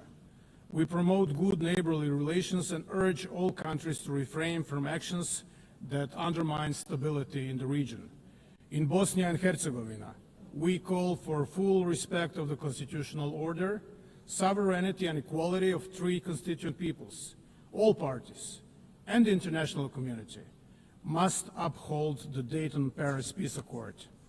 Respecting the right of constituent peoples to choose their legitimate political representatives at all levels of government is fundamental prerequisite of lasting stability and progress in European Bosnia and Herzegovina.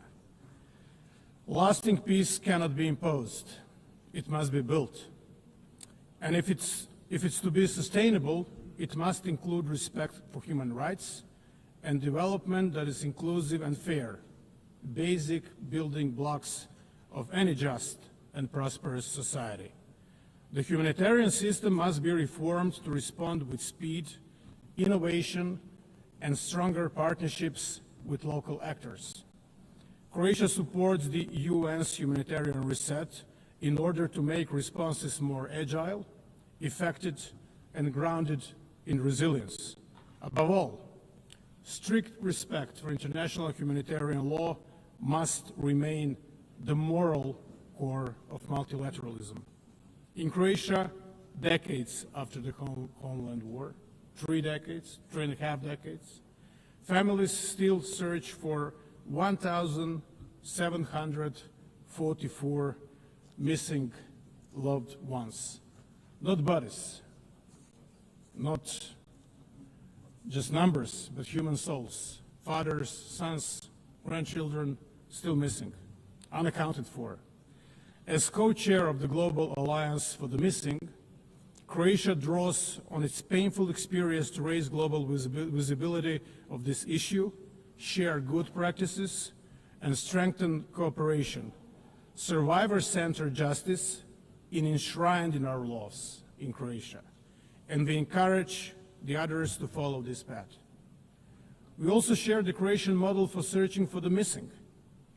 It rests on an effective interdepartmental cooperation and a comprehensive, transparent approach without discrimination, consistent with the highest international standards, of whom some are set by us. With this in mind, Croatia is proud to host later today a high-level side event on missing persons in armed conflict, dedicated to advancing the search for answers. Another legacy of the Homeland War is the issue of landmines. Croatia has been active in promoting the Human Rights Council's first resolution on landmines, adopted by consensus on April 4th, International Mine Action Day.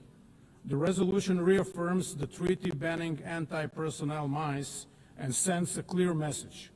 The needless cruelty of these weapons violates basic human rights, violates the sense of humanity, the notion of humanity. The togetherness which is promoted throughout this debate especially means inclusion of the most vulnerable. Therefore, Croatia is proud to have led the initiative resulting in consensus adoption of an impressive 99 member states co-sponsoring the General Assembly resolution declaring the June 27th as the International Day of Deaf Blindness. Peace and security are inseparable from development and human rights. The founders of the United Nations acknowledged this when they placed these 3 pillars at the heart of the organization. As we mark the 10th anniversary of the General Assembly's resolution on the 2030 agenda, Croatia reaffirms its commitment to the SDGs and to ensuring that no one is left behind. We are grateful to member states for their support in electing Croatia to the UN Economic and Social Council for the 2026-2028 term. Our priorities will include accelerating the 2030 agenda, preparing momentum for the 2027 SDG Summit and the agenda beyond 2030, and strengthening links between humanitarian, development, and peace efforts. At home, in Croatia, sustainable development is fully embedded in our national planning. Croatia's National Development Strategy 2030 is closely aligned with the SDGs, placing us among leading global performers.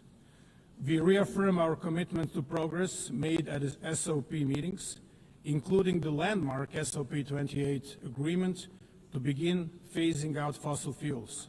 COP 29 in Baku, Azerbaijan, must deliver a new quantified climate finance goal, and COP 30 in Belém must raise ambition, advance fossil fuel transition, and scale up climate finance. Croatia supports a credible climate finance roadmap. The triple planetary crisis also threatens global public health. Croatia endorses the One Health approach, recognizing the interdependence of human, animal, and the environmental health. We welcome adoption of the pandemic agreement at the 78th World Health Assembly earlier this year. As a Mediterranean nation, Croatia knows that healthy seas are both a national imperative and the global responsibility. We remain committed to multilateral ocean protection under the United Nations Convention on the Law of the Seas. We welcome the outcome of the third UN Ocean Conference in Nice, France, have ratified the BBNG agreement, and urge others to do so without unnecessary delay. Croatia's contribution to development cooperation and humanitarian aid continue to grow. Since 2011, we have steadily increased our support, reaching record levels in 2023. We share lessons from our own recovery, from democratic transition to mine action and veteran reintegration. In Ukraine, our expertise in humanitarian demining is particularly valued, making us one of the leading contributors relative to GDP. Our support extends far beyond our neighborhood, reaching whole Southeast Europe, the eastern and southern neighborhoods, and Africa. Excellencies, fundamental changes we are witnessing in our world are not mere historical echo, but an all-encompassing global transformation. We are at a defining moment of an era to come. Emerging technologies are reshaping every aspect of society: how we live, how we trade, and how we defend ourselves. Drones are a clear example. They did not only increase the lethality of war, they changed its economics. They showed us that assumptions we held only a decade ago about defense and deterrence are already outdated, total bygones.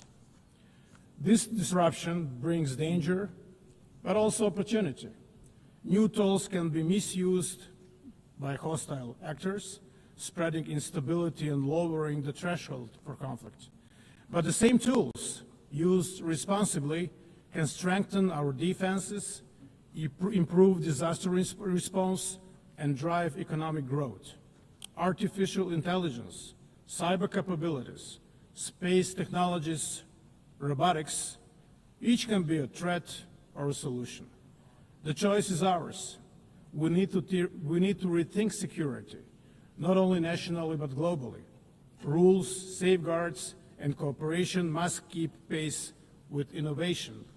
If they do not, we risk instability and peril. But if they do, these technologies can become engines of resilience and stability. The task is urgent. The world must act with clarity, not hesitation. Emerging technologies are not tomorrow's challenge. They are today's reality. And how we choose to guide them will define not just the future of defense, but the future of peace. Reforming the United Nations is an existential necessity. At 80, the UN must adapt to stay relevant and effective. We welcome the Secretary General's UN 80 initiative as an opportunity not only to celebrate achievements, but also to reform and revitalize the organization. Security Council remains essential. Its reform is at the fundamental. The Council must become more inclusive, effective, transparent, and accountable. Croatia supports comprehensive reform, including enlargement in both categories of membership and stronger representation of unrepresented regions, in particular Africa. The financial stability of the UN is also vital. All member states must pay their due, their contributions, in full, on time, and without conditions. Without predictable financing, mandates fail and trust weakens. The upcoming peace-building architecture review offers another chance to turn commitments into action. Croatia will contribute actively, emphasizing prevention, coherence, and strong links between peace, development, and human rights. We welcome the decision to provide assessed contributions for the Peace-Building Fund from 2025, but needs still outpace resources. Mr. Vice President, Your Excellencies, ladies and gentlemen, the UN does not exist for itself, but to serve humanity, to save and improve lives, protect dignity and freedoms, and advance peace, security, and sustainable development. On its 80th anniversary, we have a duty to leave to future generations a UN system that is stronger, not weaker. Croatia will continue to defend the principles of the Charter and international law, not rules-based order, to support multilateral solutions, and to build partnerships rooted in respect and responsibility. The world is not short of strategies and grand ideas, reports, or debates. What it lacks is political courage and determination. Let us find that courage together and prove that multilateralism can meet this moment and rise to the challenges of our times. Thank you so much.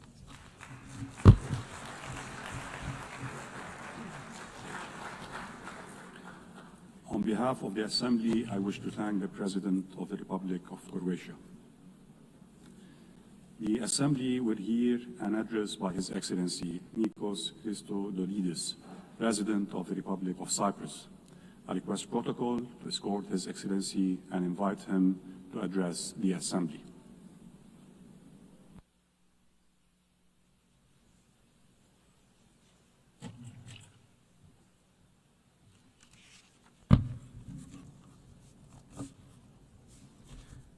Mr. President, Your Excellencies, we stand at the brink of a precipice.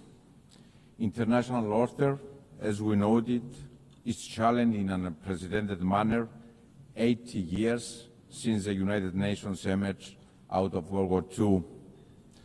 Today, we stand before drastic, unpredictable geopolitical shifts, instability that appears to spiral, and an uncharted landscape that seems resistant to the international order and norms as we know them. We are witnessing devastating wars, an unimaginable humanitarian catastrophe, and human suffering. Blatant violations of international law and international humanitarian law that bring our system to its knees. We stand before the rise of use of force against sovereign states that constantly escalate and expand, threatening regional security and stability. States are sponsoring Malayan actors to destabilize, disrupting critical maritime routes. The use of new means of warfare is rising without even the most basic safeguards in place. Global security is constantly undermined. At the same time, we are faced with the challenge of the uncontrolled expansion of technology and AI, threatening our security and the well-being of our children. And climate change is looming, threatening livelihoods, economies, creating new migration routes, and inequalities are becoming embedded. Our world is changing rapidly. And while there can be no doubt that the United Nations has served a noble cause and that together we have achieved tremendous progress, at this critical moment of inflection, we have a responsibility to recognize the shortcomings, to admit that we have lagged behind, that we have failed along the way. And these admissions need to steer us into action. We must urgently evolve to be fit to effectively address the immense, complex challenges we are faced with. Ladies and gentlemen, this is our moment of responsibility, collective responsibility and individual state responsibility, inextricably linked and mutually reinforcing. The scale and nature of the challenges we face require both. Better together is the theme of this year's Assembly, but beyond better, we are also stronger together, more resilient together. This is the moment to renew our collective commitment and stand firmly and boldly in support of multilateralism and international law. Dialogue and diplomacy are the sole path to lasting stability and security. Dialogue and diplomacy over violence, each and every time. And most importantly, this is the moment to transform pledges into bold action, into change. Ladies and gentlemen, history will look back to this moment in time, and it will be unforgiving. It will judge us all, not by the declaratory statements we pronounce, but by the change we enable. We will be judged by the change we become as states, as governments, as leaders that have been elected by our citizens to deliver. Your Excellencies, my country, Cyprus, walks this path of responsibility, and it stands ready to step up further, to assume even more its role as an enabler of security and stability in the Eastern Mediterranean and the greater Middle East, as a driver of cooperation underpinned by a vision of strength through partnership with like-minded countries and a safe harbor in turbulent waters, determined to transform our geography in a complex region into a blessing by building on our long-standing historical ties with our neighbors that are anchored on trust, mutual respect, and cooperation, always part of the solution to the region's challenges as a credible, reliable, responsible partner. We have proven this time and time again. Cyprus will always be a stable, trustworthy, safe harbor. And let me be clear, this is not theoretical. It takes shape and form through concrete initiatives that build on Cyprus' role as a hub of stability and cooperation in a challenging part of the world. Cyprus has consistently provided the necessary infrastructure and support for the evacuation of foreign nationals from areas of danger or conflict, from Sudan, from Lebanon, from Israel, from Iran. Following the barbaric Hamas terrorist attack of October 7 and the subsequent war that has led to a humanitarian tragedy in Gaza, Cyprus assumed yet again its moral responsibility to its region. We did so through the development of the Amalthea Maritime Corridor for the delivery of humanitarian assistance to the civilian population in Gaza. The route was reactivated as recently as this past week. We worked with like-minded partners, the United Arab Emirates, the United States, the European Union, the UK, and others, and yes, we deliver.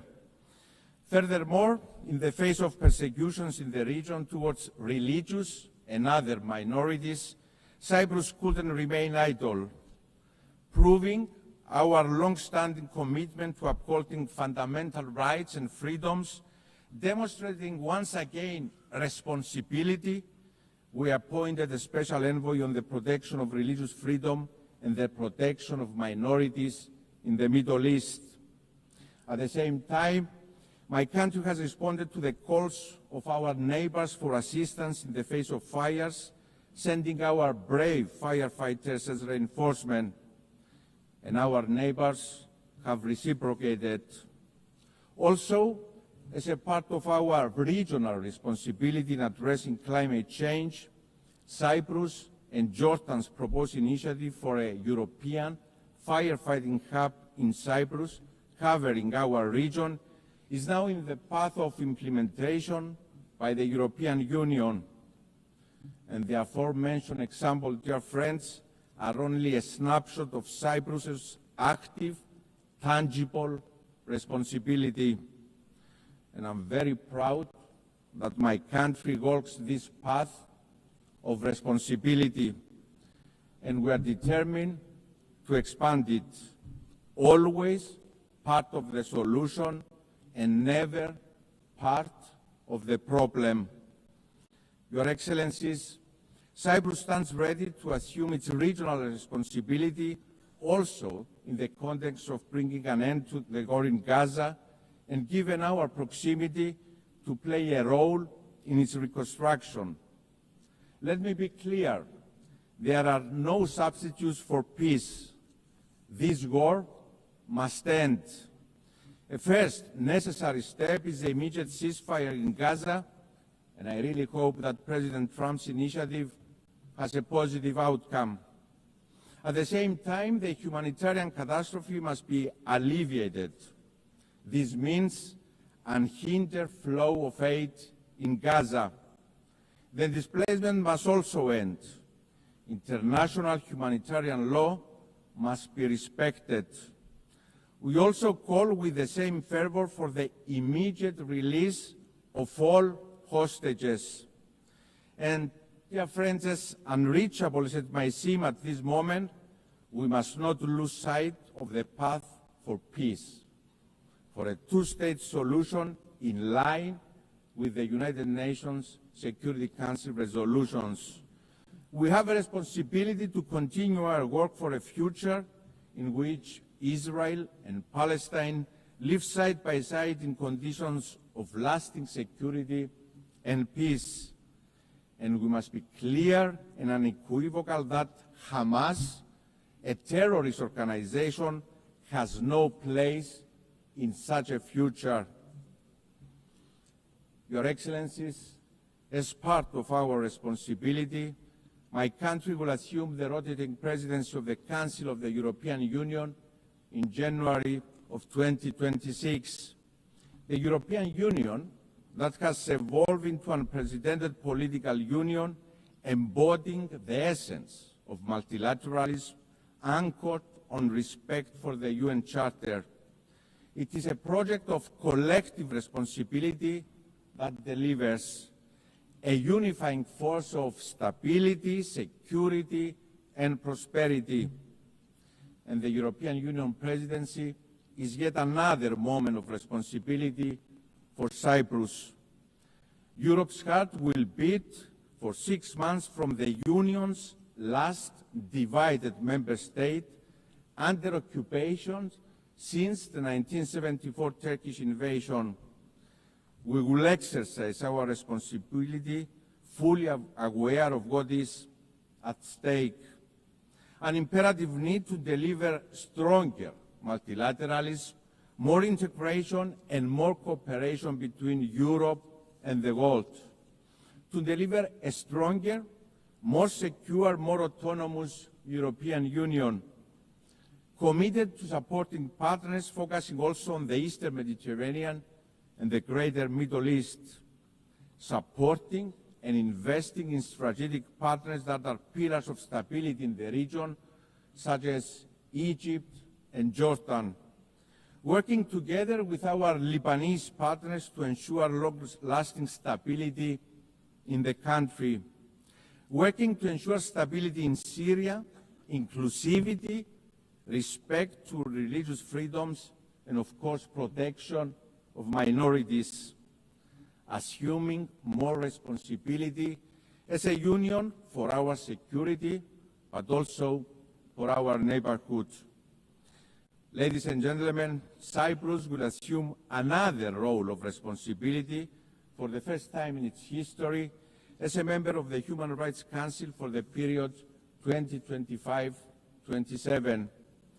It is in the same spirit that we also proudly presented our candidature for the presidency of the 81st session of the UN General Assembly.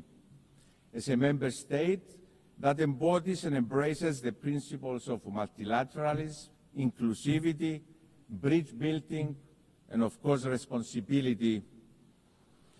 Mr. President, Your Excellencies, The Russian aggression against Ukraine, in violation of the UN Charter, must serve as a wake-up call. As we condemn the use of force against a sovereign nation, the killing of civilians, the forced disappearance of children, the destruction and displacement, we have an obligation to remember. We must collectively act against aggressor, no matter who they are.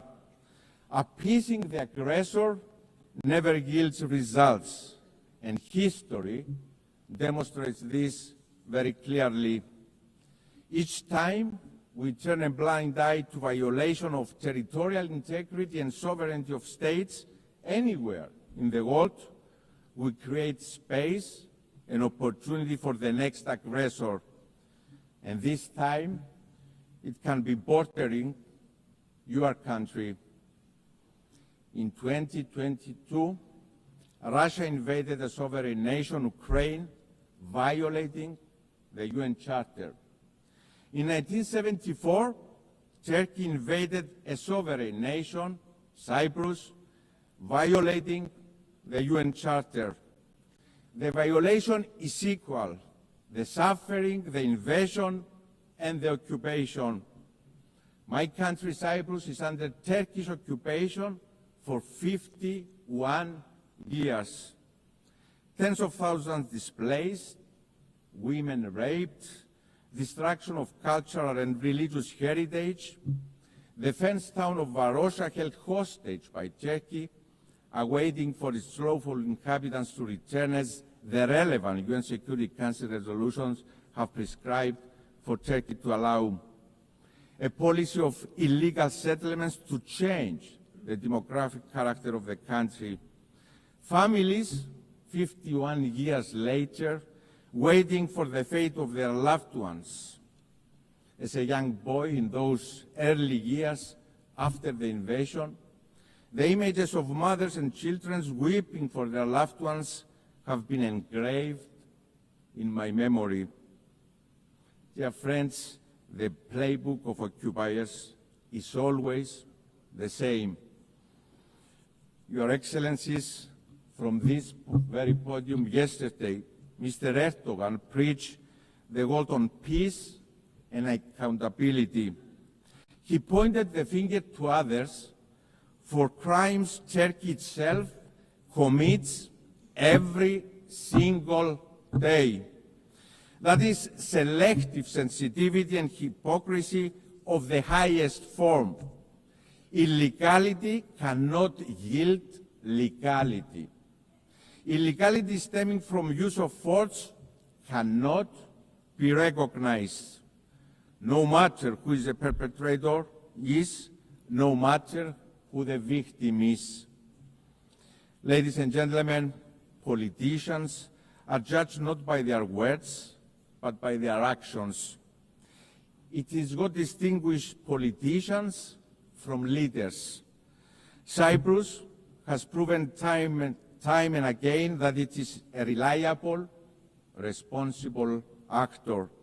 A country that not only talks the talk, but also walks the walk of responsibility.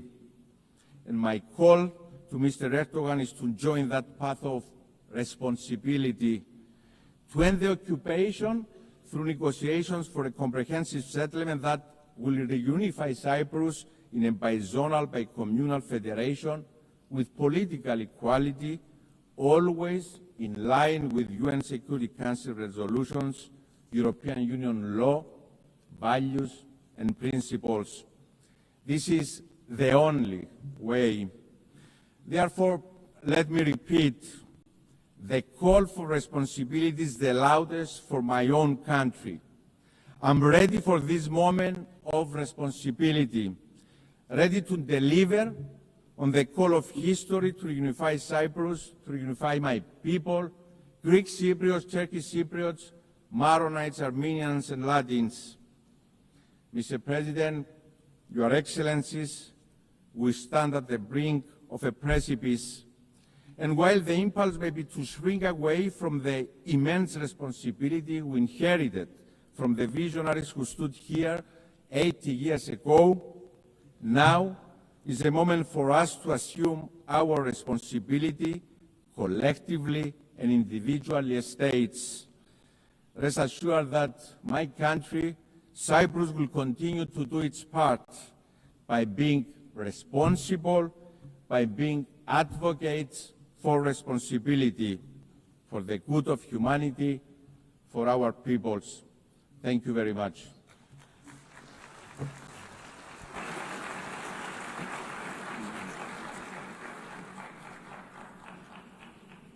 On behalf of the Assembly, I wish to thank the President of the Republic of Cyprus. The Assembly will hear an address by His Excellency Alexander Stubb, President of the Republic of Finland.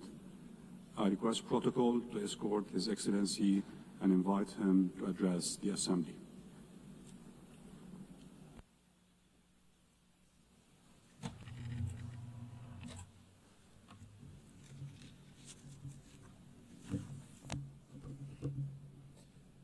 Mr. President, Excellencies, ladies and gentlemen, in its simplest form, foreign policy is really about three things: about values, interests, and power. I come from a relatively small country, Finland, and our toolkit is mainly about two of those three things. It's about values and interests.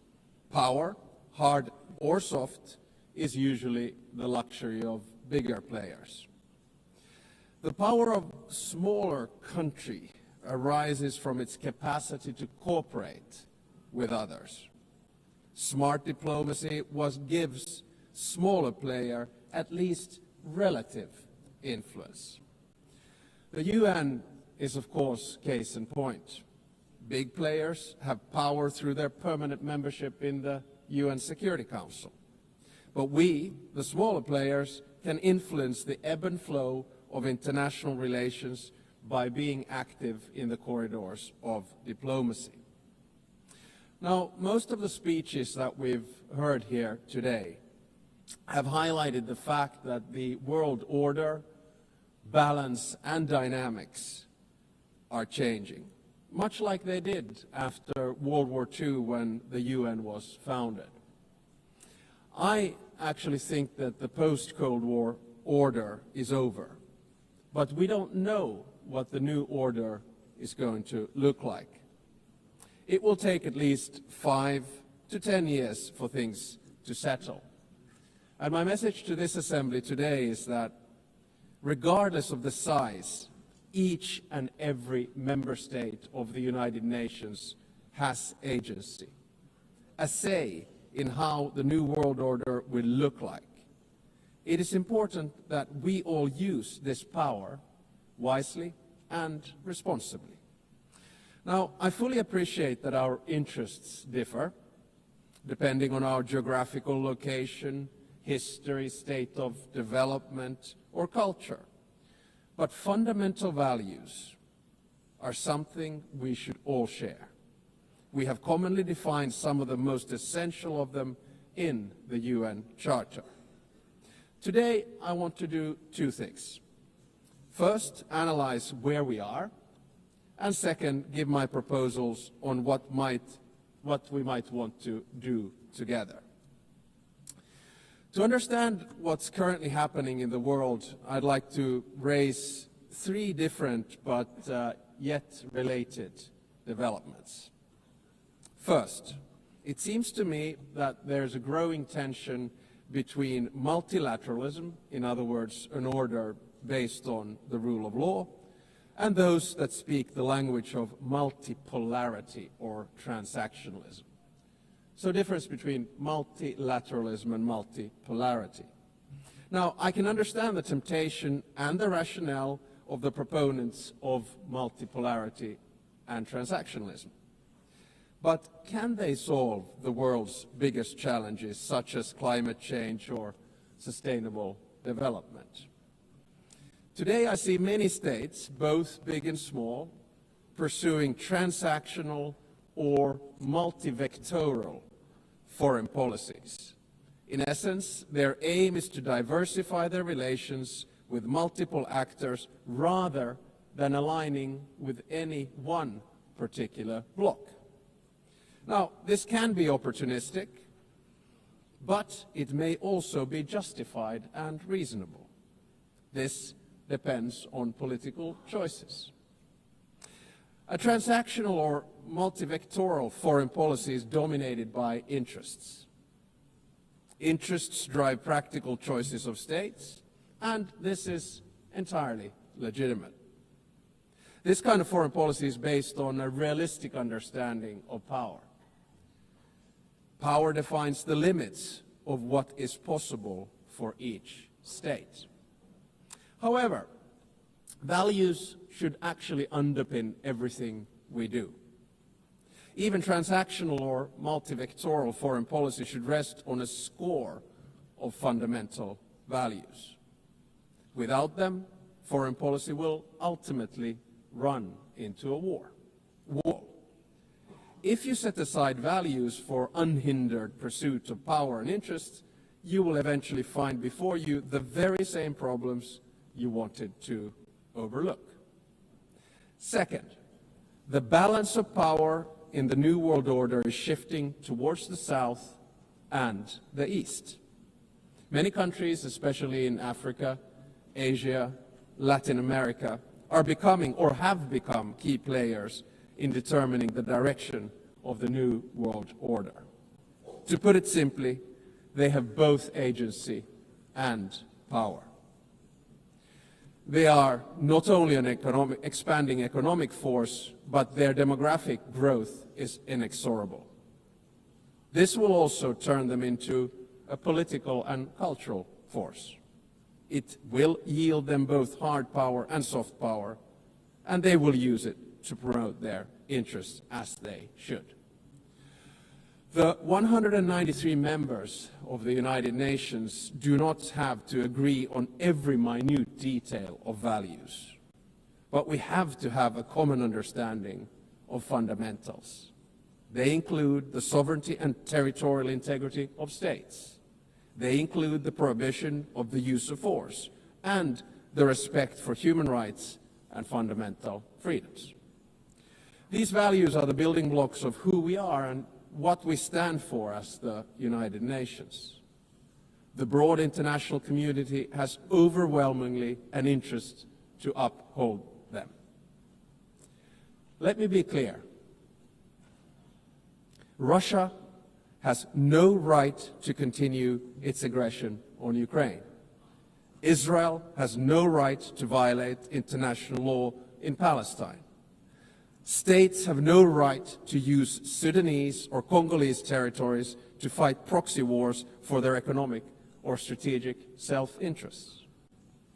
I urge us all to heed this message of the international community and act accordingly.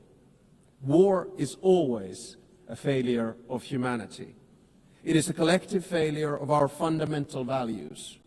It is a failure of us as human beings. Thirdly, I would like to say a few words about the state of the United Nations, the institution where we are. The UN was created to maintain and promote peace, stability, development, and friendly relations among nations. In order to achieve this, the balance between the three elements was required. The power at the highest level was represented by the UN Security Council. The interests of the wider membership were reconciled here in the General Assembly, and the values were enshrined in the Charter and consolidated as rules of international law. Now, unfortunately today, the UN is struggling to fulfill its central promise of delivering peace and stability. We can always blame each other, but at the end of the day, it's a collective decision. Countries have increasingly taken the liberty to break the rules of international law and to use force against other people's territories and suppress other nations.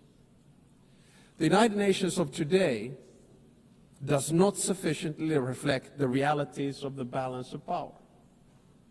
All too often it fails to serve as a forum for the coordination of interests, and the values at its core are too often not respected in good faith. We all want to have the freedom to make choices and a possibility to influence the world around us. Today, many countries are seeking answers in multipolarity or transactionalism.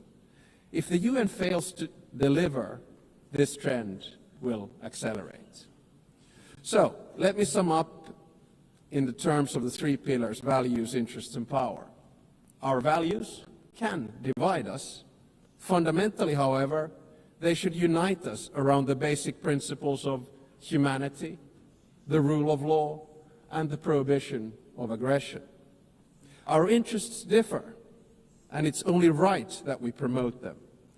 However, our choices have consequences. Opportunism will eventually be forced to confront the problems it tried to ignore. Power will constantly seek a new balance. We must adapt to change. Nevertheless, we should not allow the rise of hard power to blind us.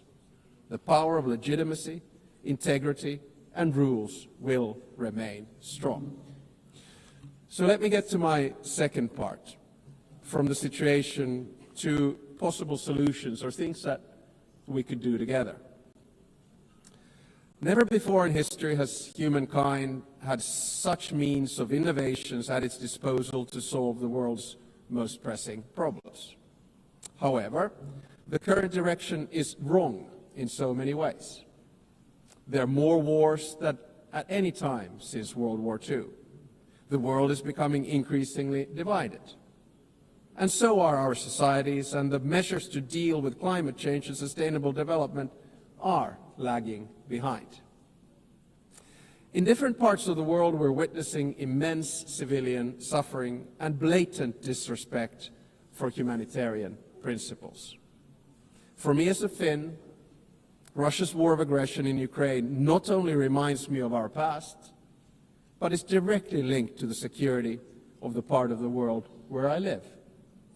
On the other hand, there is aggression and total disregard for civilian life, and an attempt to undermine the fundamental principles on which the international order is based. On the other hand, there's a bastion of freedom that is defending its right to exist and to make its own choices. The battle for what consequences we will draw from this aggression is not yet over. Recently, there's been serious attempts at diplomatic solutions of the war on the initiative of the United States. There are no perfect solutions to wars. At the same time, we know that any decision made in these matters will have far-reaching consequences in Ukraine and beyond. There can hardly be a stronger unifying interest among the UN's broad membership than our opposition to the wars of conquest. Aggression must not be rewarded. Accountability for the most serious international crimes must be pursued. In the Middle East, civilians in Gaza are experiencing immense suffering. The deepening humanitarian crisis has reached unbearable levels and represents a failure of the international system. At the same time, Hamas continues to hold the hostages it has taken, and many have already lost their lives. An immediate ceasefire is needed in Gaza. That has been reiterated from this podium many times today and yesterday. Humanitarian aid must be granted safe and unhindered access. The hostages must be released. I commend the efforts led by France and Saudi Arabia to advance the two-state solution. The negotiations must meet the Israeli and Palestinian security needs and Palestinian right to self-determination, its legitimate aspiration for statehood and sovereignty. The occupation that began in 1967 must end, and all permanent status issues must be resolved. Correspondingly, the countries that have not recognized Israel must do so. At the same time, the international community must support and strengthen the Palestinian Authority, for it to govern the entire Palestinian territory effectively. This is the only viable option for achieving a two-state solution. A stable Palestine will also significantly benefit the security of Israel. In many parts of the world, conflicts are raging, causing immense suffering locally, instability regionally, and reverberations globally. We've witnessed particularly brutal violence in Sudan, in the Democratic Republic of Congo, in Haiti, Myanmar, and Mali, among others. Civilian populations continue to face famine and displacement at a large scale. And sometimes I feel that we end up looking at conflicts only that are near to us. But I think the job of the UN is to look at all of them with equal determination. I praise all those who, in good faith, continue to work for peace despite the daunting task. In June, a peace agreement was reached for the conflict in the Eastern Democratic Republic of Congo. The true test, like with all peace agreements, lies in its implementation. Does it stick? There's a humanitarian crisis of alarming proportions that compels us, all of us, to respond. Peace processes should not be transactional. They must be guided by international law. All countries and stakeholders in the region must be engaged and committed to achieve sustainable peace. The presence and involvement of the UN is essential. I would also like to stress the crucial work carried out by journalists amid conflicts and in other difficult circumstances. Attacks on members of the media are unacceptable. Media freedom is the basis for democracy. It is a prerequisite for an open society. The ability of the press to carry out its work is important for all of us. Ladies and gentlemen, the composition of the UN still largely reflects the world of 1945. As the world has changed drastically, so should the decision-making at the UN. Last year, in this very hall, I argued for a reformed Security Council, a council where currently underrepresented regions would have a stronger voice through permanent seats at the table. The number of permanent members should be increased in the UN Security Council. At least there should be 2 new seats for Asia, 2 for Africa, and 1 for Latin America. I think I'm going to say this every year because it's the only place where I get applause. No single state should have a veto power. And if a member of the Security Council violates the UN Charter, its voting rights should be suspended. I believe that these changes at the top of the UN are necessary in order to maintain the UN's central role in international relations. At the same time, a more comprehensive reform of the UN is needed. I commend the Secretary General for his UN 80 initiative, and I encourage him to take bold and ambitious action. So Finland strongly supports the UN and wants it to succeed. Therefore, we stress the need for true reform to enhance the organization's credibility, relevance, and efficiency. This will ensure that the UN can act. The UN needs to focus its efforts on its most important goals: ending and preventing wars, protecting human rights, and acting as a catalyst for sustainable development. And also, we need to get the UN back into peace mediation.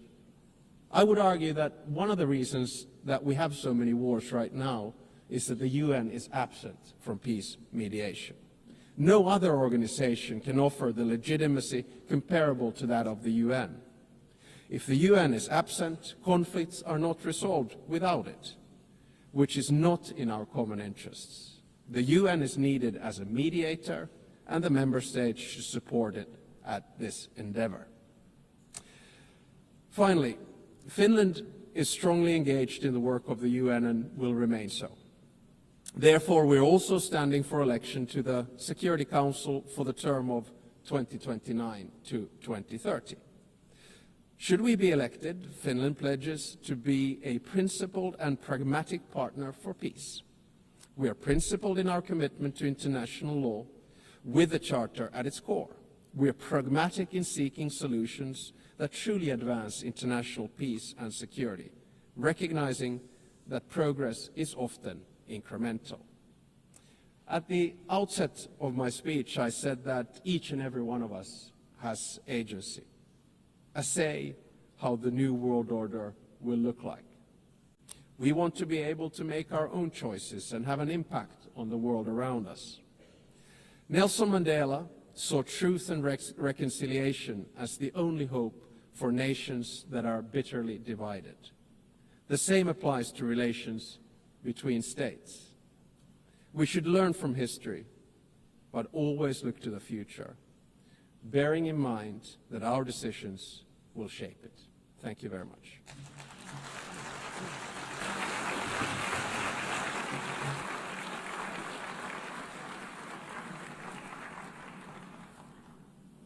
On behalf of the Assembly, I wish to thank the President of the Republic of Finland. The Assembly will hear an address by His Excellency Julius Maada Bio, President of the Republic of Sierra Leone. I request protocol to escort His Excellency and invite him to address the Assembly.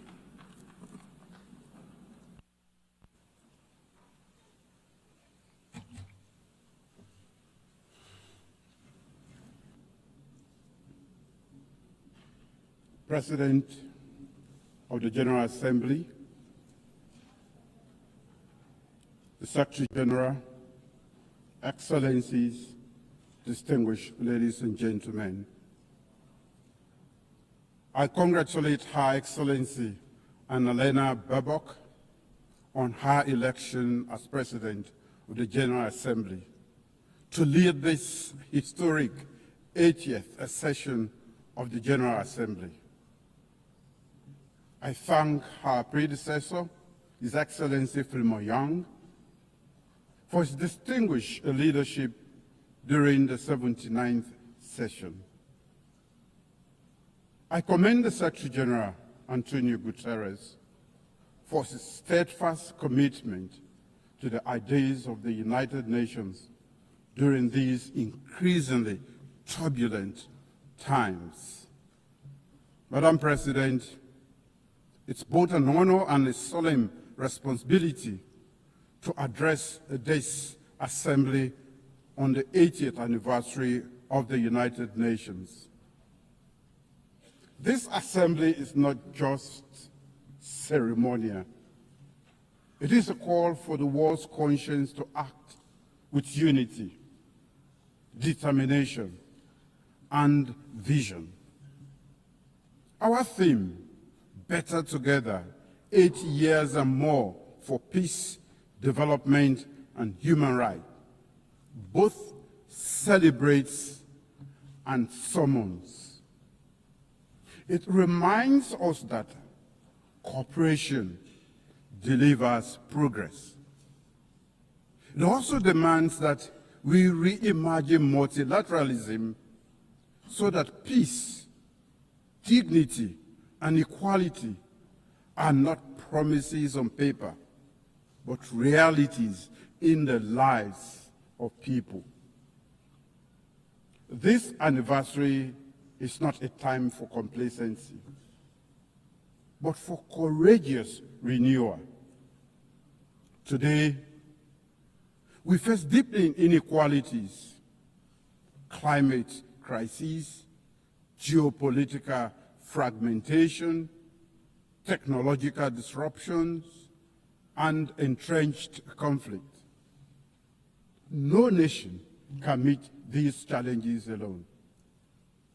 We need bold multilateralism and a united nations that is not only reformed, but reinvigorated. The UN must be more than a meeting place. It must be a working place for people, for peace, and for our planet. Madam President, Sierra Leone is a small state that has relied heavily on the United Nations Charter and our helps to uphold it. We speak with independence and conviction because we have lived the cost of its absence.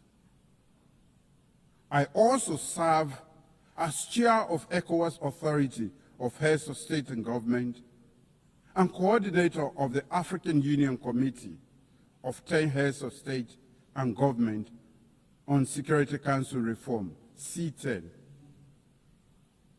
For both myself and the people of Sierra Leone, these roles are not just titles, they are responsibilities. They reflect Sierra Leone's conviction that principled multilateralism is the surest defense of law, equity, and peace.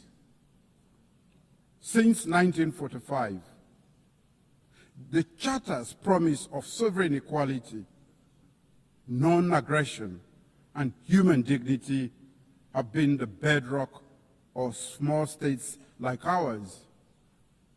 In 1961, when Sierra Leone first addressed this assembly, our founding Prime Minister, Sir Milton Magai, pledged that our voice would be independent and principled, guided not by bitterness, but by conviction.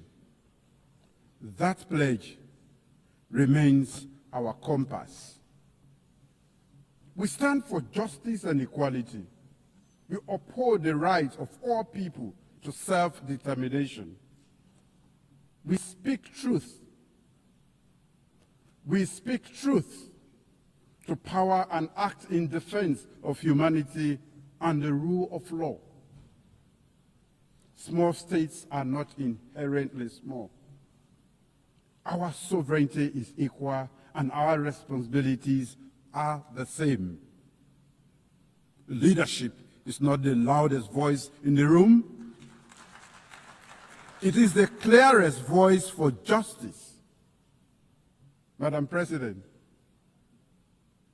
our current term on the UN Security Council has deepened these convictions.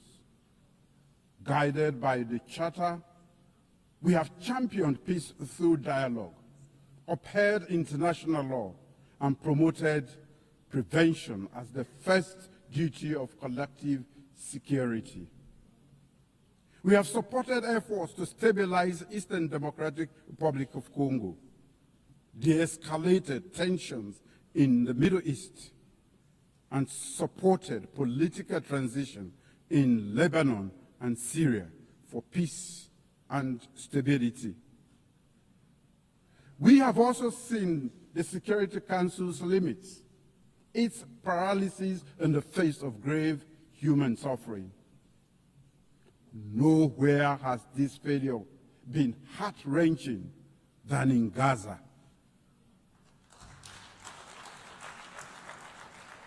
A preventable genocide was not prevented. Mass starvation that could have been avoided was not avoided. A broadly supported two-state solution has been obstructed by division and inaction.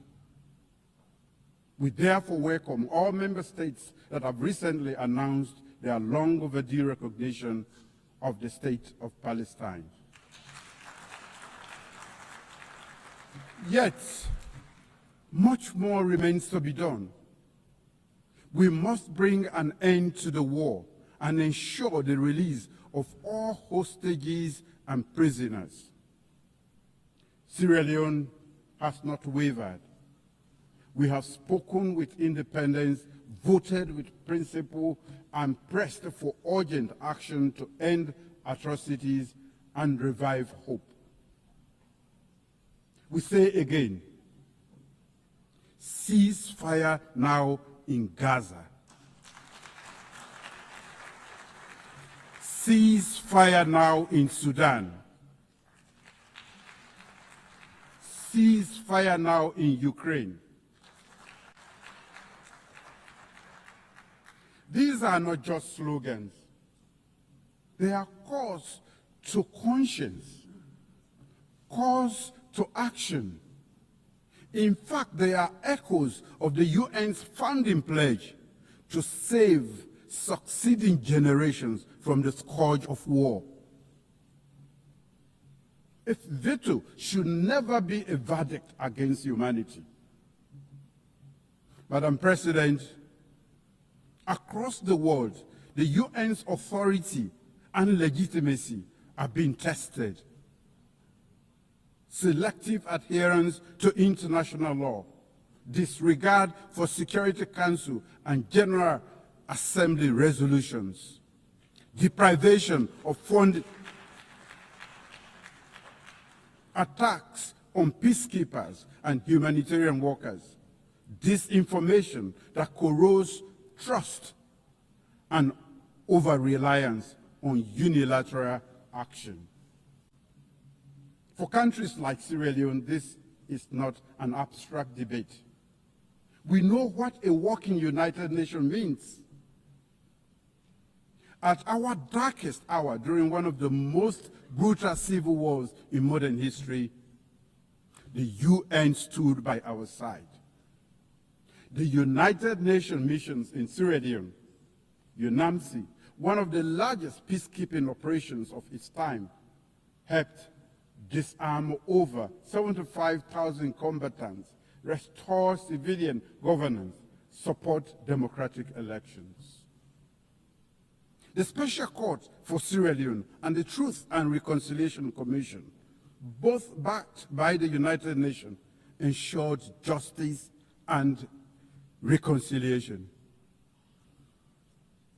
When the United Nations Integrated Peacebuilding Office in Sierra Leone closed in 2014, it signaled something rare in our world: a successful transition from war to peace. We saw blue helmets on our streets. We saw ballot papers returned to citizens' hands. We saw our nation breathe again. When the UN works, lives are saved. When it fails, lives are lost. We must ensure the UN delivers for all. And to do so, we must respect and implement UN decisions, protect those who serve under the United Nations flag, invest in prevention and peace building, and reform the Security Council so its authority and legitimacy match today's world.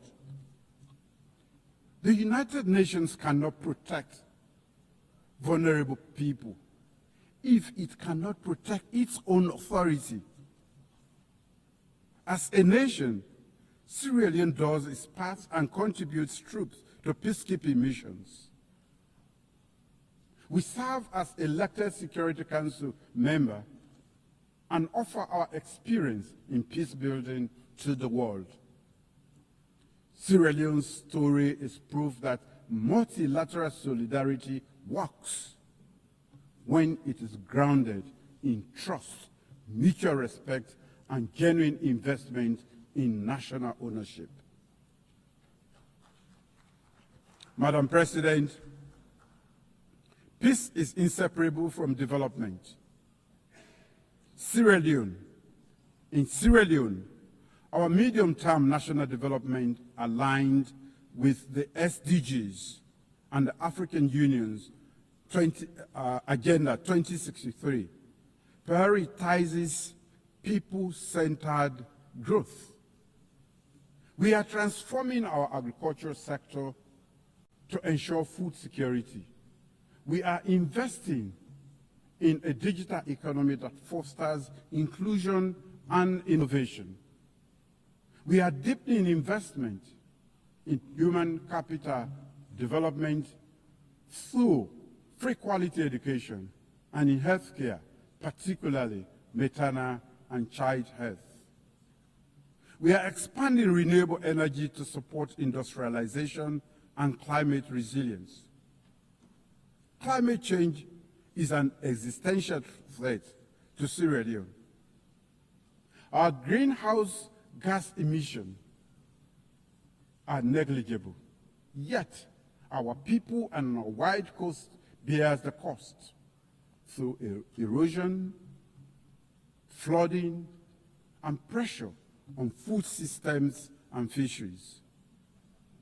We have mainstreamed climate adaptation and strengthened disaster preparedness.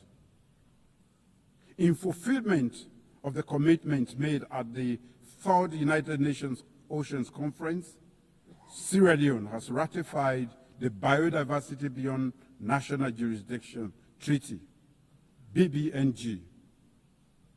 As the 60th state to deposit its instrument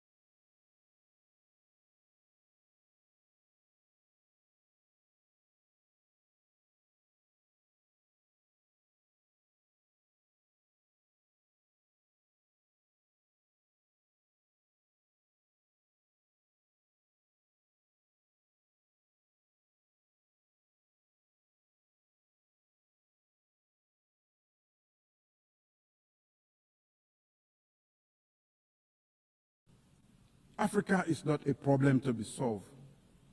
Africa is a partner to be empowered. Madam President, during Sierra Leone's tenure as elected member of the Security Council 2024-2025, we have highlighted the urgent security challenges in West Africa and the Sahel, where terrorism and violent extremism transcends borders and destabilize the entire region. However, Africa's lack of permanent representation continues to hinder the Council's ability to act decisively and contextually. We have advocated for a comprehensive approach to counterterrorism in the Sahel, linking security with development, governance reforms and regional cooperation, and strengthening the UN-AU-ECOWAS partnership. Too often, however, the Council's response has been hindered by narrow geopolitical interests, delaying action that could have saved lives. Our experience confirms a clear truth. Lasting peace requires inclusivity, ownership, and legitimacy. The Council's structural imbalance undermines its credibility and must be addressed to ensure the safeguarding of collective security. Madam President, in my capacity as coordinator of the African Union Committee of 10 on Security Council reforms, I speak on behalf of a continent still excluded from the permanent representation on the Council. Africa, home to 1.4 billion people and the largest regional bloc in the United Nations, still has no permanent seat. This is unjust and untenable.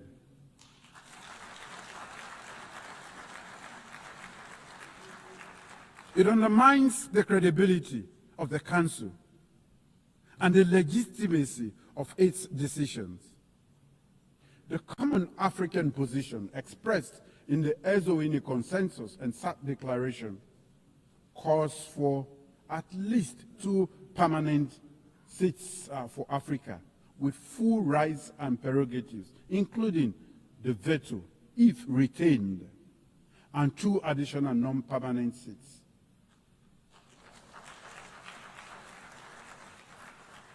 This is not a request. It is a demand for equity.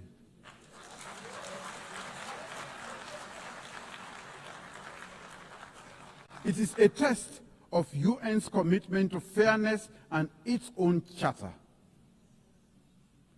During our Security Council presidency in August last year, we gave this issue unprecedented prominence. As we mark the 80th anniversary of the United Nations and the 20th anniversary of the Estonia Consensus and SAT Declaration, let this be the moment that the international community answers Africa's call. Let us not pass on to the next generation a Security Council reform that fails to reflect the world as it is today. Madam President, the United Nations at 80 must look forward. Sierra Leone stands ready, committed to principled multilateralism, to speaking with independence and conviction, and to working for justice, solidarity, and the dignity of all peoples. Let this anniversary be a turning point, measured not in the many speeches we make here, but service, not in declarations, but in delivery. Let us build a United Nations more representative, more responsive, and more resilient. The world does not need a louder United Nations. It requires a braver United Nations. Now is the time to make the United Nations work for all. Together, let us forge a future of peace, shared prosperity, and human dignity. For in unity, we are not only better, we are stronger. Thank you.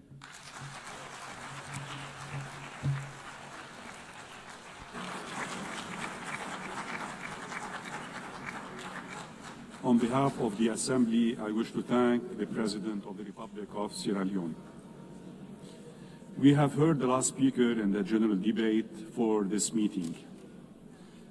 The next plenary meeting to continue with the general debate will begin at 3 p.m. The meeting is adjourned.